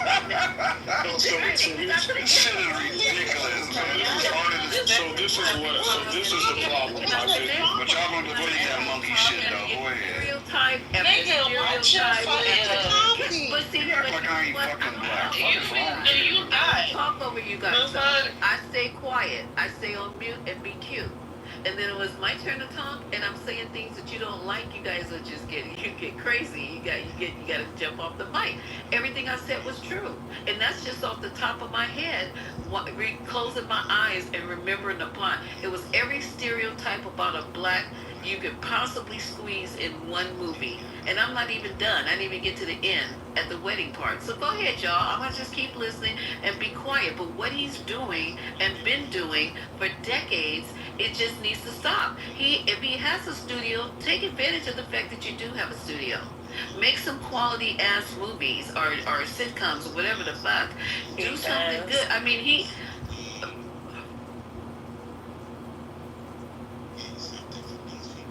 Okay, what does he do? So I'm gonna tell you. Let me say it real quick. This is crazy. First of all, no, it's not crazy. It's you crazy because you don't like what I'm saying. It's absolutely crazy, true. Everything that I said, okay, I did not lie one time when I was describing the movie. You're not right. Once. Right. I'm not right. I'm just describing the movie. Right. You described the movie, and what you described was a comedy. And if you're not a movie person. We've already discovered that. Well, what does that got to do with anything, though, bro? So you don't understand. So you don't understand that that's how comedies work. Comedies tend to lean on stereotypes. That's just what it is. Like, it's meant to be funny. You might not take it funny or not, but that's just what it is. It's not meant to be taken seriously. It's definitely not meant to be taken as something that you're supposed to learn from. You're supposed to laugh at it and move the fuck on to another movie. Now, did you see the 688? Nope, didn't see it. It's an amazing Tyler Perry, right? Tyler Perry, a history piece, and it was shining a positive light on black women, right? So 6 AAAs. Yeah. So what I'm saying to you is when someone says that he's doing the bad for the community, and you hear in his movies like 6 AAA, he got other movies that's history pieces that don't include slavery, Gemini, and you hear that, you're like, damn. So if we didn't have him doing what he doing with the comedy shit, that one, but what you know, what? No, it's not. But what you don't realize is. You guys calm the fuck down. We all not I'm you. not. Y'all You're not. I'm not mad because we ain't seen every fucking Tyler Perry production. Yeah, but nobody's upset. But his movies are, the damage. Go ahead, Brooklyn. Go ahead. It's no damage. Is your TV on in the background, Brooklyn, or is that somebody else? No. That's my TV. That's my TV. I'm watching a white movie. What I'm trying to explain. My bad, Brooklyn. Go ahead. I'm really trying not to curse nobody out. You nice, Brooklyn. Y'all being disrespectful on purpose. What I'm trying to explain to you is, I guess you would have to understand the dynamics of how I studied film in college. So you have to understand how film works and, the different genres to kind of break it down. I'm not looking at Tyler Perry as a one he doesn't make one genre of film. He makes a plethora of films, comedy being his meat and potatoes, because Medea is the reason why he has that studio that he has. So yes, he's gonna keep producing Medea movies, because Medea is the reason why he is where he is. So if you knew all of these things, maybe you would think differently about it, and you wouldn't say, and I'm not talking to you, I'm specifically speaking to Gemini, say such ignorant things. You wouldn't say such ignorant things if you knew how he came about and how he got to where he is. It's based on Medea. So whether you like her or fucking not, doesn't really matter. Medea is why he got the studio in Atlanta. And I want to add. I understand. Hold on. She said that to me, so let me respond directly. With all due respect, I have to say, I'm not going to watch another fucking Tyler Perry movie. I don't want to see another motherfucking black man in a motherfucking dress, because I don't identify with none of that goofy shit. I'm sick of seeing all his stereotype trauma porn fuckery, not even in a good fucking format. It's not even fucking palatable to me anymore. So this room helped me remember, and I will stand on this. I will never watch another fucking Tyler Perry movie till I'm fucking dead. Fuck that cone. That's how I feel. Okay, but here's the other thing that y'all don't know, because this was another conversation right now, or whatever. Hold on. There's another conversation that was had, and somebody said something, and I really need to clear this up. It is super weird to me that you guys think that somehow or another Tyler Perry is just like sitting on his fingers, twiddling his thumbs, and not doing other things, and not reaching out, and not also sharing his space with other creators. So let me let y'all all know, Black Panther, both 1 and 2 and 3 were all shot at Tyler Perry Studios. I know this for a fact because I was actually a production assistant on the first Black Panther. So this is crazy to me that he literally reaches out to and shares his space with other black creators, other black filmmakers, and gives them opportunities. Like you were talking about, he only produced one. He only allowed one person to do one show. It's crazy to me that you guys don't understand how development works. You develop the show first, you have to find slots for them, and then you have to pitch it to the television, and then TV has to pick it up. It's not that simple to just say, okay, I'm going to shoot something in a can, and then I'm just going to distribute it. It doesn't work that way. You also have to be in line with your distributors. So there's a lot of factors involved in all of this when it comes to filmmaking. And Brooklyn, you know this because you did some stuff as far as film is concerned. So there's a lot of pieces involved in that. And it's weird to me that he does so much in the community. Like, I can tell you this for a fact. And I'm telling you, there's things that Tyler has done quietly to help out so many people in the black community. I've literally watched this man pay for funerals. He's paid for tuitions. He's paid for people to go to college. He's done all kinds of stuff. When we've had elderly people in the black community about to lose their house. Do you know that he went to South Carolina? This black woman was literally about to lose her house that has been in her family for 100 years. She was 84 years old. He literally went because those doggone predators, white predators, wanted her land. And they were literally trying to get it under eminent domain. And he not only fought for it, but he made sure it stayed in her family. So it's weird to me that we get all up in arms about a lot of things, but this man does so much in our community. And it's so much more than a damn Medea film. And it incenses me that we do not understand the bigger picture. I'm sorry. Hold on for 1 second. You don't have to do that. And I'm glad he does things like that. I really do. I appreciate him. God bless him. God bless his heart. God bless his bank account and all that. Okay? But that's not what we're talking about. So, I appreciate you though telling me that he's done those things.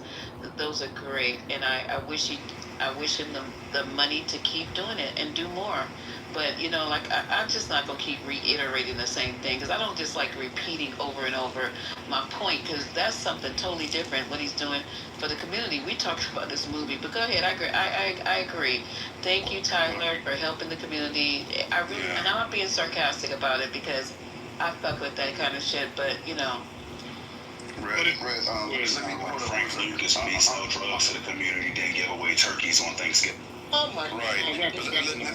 Let me say this though. I think it is though. What the things that you're talking about that you highlighted that he does for the community, I think that aspect of Tyler is dope. That's great. I think it's amazing that he paid it. Hold up for 1 second. The fact that he's employing a lot of black actors and actresses and people on set and things of that nature that are African American that might not have opportunity outside of what he presents via his film studio. I think that's amazing, right? The quality of his content for me is subpar, right? That's just me personally, right? That's where I'm at with it. So I won't be supporting. I really like, for me, I like Ryan Coogler. Like if you want to know the type of film, like Black Panther, you know what I mean? Like Creed, like Fruitvale Station. But they like was shot at Tyler Perry's let me finish. I don't care where it was shot. Said that he creates. That's the difference between him and Tyler is his creative process and his creative content. He creates far superior content, in my opinion.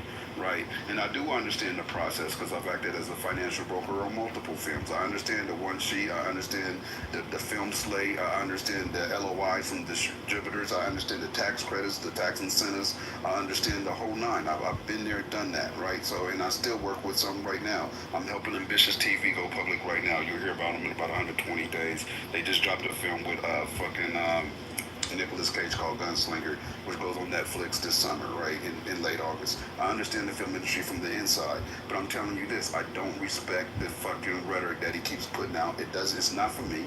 Y'all can say that makes me not black, whatever the fuck it makes me. I don't like the content that he puts out. I don't like seeing a black man in a dress all the fucking time. That's not for me. That could be for y'all. Y'all might enjoy that. Maybe that's the stereotype you want for your kids. Fine. Y'all can have that for y'all kids. That's not for me. Sorry. Okay, so in fairness, I think that the criticism was of the criticism. You feel the same thing about Martin. Yeah, well, the criticism was of the material, not his philanthropy. So I mean, and listen, he has the right to feel that way. He has a right to feel like that Tyler Perry's material or content is not for him. The problem I have, and I think we haven't talked enough about this, is the respectability portion of it. That bothers me. Like, you don't have to love Tyler Perry's style, his plots, his politics, but to demand that he stop creating based on the respectability. I'm not demanding that. I didn't say that. No. I mean, I've heard it. I just said I'm not going to support. That's all. No. But there have been cries that people say that he should stop making the stuff that he's making. So I've heard that. I mean, in some capacity. So if I've misrepresented, I didn't hear nobody say he got to stop. It's his business. Well, okay. So let me rephrase it. So there have been people who expressed embarrassment over his films not reaching the content itself, like or the perception that it makes us look bad. But the concern isn't about the art, though. It just feels like it's about respectability or the gaze of whiteness. That's what it feels like. In that sense, that the embarrassment is more about our internalized fear of judgment. You know what I mean? Like than it does more about the value or about his work, like how we are perceived by other people and how it makes us look. And we should be. That's why I mentioned. That's why what I'm saying is that man has those stories have been told. No, but the stories that. But I invite you to understand this. The stories that this man is telling, whether we like them or not, are of marginalized people whom those stories who have often escaped Hollywood. Like, they haven't been told. So maybe you know what I've heard the same. Telling that haven't been told. I'm talking about the story. I'm talking about the real life dynamics, like the generational trauma, the mother-daughter friction, the religious attention. Oh my goodness, Quinn, Quinn, that's been told in many. Well, no, but I'm saying they haven't. That don't involve a man with a dress with a mustache. But they haven't been told. But did you guys feel that about Martin? Martin also had a dress on. Martin too. I mean, come on. We have plenty of men with with dresses before Tyler Perry. I'm Flip Wilson here. did it. Wilson, yeah. But it's just played Geraldine for 10 years. What are we talking? Okay, you guys fuck over me one more time. I boom this fucking room. I'm not gonna be struggling. I worked all fucking day, and then I open up a room, and I can't even. And I'm quiet. I try to be quiet in the room, right? I don't say too much in here, right? I try to be quiet. But I'm just saying, y'all, I get what you guys are saying, and I understand it. But you guys are refusing to understand what we're saying, and I get it. And I'm not saying that you guys are wrong. I'm not saying that I'm right, but I'm telling you, those movies. I'm not gonna let my daughter sit up and watch it. For what? It's getting to a point in our community where we just we just don't want to be great. We just love to be marginalized. We love to be average. We love to be just right. You know, why can't we do more and focus more on excellence? That's why I was telling my kids. I said, you ain't listen to this fucking rap with all this nigga, bitch, hoe. We're not listening to that. Well, they say, I don't care who says it. You always got to follow because there's somebody in front of you. No, you step front and you take lead. Once you listen to music that is not degrading you, not degrading our community, not degrading women, I'm just not going to do it. If you guys want to do it, you pay your bills, you take care of your house and your kids. But I'm not going to do it. And I think it's not fair for everything that's coming out of Hollywood. Not everything, because, everything is not coming out of Hollywood. But I think everything that's coming out of the music industry, the movie industry, and not everything. I'm just using that word. A lot of shit. And it's just not focusing on the positive things that are being done. That's why when people look at us from other countries, when I travel, I get asked the dumbest ass questions, because how do they get to know African Americans? By what? By television and by media, by music. That's how. And all the things that we put out, we gotta glorify the negative shit, the baby mama shit, the divorce shit, the fucked up community shit. We had a woman in here from India, and the first thing that came out of her mouth in this room was like, yeah, your communities are fucked up. What the fuck does she know about our communities? Where does she live? Does she live in Inglewood? Does she live in Culver City? Does she live in whatever I'm doing California? Because in New York is different. In California they're more like portioned off, right? I don't know where she lived. Where does she get that? But when I go travel, I get that a lot. Okay, but can I explain to you why those people do? Because they also have a narrow-minded view of what black people are. First of all, if they're getting those messages from... Where they get the view? But they're getting them from the same place that people here get them from, Lisa.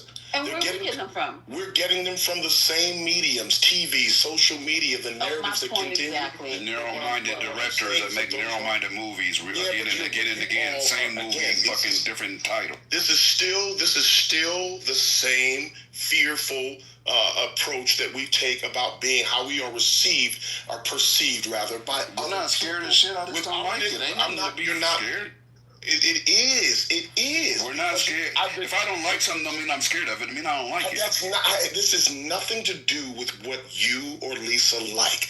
That is not. No one is. That's what we're talking about. Our preferences in film. I don't understand how you guys actually understand anything when there's never a complete thought. How do you do that? I haven't said that there is no one here that I've heard, and I've been listening for a while, that has tried to suggest that you like anything that Tyler Perry does. No one is trying to convince you that it's material. There's some of us who don't actually pay attention either. What about the fear part? That's what I'm talking about, the fear part.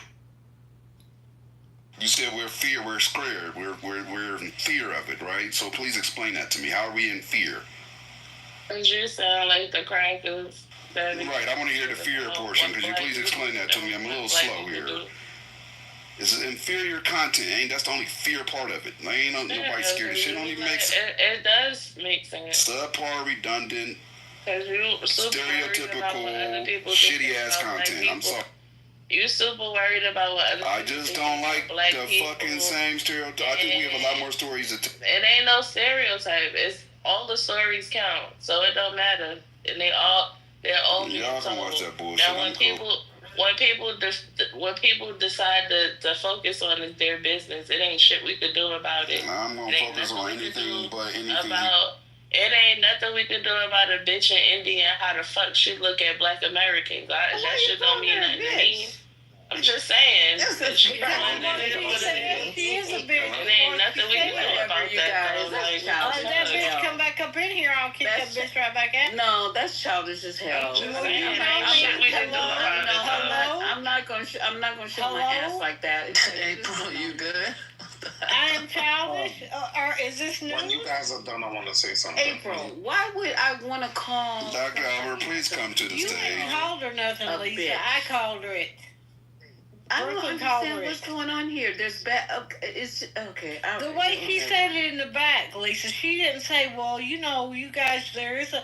No, she was did, with and it. I'm just telling you. Yeah, I'm just telling you. So when you get you get it back. Okay, so how people perceive. That's why Hispanic people are going around and calling each other. I don't give a fuck about that. That don't mean nothing to us. I do. Why? I do. Because you know, what do you mean, why? And what can you do to change it? What is that? Stop. It ain't about the. It's not niggas. about. Stop singing and calling each other niggas. Stop singing and calling each other bitches and hoes and all this kind of bullshit. So you think if we stop saying that, they gonna stop saying that? That's what you think? In Brooklyn, at that point, why you want to be marginal? I don't care what they do, and we're not the product of it. From here on out, I better not hear nobody cursing, nobody crashing out. What the hell? Oh, come on, Mel. No. What the hell, No, we gotta hold each other accountable on how we represent ourselves, and we are starting off on Clubhouse. We sure are. Oh, yes, we are. Hold on, take me. You know I don't forget nothing. Call it, and that means Don't waste your time on me. I'm gonna curse. Oh, no bitches, no hoes. No. Heavy on the bitches and hoes. We are starting on Clubhouse. Oh, you guys have to say it after we close this room. Heavy on the bitches and hoes. So can I say this? Okay, Dad, do that. Then I want to ask Dr. Albert a question. There's nothing wrong with being ghetto. Yeah, it is. No, it's not. Hey, one mic on Dad. One mic on Dad. One mic on Dad. No, it's not. My God, I wish we would have recorded earlier. Hold on, let Lisa get her shit off. Lisa trying to talk. Go ahead. Asking the audience, y'all don't mind being called ghetto audience? There's like about 80 people in here. Y'all don't mind? If you don't mind, I'm not ghetto. I'm ghetto. I'm just asking a question, room. If y'all talk ghetto, if y'all all other communities calling you nigga and saying nigga, if y'all do with that, that's up to you. I don't be good. I'm a real one, though. Y'all been talking in circular all night fucking long. Friends, we got here because they want to stick to the movies, but they don't want to speak on social media. They don't want to speak on Clubhouse. They don't want to speak on reality TV. Mel, it is 4 in the morning, Mel. You should be asleep. No, I'm coming back from New York tomorrow. Take your ass to sleep. So I'm off of work. So let's not try to act like what you see on TV and stuff like that. Dapper, you ghetto? Yeah, when I want to be, yeah. Oh my God, I'm gonna sit over here. Hold on, Lisa. This morning, if I would have recorded that room, you was going ahead about how ghetto you are and how you would pull up and get somebody. Come on, let's not do this. Okay, let's not do this. Don't do that. And that's why I'm telling you, lucky our room and I recorded it in the morning. Fucking white man. Like, what are we talking about? Like he gonna talk to me, he gonna get it. You understand? Lisa, but you didn't just do it. Lisa, we have not just done it to white people. We have done it to our own people. I don't give a fuck. If it's a black guy, it's probably would be done differently. But if it's a white man, if it was a black guy, you would say it. If it was a maggot, you would say it. I don't care if that. Don't try to change my view of what happened. I'm gonna tell you. Any white man, Lisa, but I'm not speaking just about this morning, love. Go get I'm it. not. Then I don't care who they are. I don't care what they do. I don't Okay, and you know what? Why Somebody y'all could be don't like, turn her? Y'all don't turn her up again. She's supposed to be. somebody could say, well, Lisa's doing it ghetto. So guess what? Okay, so We have all been ghetto. Okay, ghetto, call me whatever you fucking want. Another white man call me stupid. You just didn't want to be called ghetto. And what I'm saying is people may look at you that way. We are in trauma porn right here.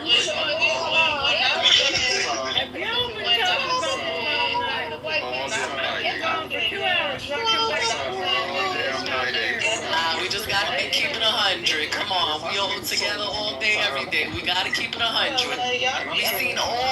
We all have crashed out, and it ain't just our white people. No, Can I finish?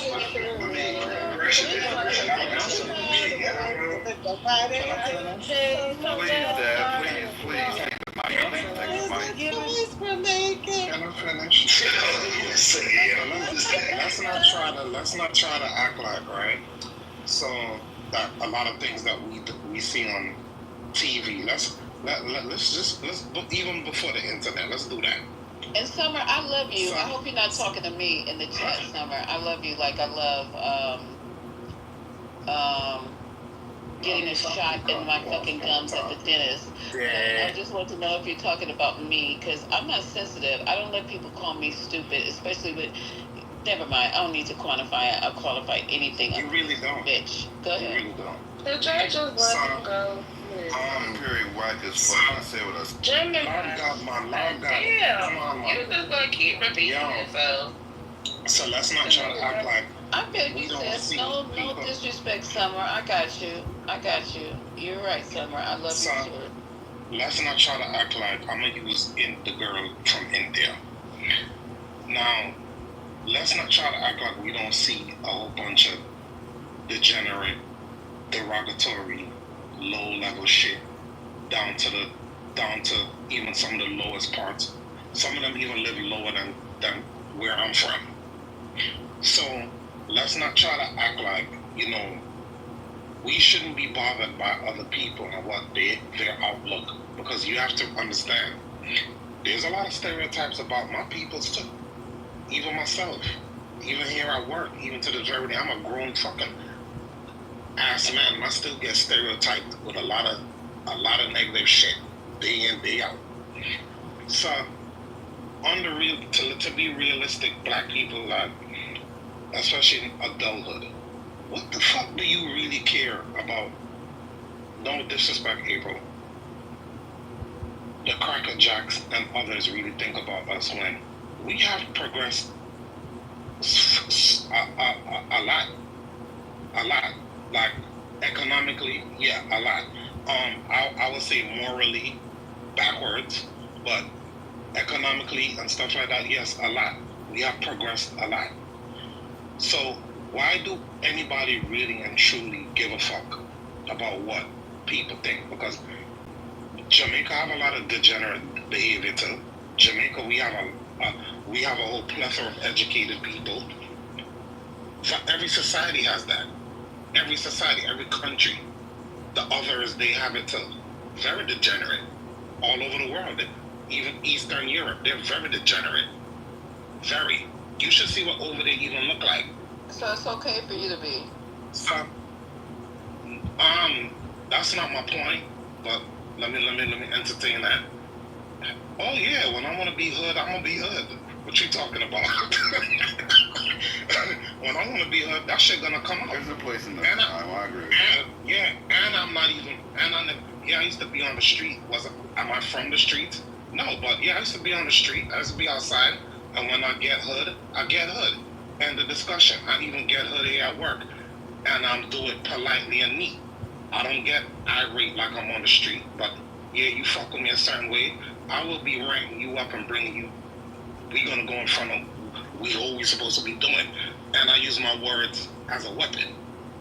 So yes, let's not try to act like other people don't have the degenerate behavior.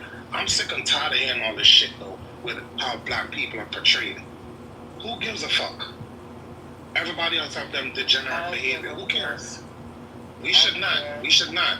Lisa, you should not. Like, who cares? Don't tell me how to move in my space, babe, please. Because I pay my own. I'm not even doing that, Lisa. Don't tell me how to move in my space. No, Lisa, please I'm don't. not You doing guys that. want to be hood and ghetto? I'm not Am doing I that. telling you guys not to be hood and ghetto? Am I telling you not to be, you say you don't care? Don't care. I'm not telling you guys how to move. I'm just telling you how I move. I am not telling nobody in this room, on this app, on this planet. I don't care how you guys move.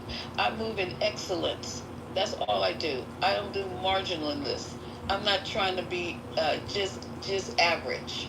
So I don't care. You guys do you. And if people say things that you think is cool, if you like, if don't bother you, don't bother you. That's why we got all differences here. So you do your thing, and you think it's cool to be ghetto and whatever. That's fine. I don't care. Because I asked you, I said, "Gap, are you ghetto?" You said yes. And did you hear me kick back on it? I didn't say a thing. Okay. I said not one word. Let me do this. Dr. Albert, you there? No, he left. He left. I don't blame him.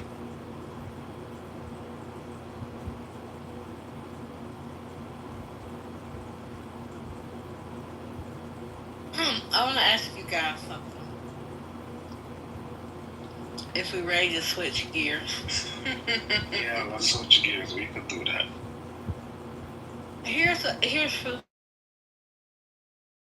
Epstein files. I know Patty say it ain't none, but if it was some, if they could clear Donald Trump, wouldn't they be out there? Wouldn't he release that? No, because it's other motherfuckers beside him. So no, I'm saying just him. His way he behaves. Because it's other people besides him is the problem. It's not just him. Yeah, but when it comes to associates, business partners.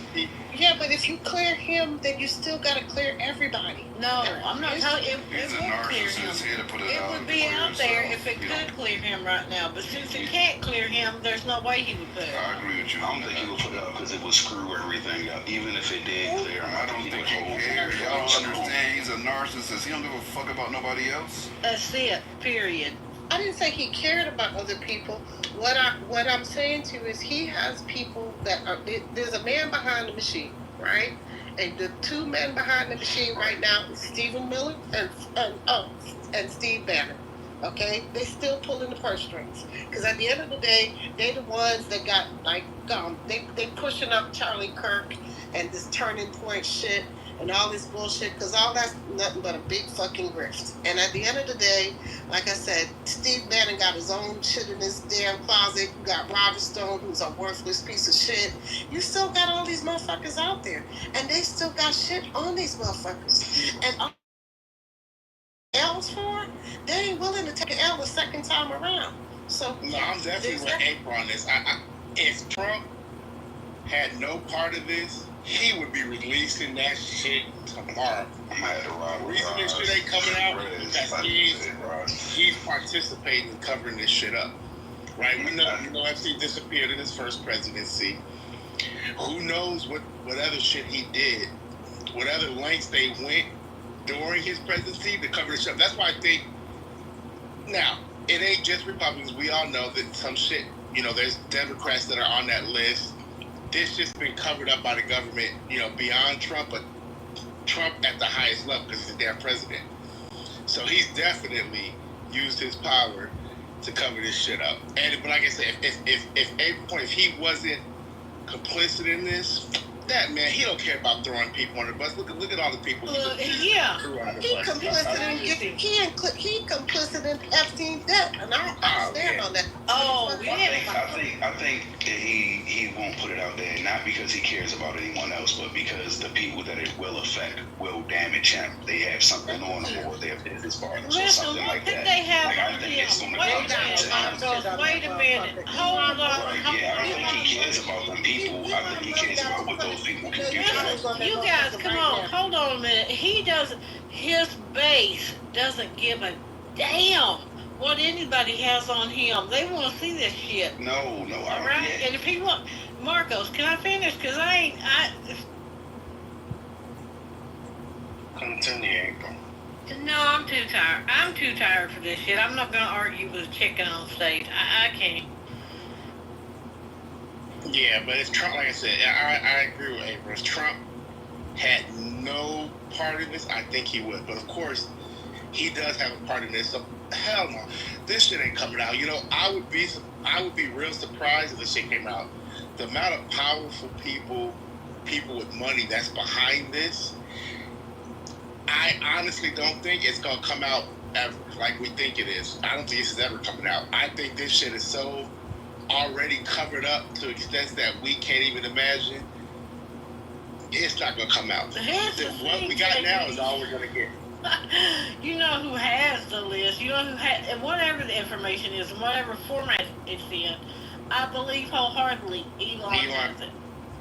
And Elon ain't tripping on Trump because, listen, J.D. Vance is their vehicle. That's their vehicle to get where they want to go. They ain't worried about him no. I think Musk is full of shit.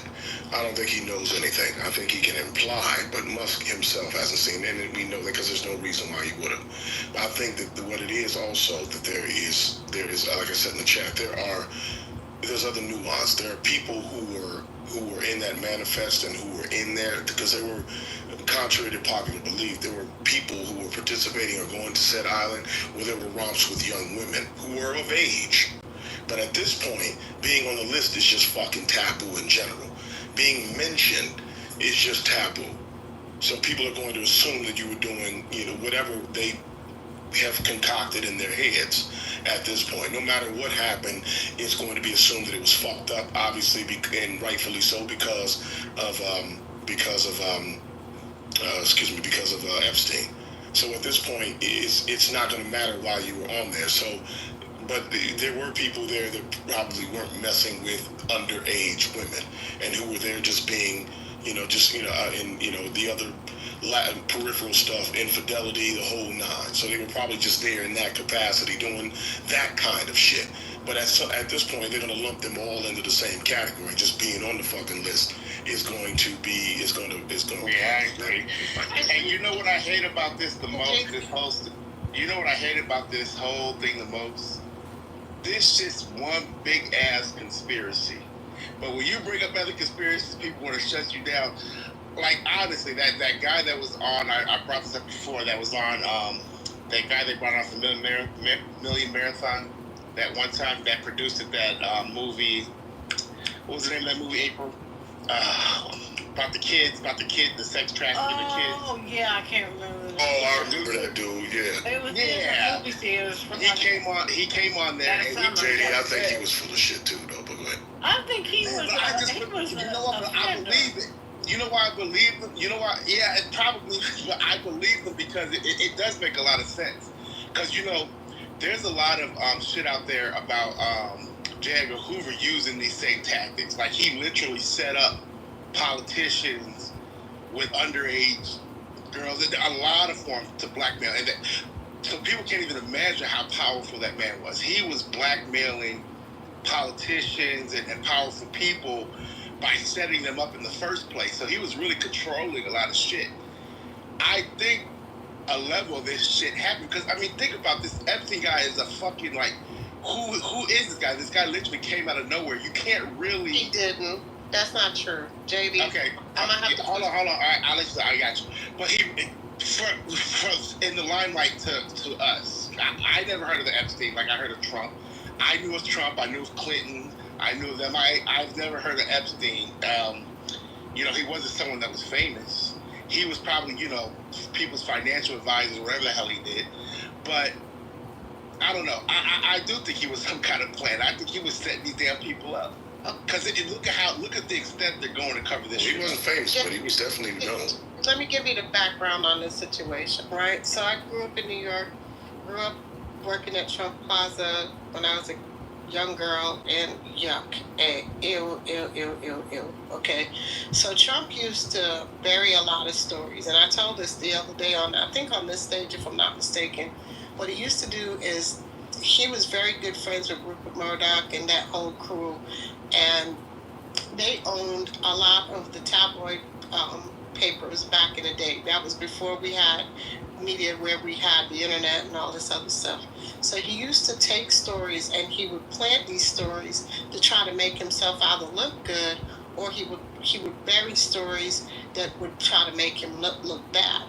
So Trump was kind of known as a little bit of a playboy, even though he was married. So he married Ivanka back in the early 80s. I want to say early 80s. Yeah, early 80s. And then he cheated on her with Marla Maples. And then he cheated on Marla Maples with Melania.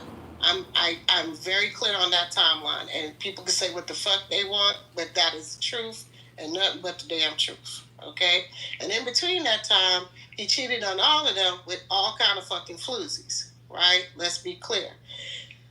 Melania was actually introduced to Trump through Epstein, because what a lot of people don't realize is he was a big kind of jet setter, right? So he was what they call a New York socialite, and there's a big club of them. They're kind of a bunch of elitists who, they make money off of Wall Street, or, they made money in the financial district, and they all kind of hung out together and partied together. They were seeing kind of the bad boys that used to be in certain clubs like Esso's, and they'd come to Studio 54 and all these other freaking clubs where a lot of these young girls were. And I know this because I used to hang out in some of them clubs. But anyway, they wasn't right, but they wasn't targeting the black girls. Let's be clear. They wasn't coming on the nights the black folks was there. They was there on the white nights. Let's just be clear, because Saturday night was our night, Friday night was theirs. It was what it was. So Jeffrey Epstein has always been known of. Here's the situation, and I'm a clarify, right? When Epstein originally got charged with the first set of situations with the underage girls and all this old shit, it actually happened out of Florida, right? And Alex Acosta, who was the Secretary of Labor, covered the shit up, okay? Covered it up with mud, dirt, and friggin' brimstone. What happened was the Miami Herald caught wind to the story. They wrote the story about it, but again, they didn't write it to the point the story got buried.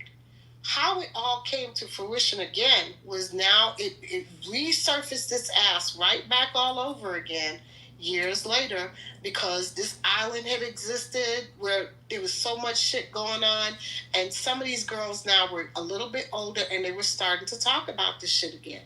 So now it comes back to the fucking forefront again. Listen, Trump always rolled with him. At one point, he used to tell people that Epstein was his best fucking friend. Let's be clear. There is clips, media, there's audio, there's all kinds of shit showing how close these two motherfuckers were. They rolled like Bonnie and fucking Clyde for years. Again, he introduced Melania to Trump. No, he's filthy. I mean, there's no question about that. It's just a matter of understanding what his entanglement is. But he is filthy. There's no question about it. He's tied to him in some very significant ways. He participated in some of those romps, whether they were recorded, whether they can be confirmed or not, I don't know that. He was there without question. We know that. And we know that he's intertwined with him. Maybe not deeply, but I would even venture to say deeply. He's definitely tied to him. There's no question. Trump had a whole passel, young ladies, at his Trump modeling agency. That shit wasn't ever for no modeling. Thank you. Who are we kidding? That man has been involved in I would say, well, let me just be quiet. But it happened, and he had them on yachts for these older men. These young girls in their little skirts and shit. Yeah, sure did. Sure did. And then he said so much foul fucking shit. This is the part that I have a problem with. And again, April, this ain't against you because you know you my sister, right? You my little white chocolate sister. But white people have literally, they keep moving the fucking goalposts when it comes to Trump. Trump can't do no fucking wrong in their eyes. I'm talking about white MAGA now. okay? Because let me be clear. Because every time you turn around, he could tell you he done grabbed folks by the pussy. He was on the Howard Stern show.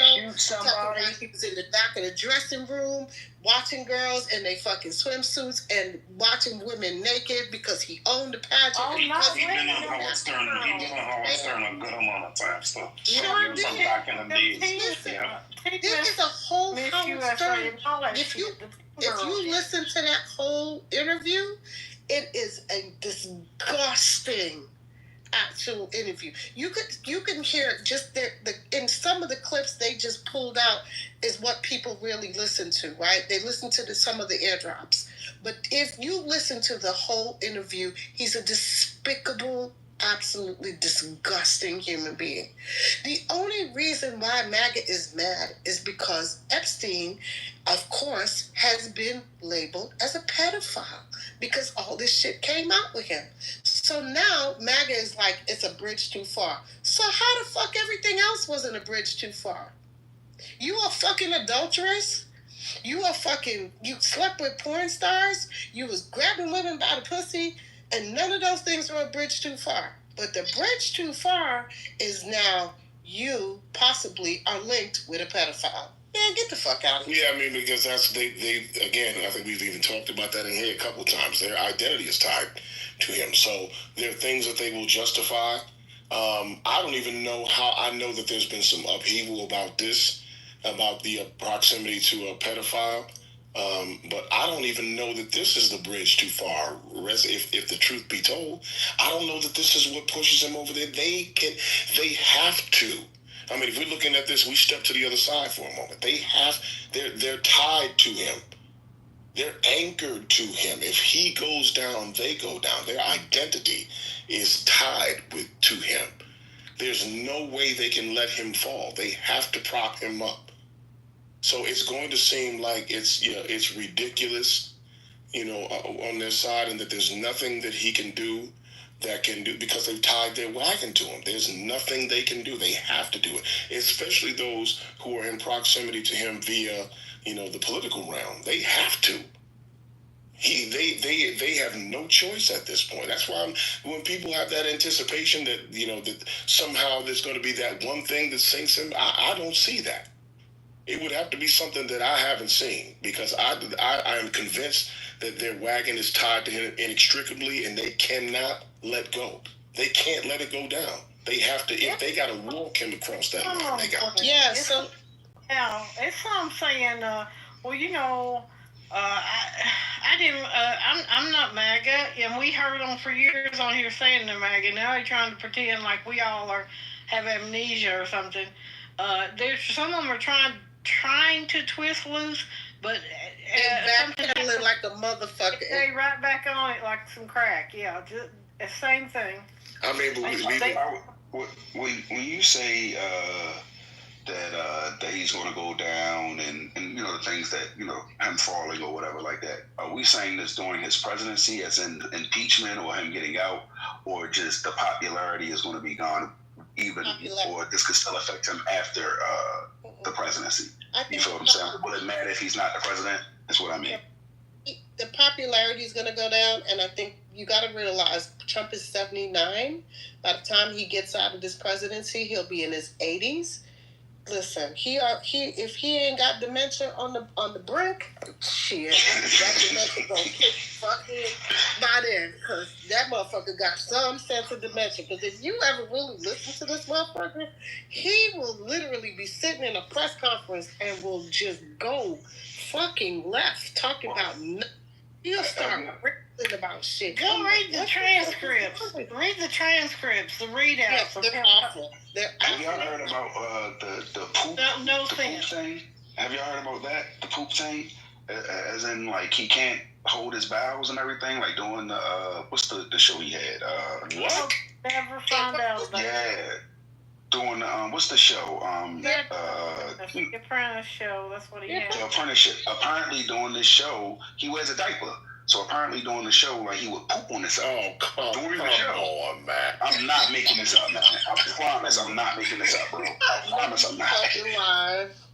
I promise I'm not making. Look, somebody Google it. I promise I'm not. I was just saying that was out there, but it's just not. Yeah.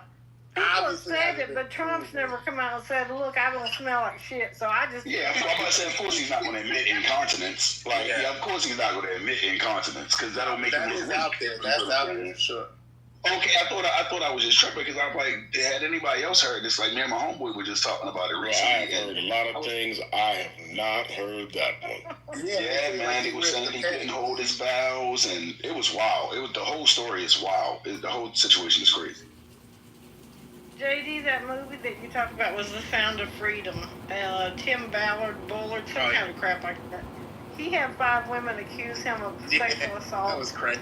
While they were filming, while they were doing the stuff. Yeah, on Trip. Yeah, that's stupid. You go through all that, then you start fucking with women like that, like it. You'll often find these people who are overzealous about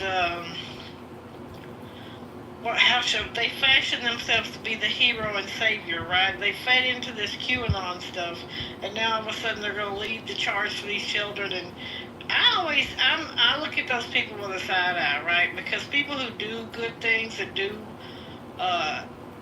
save folks from situations, they don't often get on the stage and start cheering themselves on and putting all that shit. It's a dead giveaway when they do that. Something's wrong with these people. Yeah. So again, that's because their wagon is tied to dude, man. I'm telling you, like they can't. Their identity is linked. It's inextricably linked to this dude, man.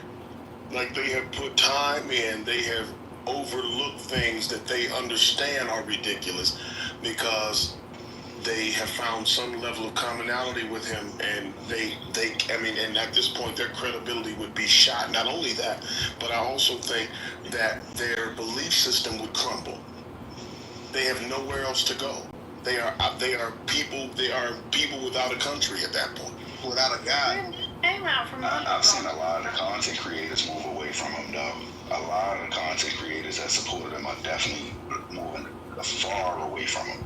You know what I mean? So much as like calling them out on anything, you know what I mean? Calling them out on a lot of stuff that everyone else is speaking about. But a lot of the support that I used to see online for him, a lot of them have gone down. Don't get me wrong, the ones who are there are doubling down and going hard. Like the young lady April said, a lot of them are going harder than that. But like they were saying, Charlie Kirk and everything like that. But the ones who aren't, they're paid.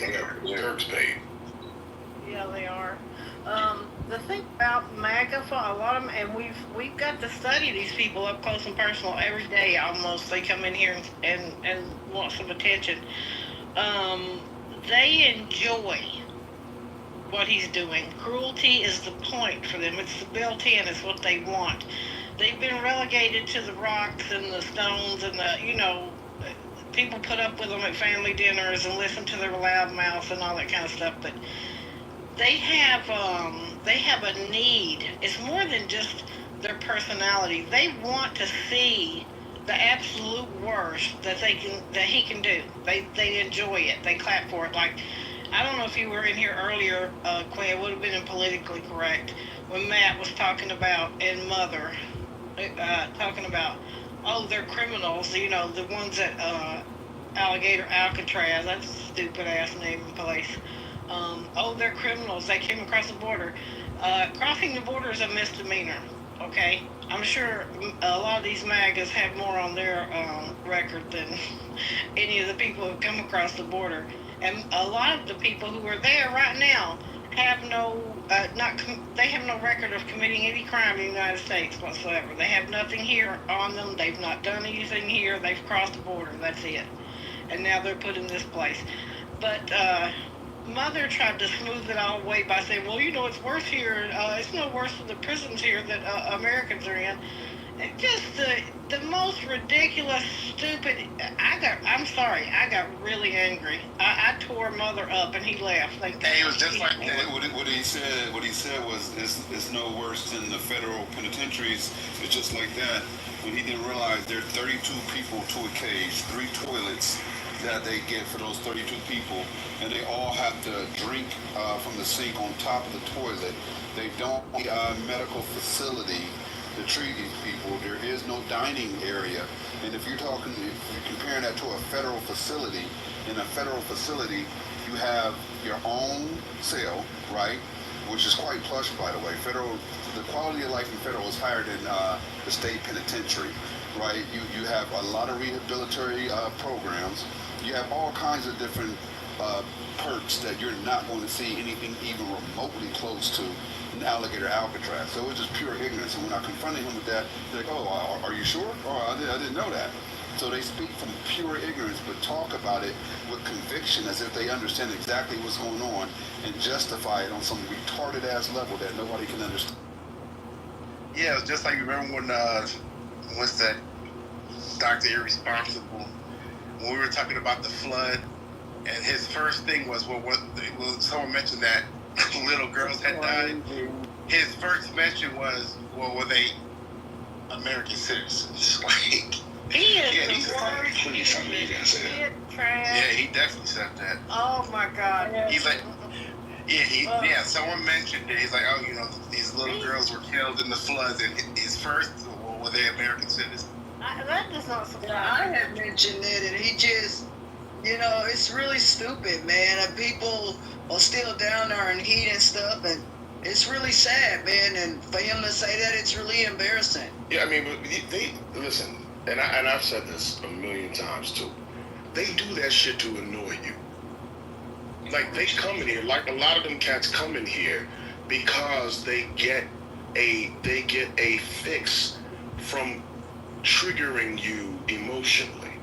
Like, that's what this whole thing is about for most of them, making you feel like they have felt for as long as they have. Obviously they're irreparably ignorant. They don't have good educations. They're not smart people overall, but they get their fix from pissing you off, and making it seem like they're not trying to. Like, they're at least smart enough to do that. And then they go to other rooms and then they talk about you, about how they've done that to you. And then they come back in here where they know that there is, no one agrees with them. And they say things like that to trigger you so that they'll get an emotional response from you. So I would really encourage people not to fall into that trap. You know what I mean? For as much as you can, because that's what they're coming in to do. The Matt Ghouls, the Beavers, the Dr. Ricky, whatever the fuck his name is, the Pepe. All those cats come in here to do that because they know that they're going to get a response. El Norm as well. That's what they do. That is the entire purpose for them being here. El Norm is one of the underhanded, thinky, slick ones. Yeah, he's not. Yeah, he's not slick. He's pseudo intelligent. Exactly. He hates me with a burning passion. Him and stupid ass Beaver and Matt Cool. But they come here to do that though. Like, whatever you give them, that's what they want. I know they do, but I enjoy cussing them out too. So, but yeah, that's becoming less and less of a thing for me, because I don't have time to waste on them. Time is wasting for all of us. We got a lot of work to do.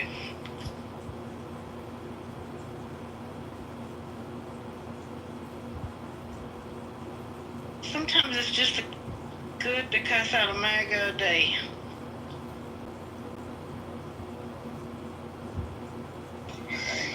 Yeah, that can make you upset, that's for sure. Well, as Quinn said, we just described as them using rage bait. Yes, they do it on here. They doing it on here because they do it online. Any social media you get on, they do the same. That's where the whole term black fatigue comes from. It's rage bait. You feel what I'm saying? It's just something for them to try to anger you, to get you upset, to piss you off. No matter what your cause is, they'll find a way to be against it. And they just want to be contrary to everything, which just pisses you off, just because most people off because they don't agree. It's actually deeper than that. There's some idiots who come in here who are apolitical, who try to piss you off no matter what they say, because that's where they get. But in effect, it's actually the same thing. But they come in because, listen, you would think if I won this election, if I'm so invested that way, then I would want to be around people who I could revel in that win with, like the people that who I actually, who voted the same way, who feel the same way I do, who are reveling in the so-called gains of the administration, whatever it is that they think that they're doing. But no, they'd rather be here. Why? You never think about that. Why would you want to share time with people with whom you have such fundamental differences? They want that fix you're talking about. That's exactly what it is. And like I go back and forth with just talking and stuff like that, because it's just, but even really then, like, it's just not worth really engaging them. Because you notice most of those cats never come up and speak. They all stay down in the audience chatting. That's all. Because, I mean, if you've ever heard Matt's Cool speak, he sounds exactly how he sounds in the chat. He sounds like he has about a third grade education. His responses are the same way. I've heard him talk in different spaces. I'm like, are you kidding me? Is this who? I immediately they didn't have to talk to him ever again. Now, I haven't heard the Beaver dude talk. But, I mean, it's just in general, like the Pavettos of the world who seem like they're somewhat reasonable at different times, and we feel like we're going back and forth with them because there may be some place where we can find some commonality. Nah, fuck you. Don't commune with the people that deal with you. Matt tries that. He's like, oh, I think we all can agree. And I'm immediately like, no, I don't think we can all agree. No, that's just the way to keep engaging you. That's all that is. Absolutely. Trying to find a common ground is how they keep you kind of engaged. That's exactly it, Margo.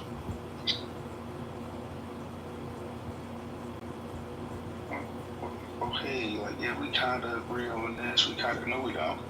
And the problem is that some people nowadays just don't stand firm. Some people are very wishy-washy with what they believe in. They don't, So talking to some people, you give them that, and I'm pretty sure they've encountered that many times on here. Maybe not in this room, but with other people, and it works. I guarantee it works. So they're gonna keep using the same method on everyone else, but you have a big disdain for them, so it won't work or other individuals. Like once you get past that, now they just want to irritate you. Hey, because like you said, it's definitely a dopamine hit. The worst ones is still Black MAGA, Manfinity, who else? Notorious. I don't take any of them seriously. I know, man. I really don't. And I believe Trent's one of them too. I agree. Trent literally, he never sides with anything opposite of Trump. He tries to stay in the middle. He tries to be objective. Yeah, one of the tries to be. He's been an odd from day one on this. Yeah, that is mad. He ain't hanging around with white people. All those photos he keeps posting, his surroundings. Like, dude, you're MAGA. You ain't no way you're telling me you live this MAGA lifestyle. You hang around all these MAGAs and you voted for Kamala. Get the fuck out. But I actually think that there's a part of. I told him about that. I told him to his face. Well, I told him on his app. Mm-hmm. I told him. There's a part of Trent that wants proximity, just like they do, who wants proximity to whiteness because he thinks that's proximity to power. That's what he does. He doesn't know a function outside of that. Like it would break down his belief system if what he perceives that they feel about him wasn't that. Like they participate in the delusion with him until they don't. I had a friend of mine describe that's why that a lot of the Latin individuals voted for Trump. You know what I'm saying? This time 100%, bro. Strikes in their whiteness makes them feel better. You know what I'm saying? Like most people don't, like a lot of people don't know a lot of so-called Latinx individuals, or I don't know what term they use it. You know what I mean? Or change so much. But a lot of them are actually darker skinned. But the image that most of us know of them is the fair skin. And they say that's because a lot of them want, they think it's better to be fair skinned and they want to be connected to that. Except that white people don't see them as white. That's something they will never realize or understand. I tell you, they do not see them as white. Period. Well, again, like I said, it's the same thing with Trent. It's like the people around him. He's even. I mean, he's literally, and listen, I hate to frame it this way, but he's married to the delusion. Oh man. Like he has participated in that to the extent where it is very real for him.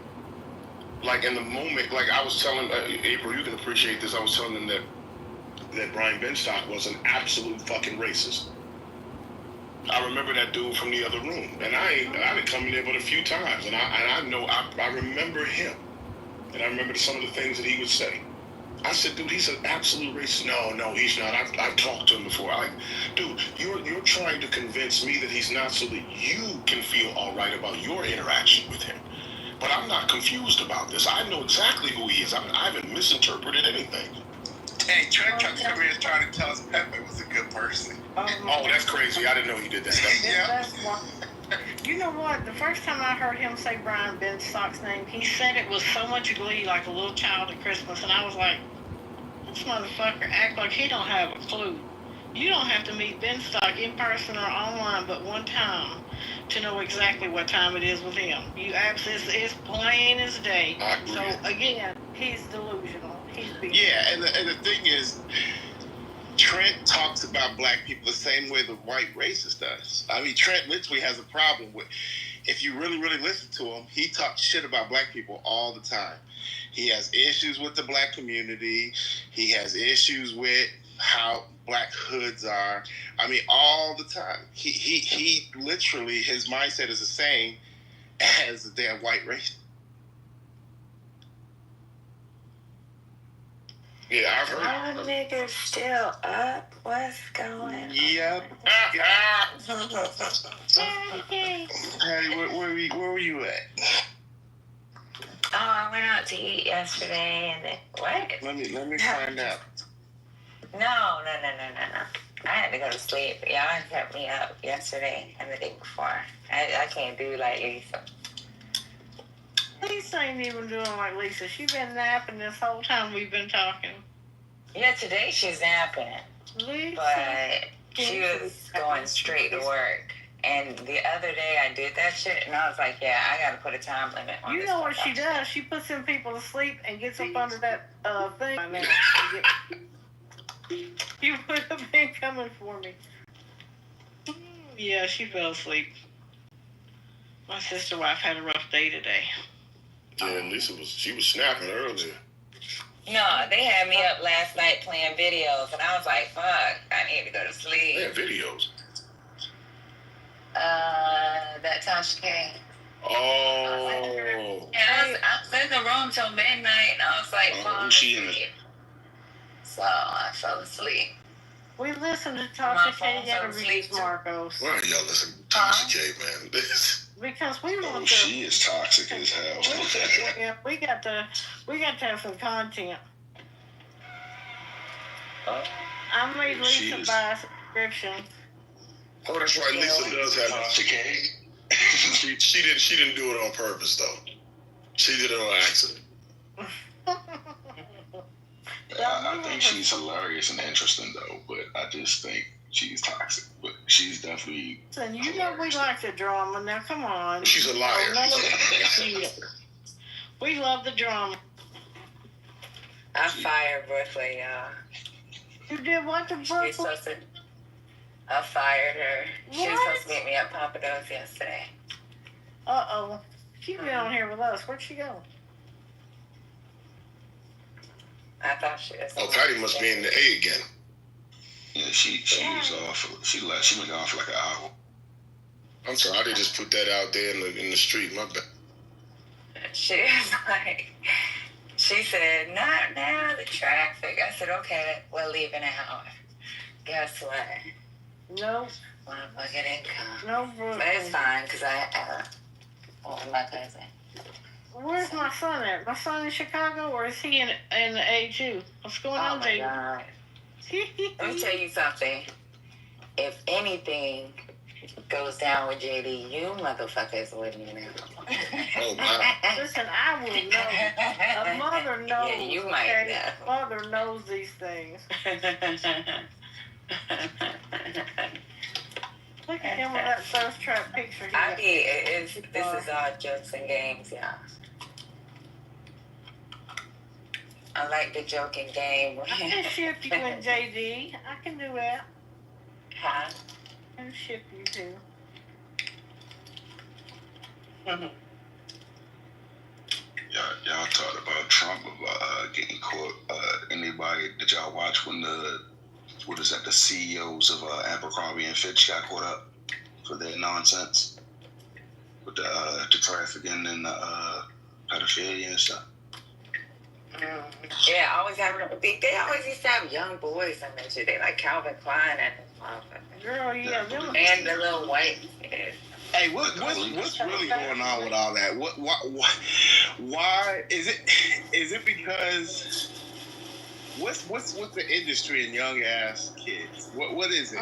What is it out? Klein used to try to make them look like prepubescent, like high school kids are so sexy and hot. It was weird, JD. That's some weird shit that went on back in the day. No, because the shit's deep. Like I said, nobody likes to talk about conspiracies, but it's shit going down because, like we talked about the other day, how many kids go missing in the United States? It's a lot. It ain't no small number. We're talking about the size of a suburb. The amount of people that go. How can this many kids just be?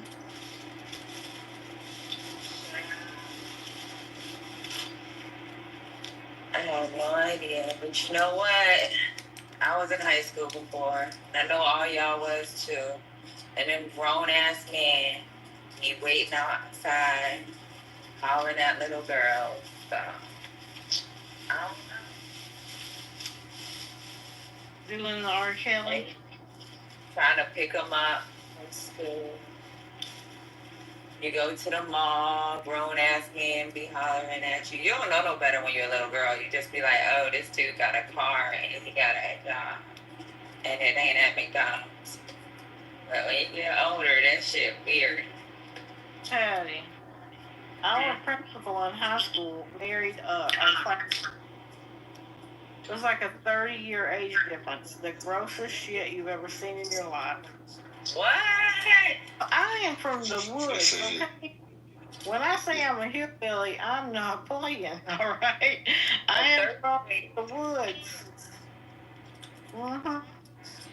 It says it's 2,300 a day.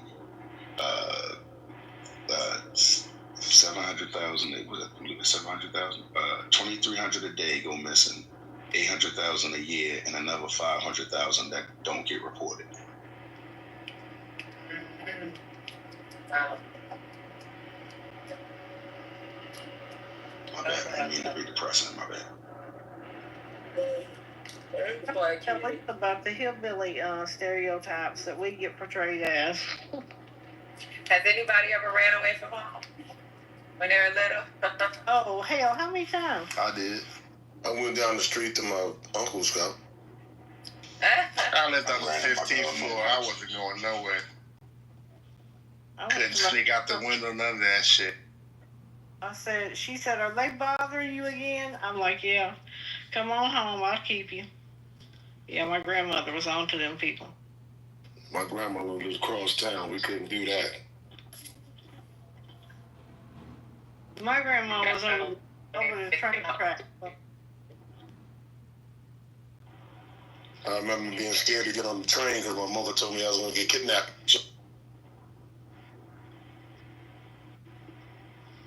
All these things, my mother keeps trying to tell my children all the little wives' tales and stuff she used to tell me when I was little. Listen, my generation was when they started putting us on the back of milk cartons. On the what? Oh, yeah, we had those too.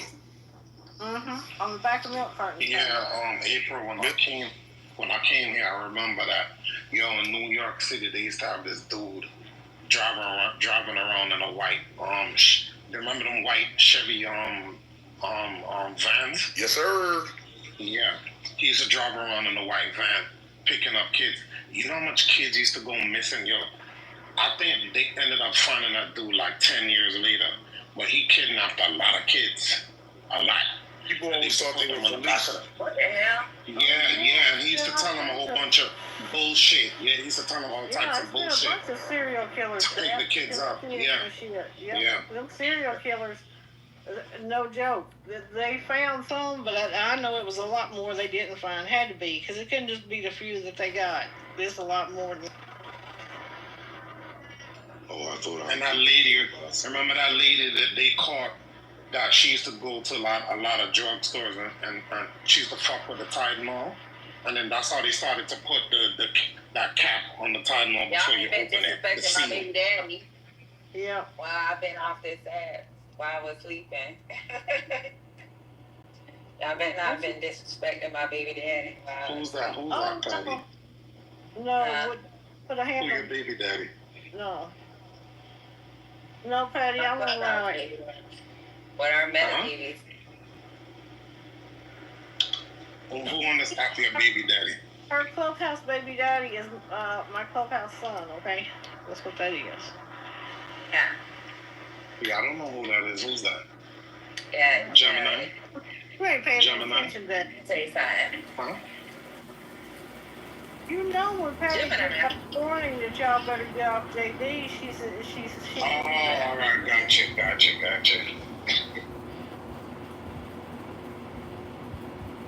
Yeah.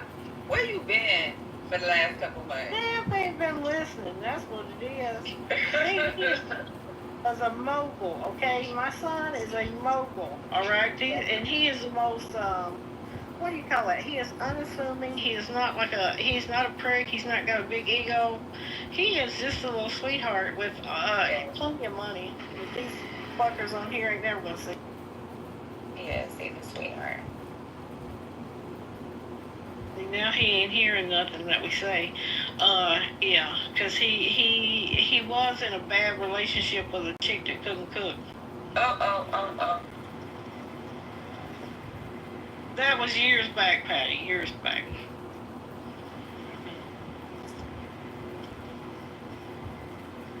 That's okay. Yeah, we're still talking about that stupid movie. Don't even get it twisted. Y'all in here mad over a movie. No, we ain't talking about that no more, Lisa. Yeah, you are. You were mad over the movie. I ain't mad over I don't get mad over too many things, but the movie is the last thing I'm gonna get mad You at. finished with your cat nap? I haven't been asleep. What you been doing then? I'm here watching a white movie that makes sense, and I'm Not a white movie that makes sense. Not the white movie. What is your white movie that makes sense? exactly. And then after that, it'd be time for me to get out of here. I can send you some black movies that make sense. Really? Which ones? Absolutely. What is the white I do have a working list. I'm got through that working list. I'm on I do have a working list. white movies. You know what I just saw recently that I hadn't seen, that I wish I'd watched earlier, but I thought was a good movie. Made me question which movies I watch and which ones I don't. Mm-hmm. Something the Lord made. Man. It's a good movie. It's with Mos Def and Alan Rickman. It's a good movie. One of my favorite movies of all time. Yeah. Of my hometown. Okay, I'm gonna check it out. Something the Lord made. I think you will like that, Lisa. It's actually right up your alley. Okay. It's about Thomas Hopkins and it's a true story. Can't remember his name right now. You're talking about it was his name was what's his name escaped me? Stacy. Was it Stacy? No, it wasn't Stacy. No, it was hold on. Oh God, now you're gonna make me look that up. His name. Let's see. I should remember that without looking that up though. I definitely should remember that. Vivian Thomas. Yeah. It's a great movie though. It is. I'm gonna check it out. I'm looking at it now. I mean, I'm Googling it. Yep. Someone had recommended it to me a long time. It was back in 2004. It's actually a really good movie. Gemini's gonna probably say this is it's trauma porn, but a great show that I watch. I guess it's a horror show. You would say is Them. Oh man, I love that series. Oh, is it the Jordan Peele movie? No. Oh, the TV show. That's us. The TV show is Them. I thought that was Jordan Peele, but it's not him. Oh. It's not his. But it's a great show, man. It's 2 seasons. I believe they might have a third. I've seen that. I just haven't done my read. Is it like it's supposed to be like scary or something like that? Well, it's yes. It's like a horror, thriller kind of thing. But it is a horror movie, and it's not really like jump scare kind of. Right. I know what you mean. But it's well made. It's set in California around the time where Watts was still mostly white, and they were starting to funnel in the black people to deceive them on their interest rates and everything like that when they started doing that to everybody and moving the white people out because the black people was moving in. And this was at the birthday. This family is one of the first black families to move into Watts while it was still all white. Actually, they were the only black family there at the time. What year was this based on? I cannot remember the year. Hold on, I'm gonna tell you exactly what it is. So, It got to be like the 1940s or something.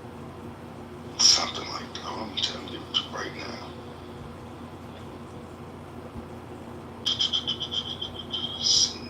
Because each season, the second season is not set in the same time the first season is, but they are technically connected. 1953. 1953, they moved from North Carolina to East Compton. Yeah, it says during the second migration. Yeah. And then the next one is 1991. The second season is 1991. That's when it's set, in 1991. Still good. Too good. I mean, the series is, it's great. It's definitely one of my favorites. You said, what was the name of the series? Them. Okay. I originally checked it out because I thought it was Jordan Peele, because I thought it might have been connected to Us, which is an amazing movie. But it's not. But it's still great. Is that actually trying to run them out the neighborhood? That's the show. Yes, Them. Yeah, that's how that happens. Yeah, Them. That's what happens in Them. Absolutely, that's part of what happens in Them. Yeah, absolutely. I think I've seen it. I think I've seen it in a minute.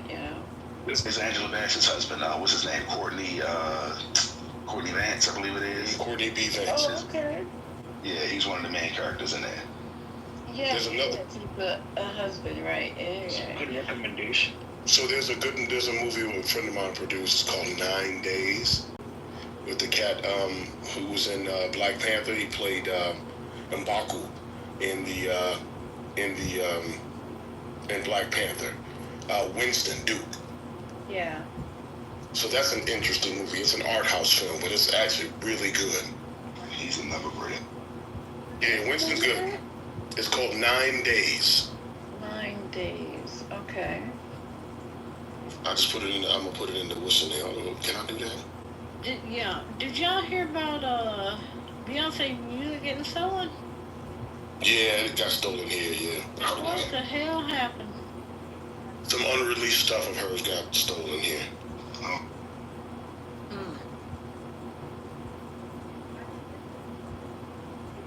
She's performed for 4 days here. Did you go? Is she suing to get her music, or what was stolen back? That's crazy. It was stolen, so I don't know that she has the opportunity to do that. Yeah, I don't think it's like someone used it, like stolen, and yeah, no, they don't know if it's the actual item. I thought they got robbed. Like a thief. No, she ain't gonna be nowhere where she can get robbed at. Somebody was in there talking about her being robbed, like AirPods. What else was taken, you guys? It was early. It was yesterday. I don't remember. I was at work and they were talking about it. Well, it says a car break-in. Right, and the vehicle in Atlanta. Car. Okay. 5 hard drives with watermarked music, some unreleased music, footage, plans for the show, and past and future set lists were taken from a Jeep Wagoneer that was being driven by Beyonce's choreographer. Oh, okay. Week. The car, which was being rented, was in a parking deck by the Krog Street Market. Oh, someplace in downtown Atlanta. Yeah, that's close to me. 2 suitcases. That's crazy. 2 suitcases, other hand. Mm-hmm. Okay.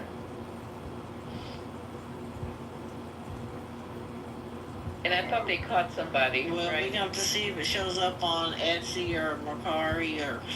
I would say no matter what they got, I know they happy. No matter what they got, they are probably ecstatic when they got away. It don't even matter what it is. They just, as long as you can identify it as Beyonce's, they don't care. I thought they got caught. Let me get this story. I gotta get the story right, because I thought somebody got arrested for that. They stole something from Beyonce. Yep. Mm-hmm. Yeah. I don't know how you would do that. Like,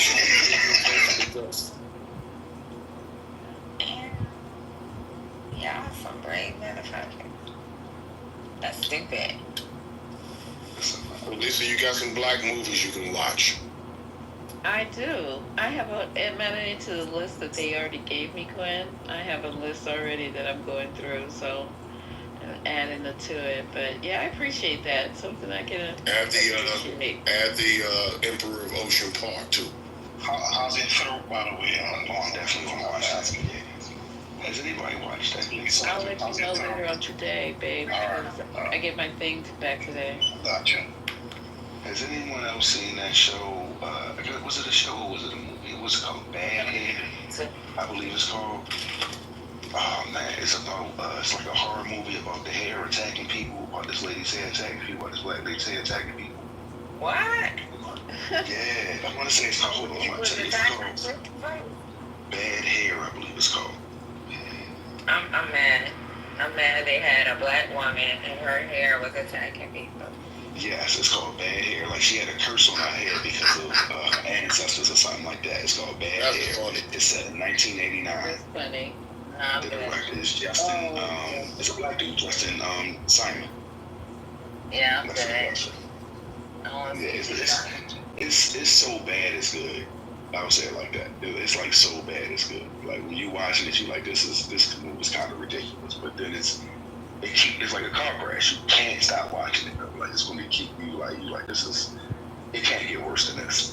Like, it can't get more outrageous than what I'm saying right now. Wow. But I promise you it does. Child.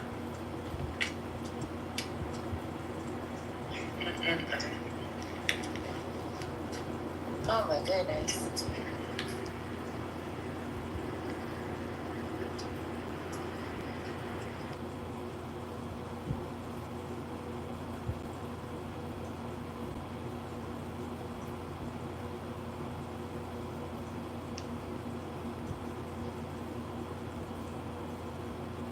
You guys all asleep? Shady.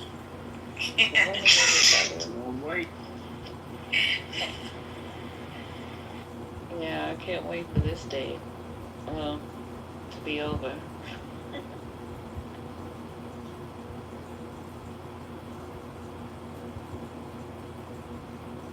So was the rest of the Tasha case thing in any game? Or was just him still talking? What sounded like him.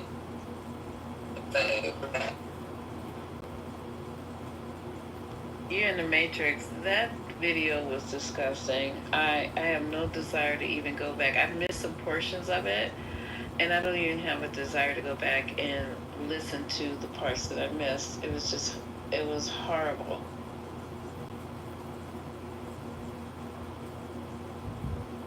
And this nigga claiming he had he got braided on that.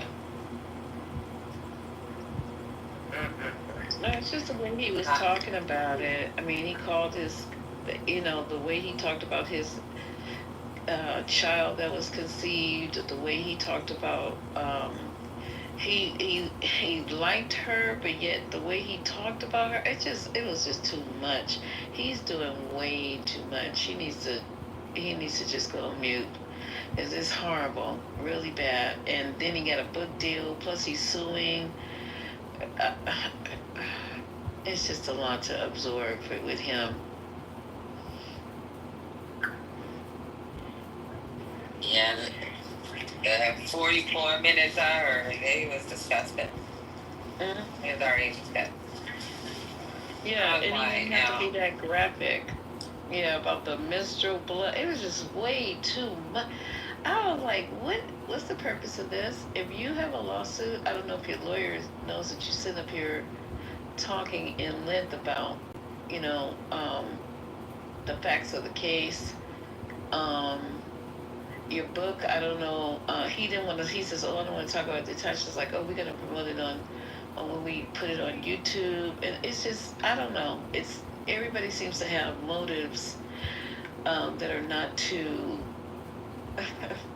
kosher. This is a bad situation, and he just everything about Cassie.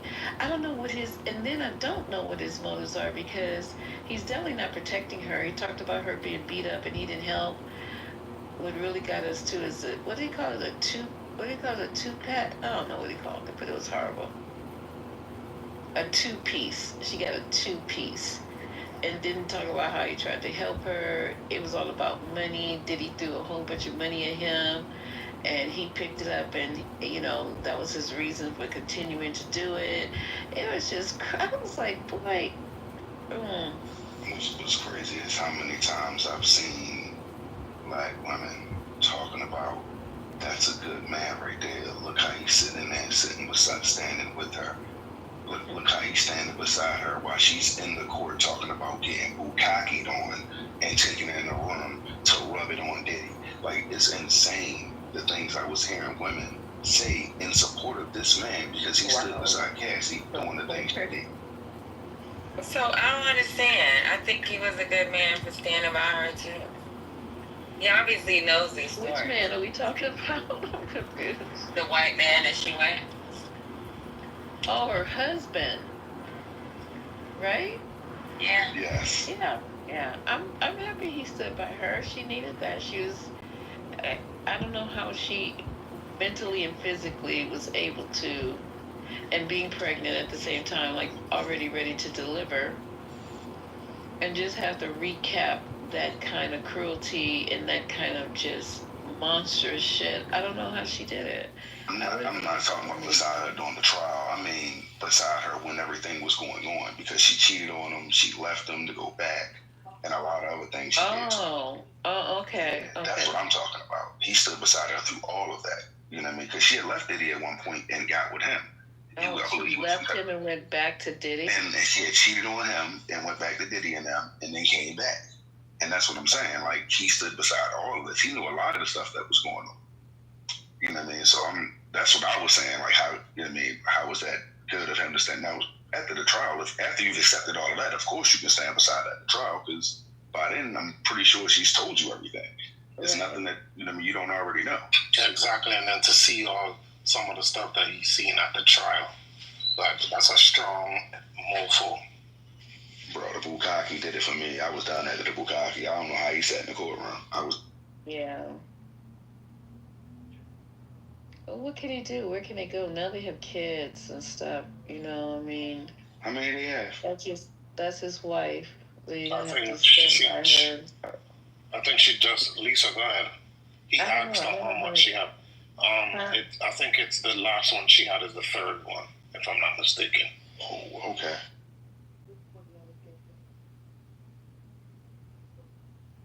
So they had time to conceive 3 children. I mean, I don't know, you guys. I don't know. So we're not there. We don't know.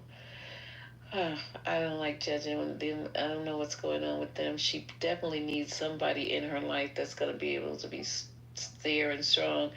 I don't know. I really don't. Because if you're telling me she left him and went to Diddy and then came back. That's a while. she getting sued. I believe they said they were discussing it earlier that she was getting sued. She's now getting sued by one of the sex worker guys.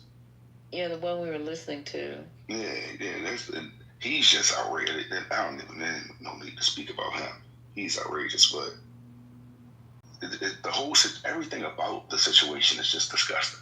Everything on every single level you think about is just atrocious behavior from almost every party involved. Almost every party. Yeah, and it almost feels like it's so much going on.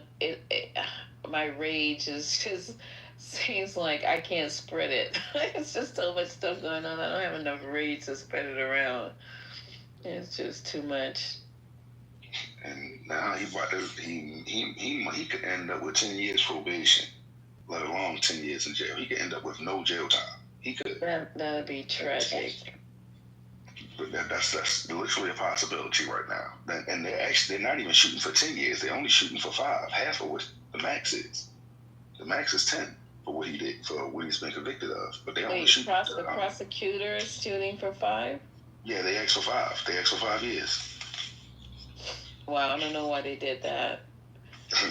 They denied him bail, and that's what they asked. I mean, I guess they still in, I don't think I forgot when they said he was going to go back for sentencing. It's a few months from now. It's later on in the year he goes back for the sentencing, like October, I think it is when he go back for sentencing, because that's why he was trying to get bail, because he doesn't go back till like October or something like that.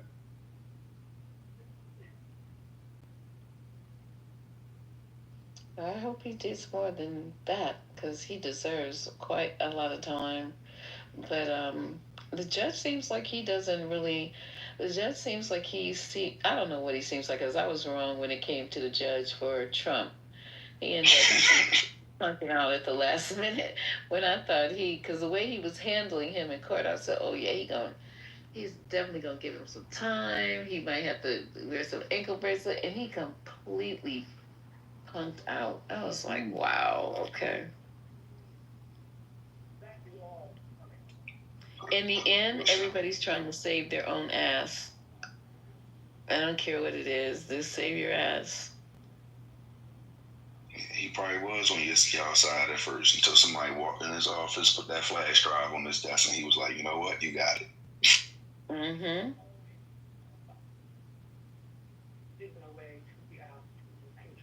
Sick world, man. Sick world.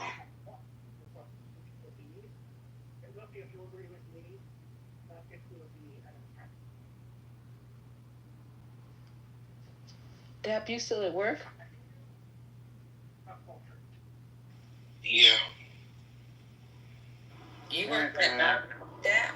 You work at Yeah, I work at night. Yeah.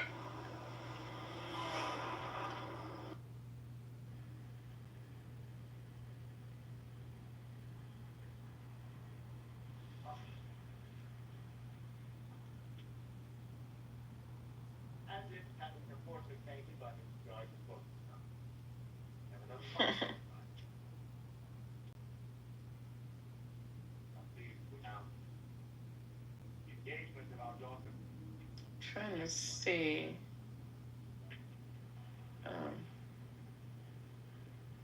Wow.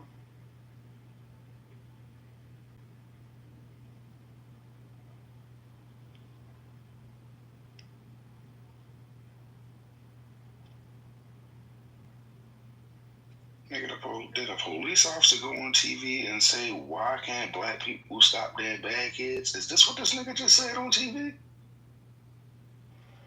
Wait, what was that?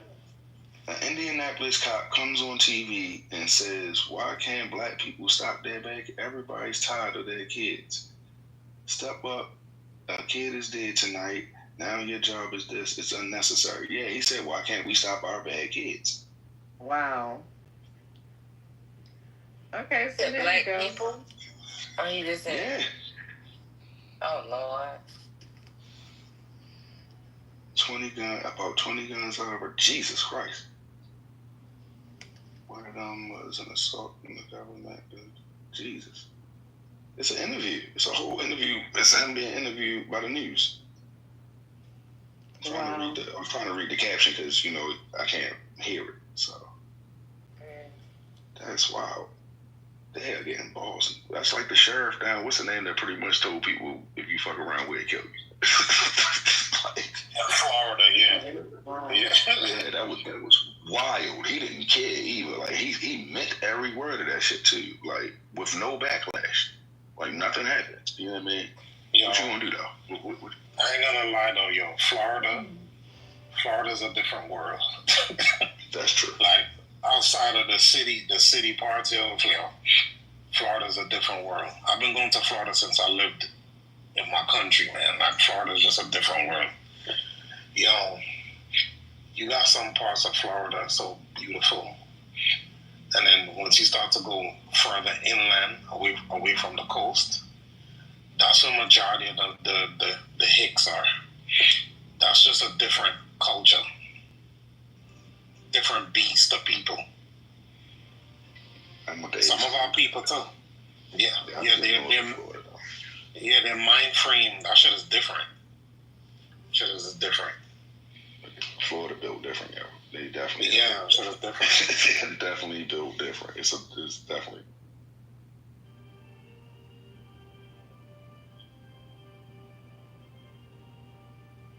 That sound like something I watch.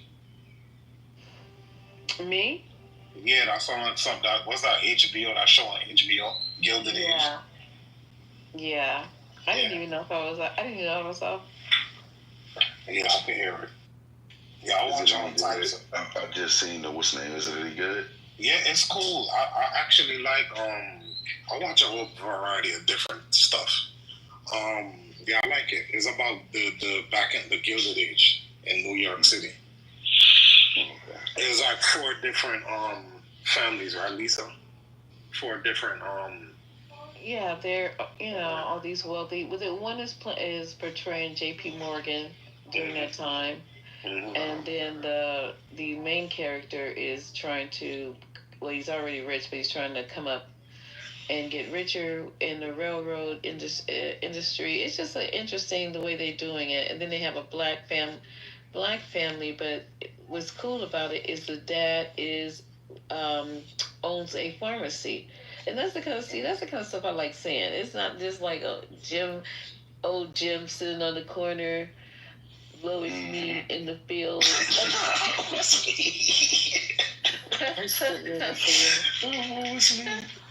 I got a book series I want to set in the Gilded Age. The Knickerbockers weren't they the original old money? Wasn't that? Yeah, the Knickerbockers. Yeah. And they had, and I'm basing part of it off of what people did in England as well around that same time. They would have these house parties, and they would do all this different kind of crazy ass shit. So the first book I was gonna have open with over the ballroom is netting, and up in the netting is all these butterflies, right? And so they release them. Oh, that's nice. And the next one was gonna be they had a mummy. Because they would get mummies, believe it or not, and have them at a house party and have them laid out. Yeah, I got great ideas for these books and call them shows. In my head, there's... Wow. I'm fascinated with the Gilded Age, actually. So this is where Donald Trump is trying to take us back to. Exactly. That right there is where it's at. All them people of wealth. Oh, honey, they went wild. I love Dexter. The new Dexter started too. I like Taboo. That used to be my favorite show. I like a whole variety of different stuff. It was good. The second season is about to come out. I'm eclectic when it comes to like shows and movies. I watch pretty much anything that can entertain me. You feel what I'm saying? If it's interested or not. But love detective shows like that. Like Alex Cross, like the Cross Alex. The new Alex Cross show, which is called Cross. Awesome show. They got I forgot the brother's name. Eldris, I believe it is, something like that. He played Hawkman in Black Adam. You know what I miss? Only the old people on stage are gonna get this. Or if you were around your grandparents a lot. I miss In the Heat of the Night. That was my favorite show. What you're talking about. I love that. You know they remade Perry Mason. It was pretty good. They gave it, I think it had like 2 seasons, 2 or 3 seasons. I get mad when they start remaking stuff. They did a remake well, it's not the Perry Mason you know. It's the prequel to the Perry Mason you know. How he became who he was. That's what it's about. Remember Night Court? They redid Magnum too. They did it? Yeah. They did? See, those shows they need to leave alone. They need. I remember Knight Rider. Don't be messing it. Yeah, exactly. Remember Knight Rider? They destroyed Knight Rider. Knight Rider. Yeah, they did. Yeah, they made a remake of Knight Rider like 2010, 2000, something like that. Yeah, I didn't see that. It was so garbage. I know y'all remember Miami Vice too. Of course. Yeah. Yeah. Now I will say that movie was actually pretty good with Jamie Foxx and them when they did the movie. That was good. It was good. Yeah, the movie was actually pretty good. Yeah, that was decent. They did the Chips movie. That was trash. I was highly upset about that. that was trash. I used to be in love with Eric Estrada. Oh my God, of course.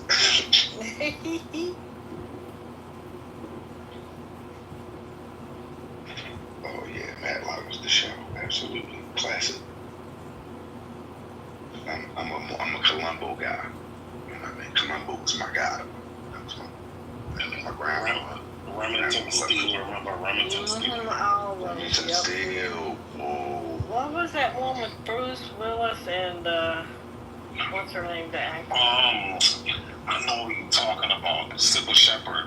Yeah. What was that show? I know what you're talking about. That was good.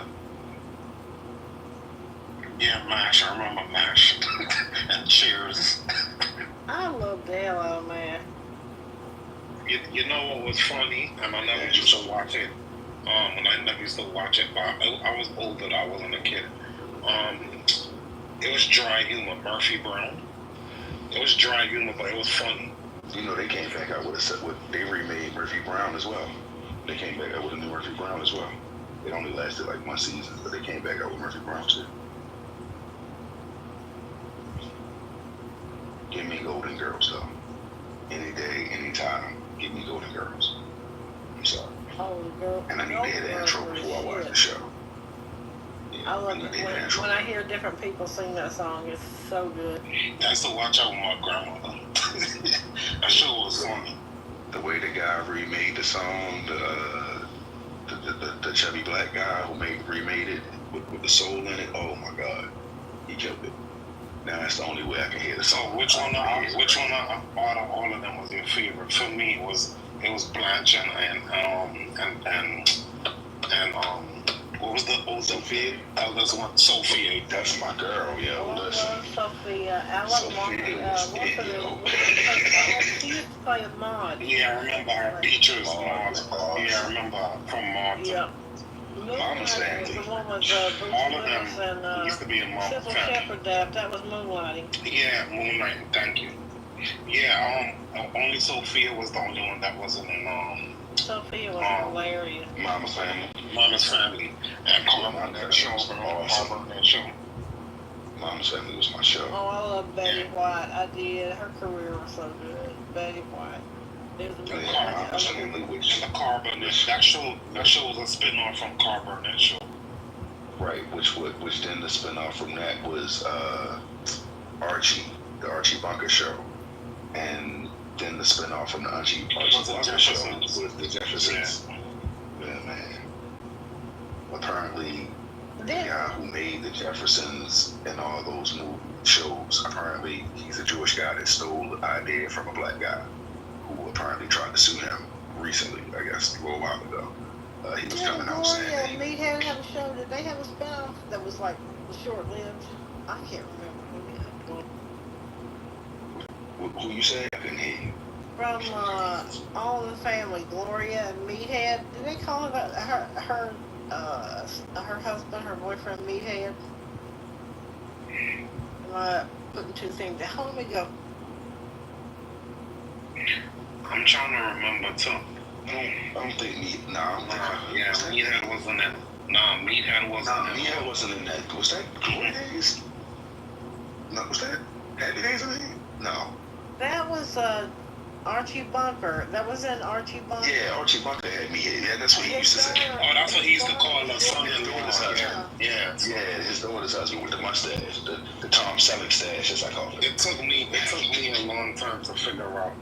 Okay, no, I'm from somewhere else. When I used to watch that show, I didn't get some of the jokes, but when I came to America, after a while, I used to watch it reruns. I got it. Mm-hmm. That shit was so racist. Archie was a racist. Wild racist. Wild racist. So it was, I mean, on another level of racism, though. Like, it was horrible racism. I will tell you, I cannot lie, and I know I'm going to be judged for saying this. There's only one racist thing, I guess you can consider it. Well, yeah, it's definitely racist. It's one racist movie. It's not a racist movie, but it's one guy that plays a part in a movie that's probably the most racist thing you could do, and I don't even care. And that will be Robert Downey Jr. in Tropic Thunder when he plays the black dude. Sorry. Oh, yeah. I didn't watch the funniest things I've ever seen. I never watched it, ever. Bro, listen to what I'm telling you. It is the most racist thing that could possibly... He's doing blackface. But the idea of the character is that his character is such a method actor, and he's so into the role that he actually went and got his skin pigmentation changed to be black. He's not wearing makeup. That's the idea in the movie, that he's not wearing makeup. That he actually got melanin put into his skin to look like a black man. That's the whole idea in the movie. He's not playing blackface in the movie. That's how much of a method actor he is. He gets into character from the time the movie starts. You only see him as, like, you see him in different parts because he's an actor in the movie. The movie is about them making a movie.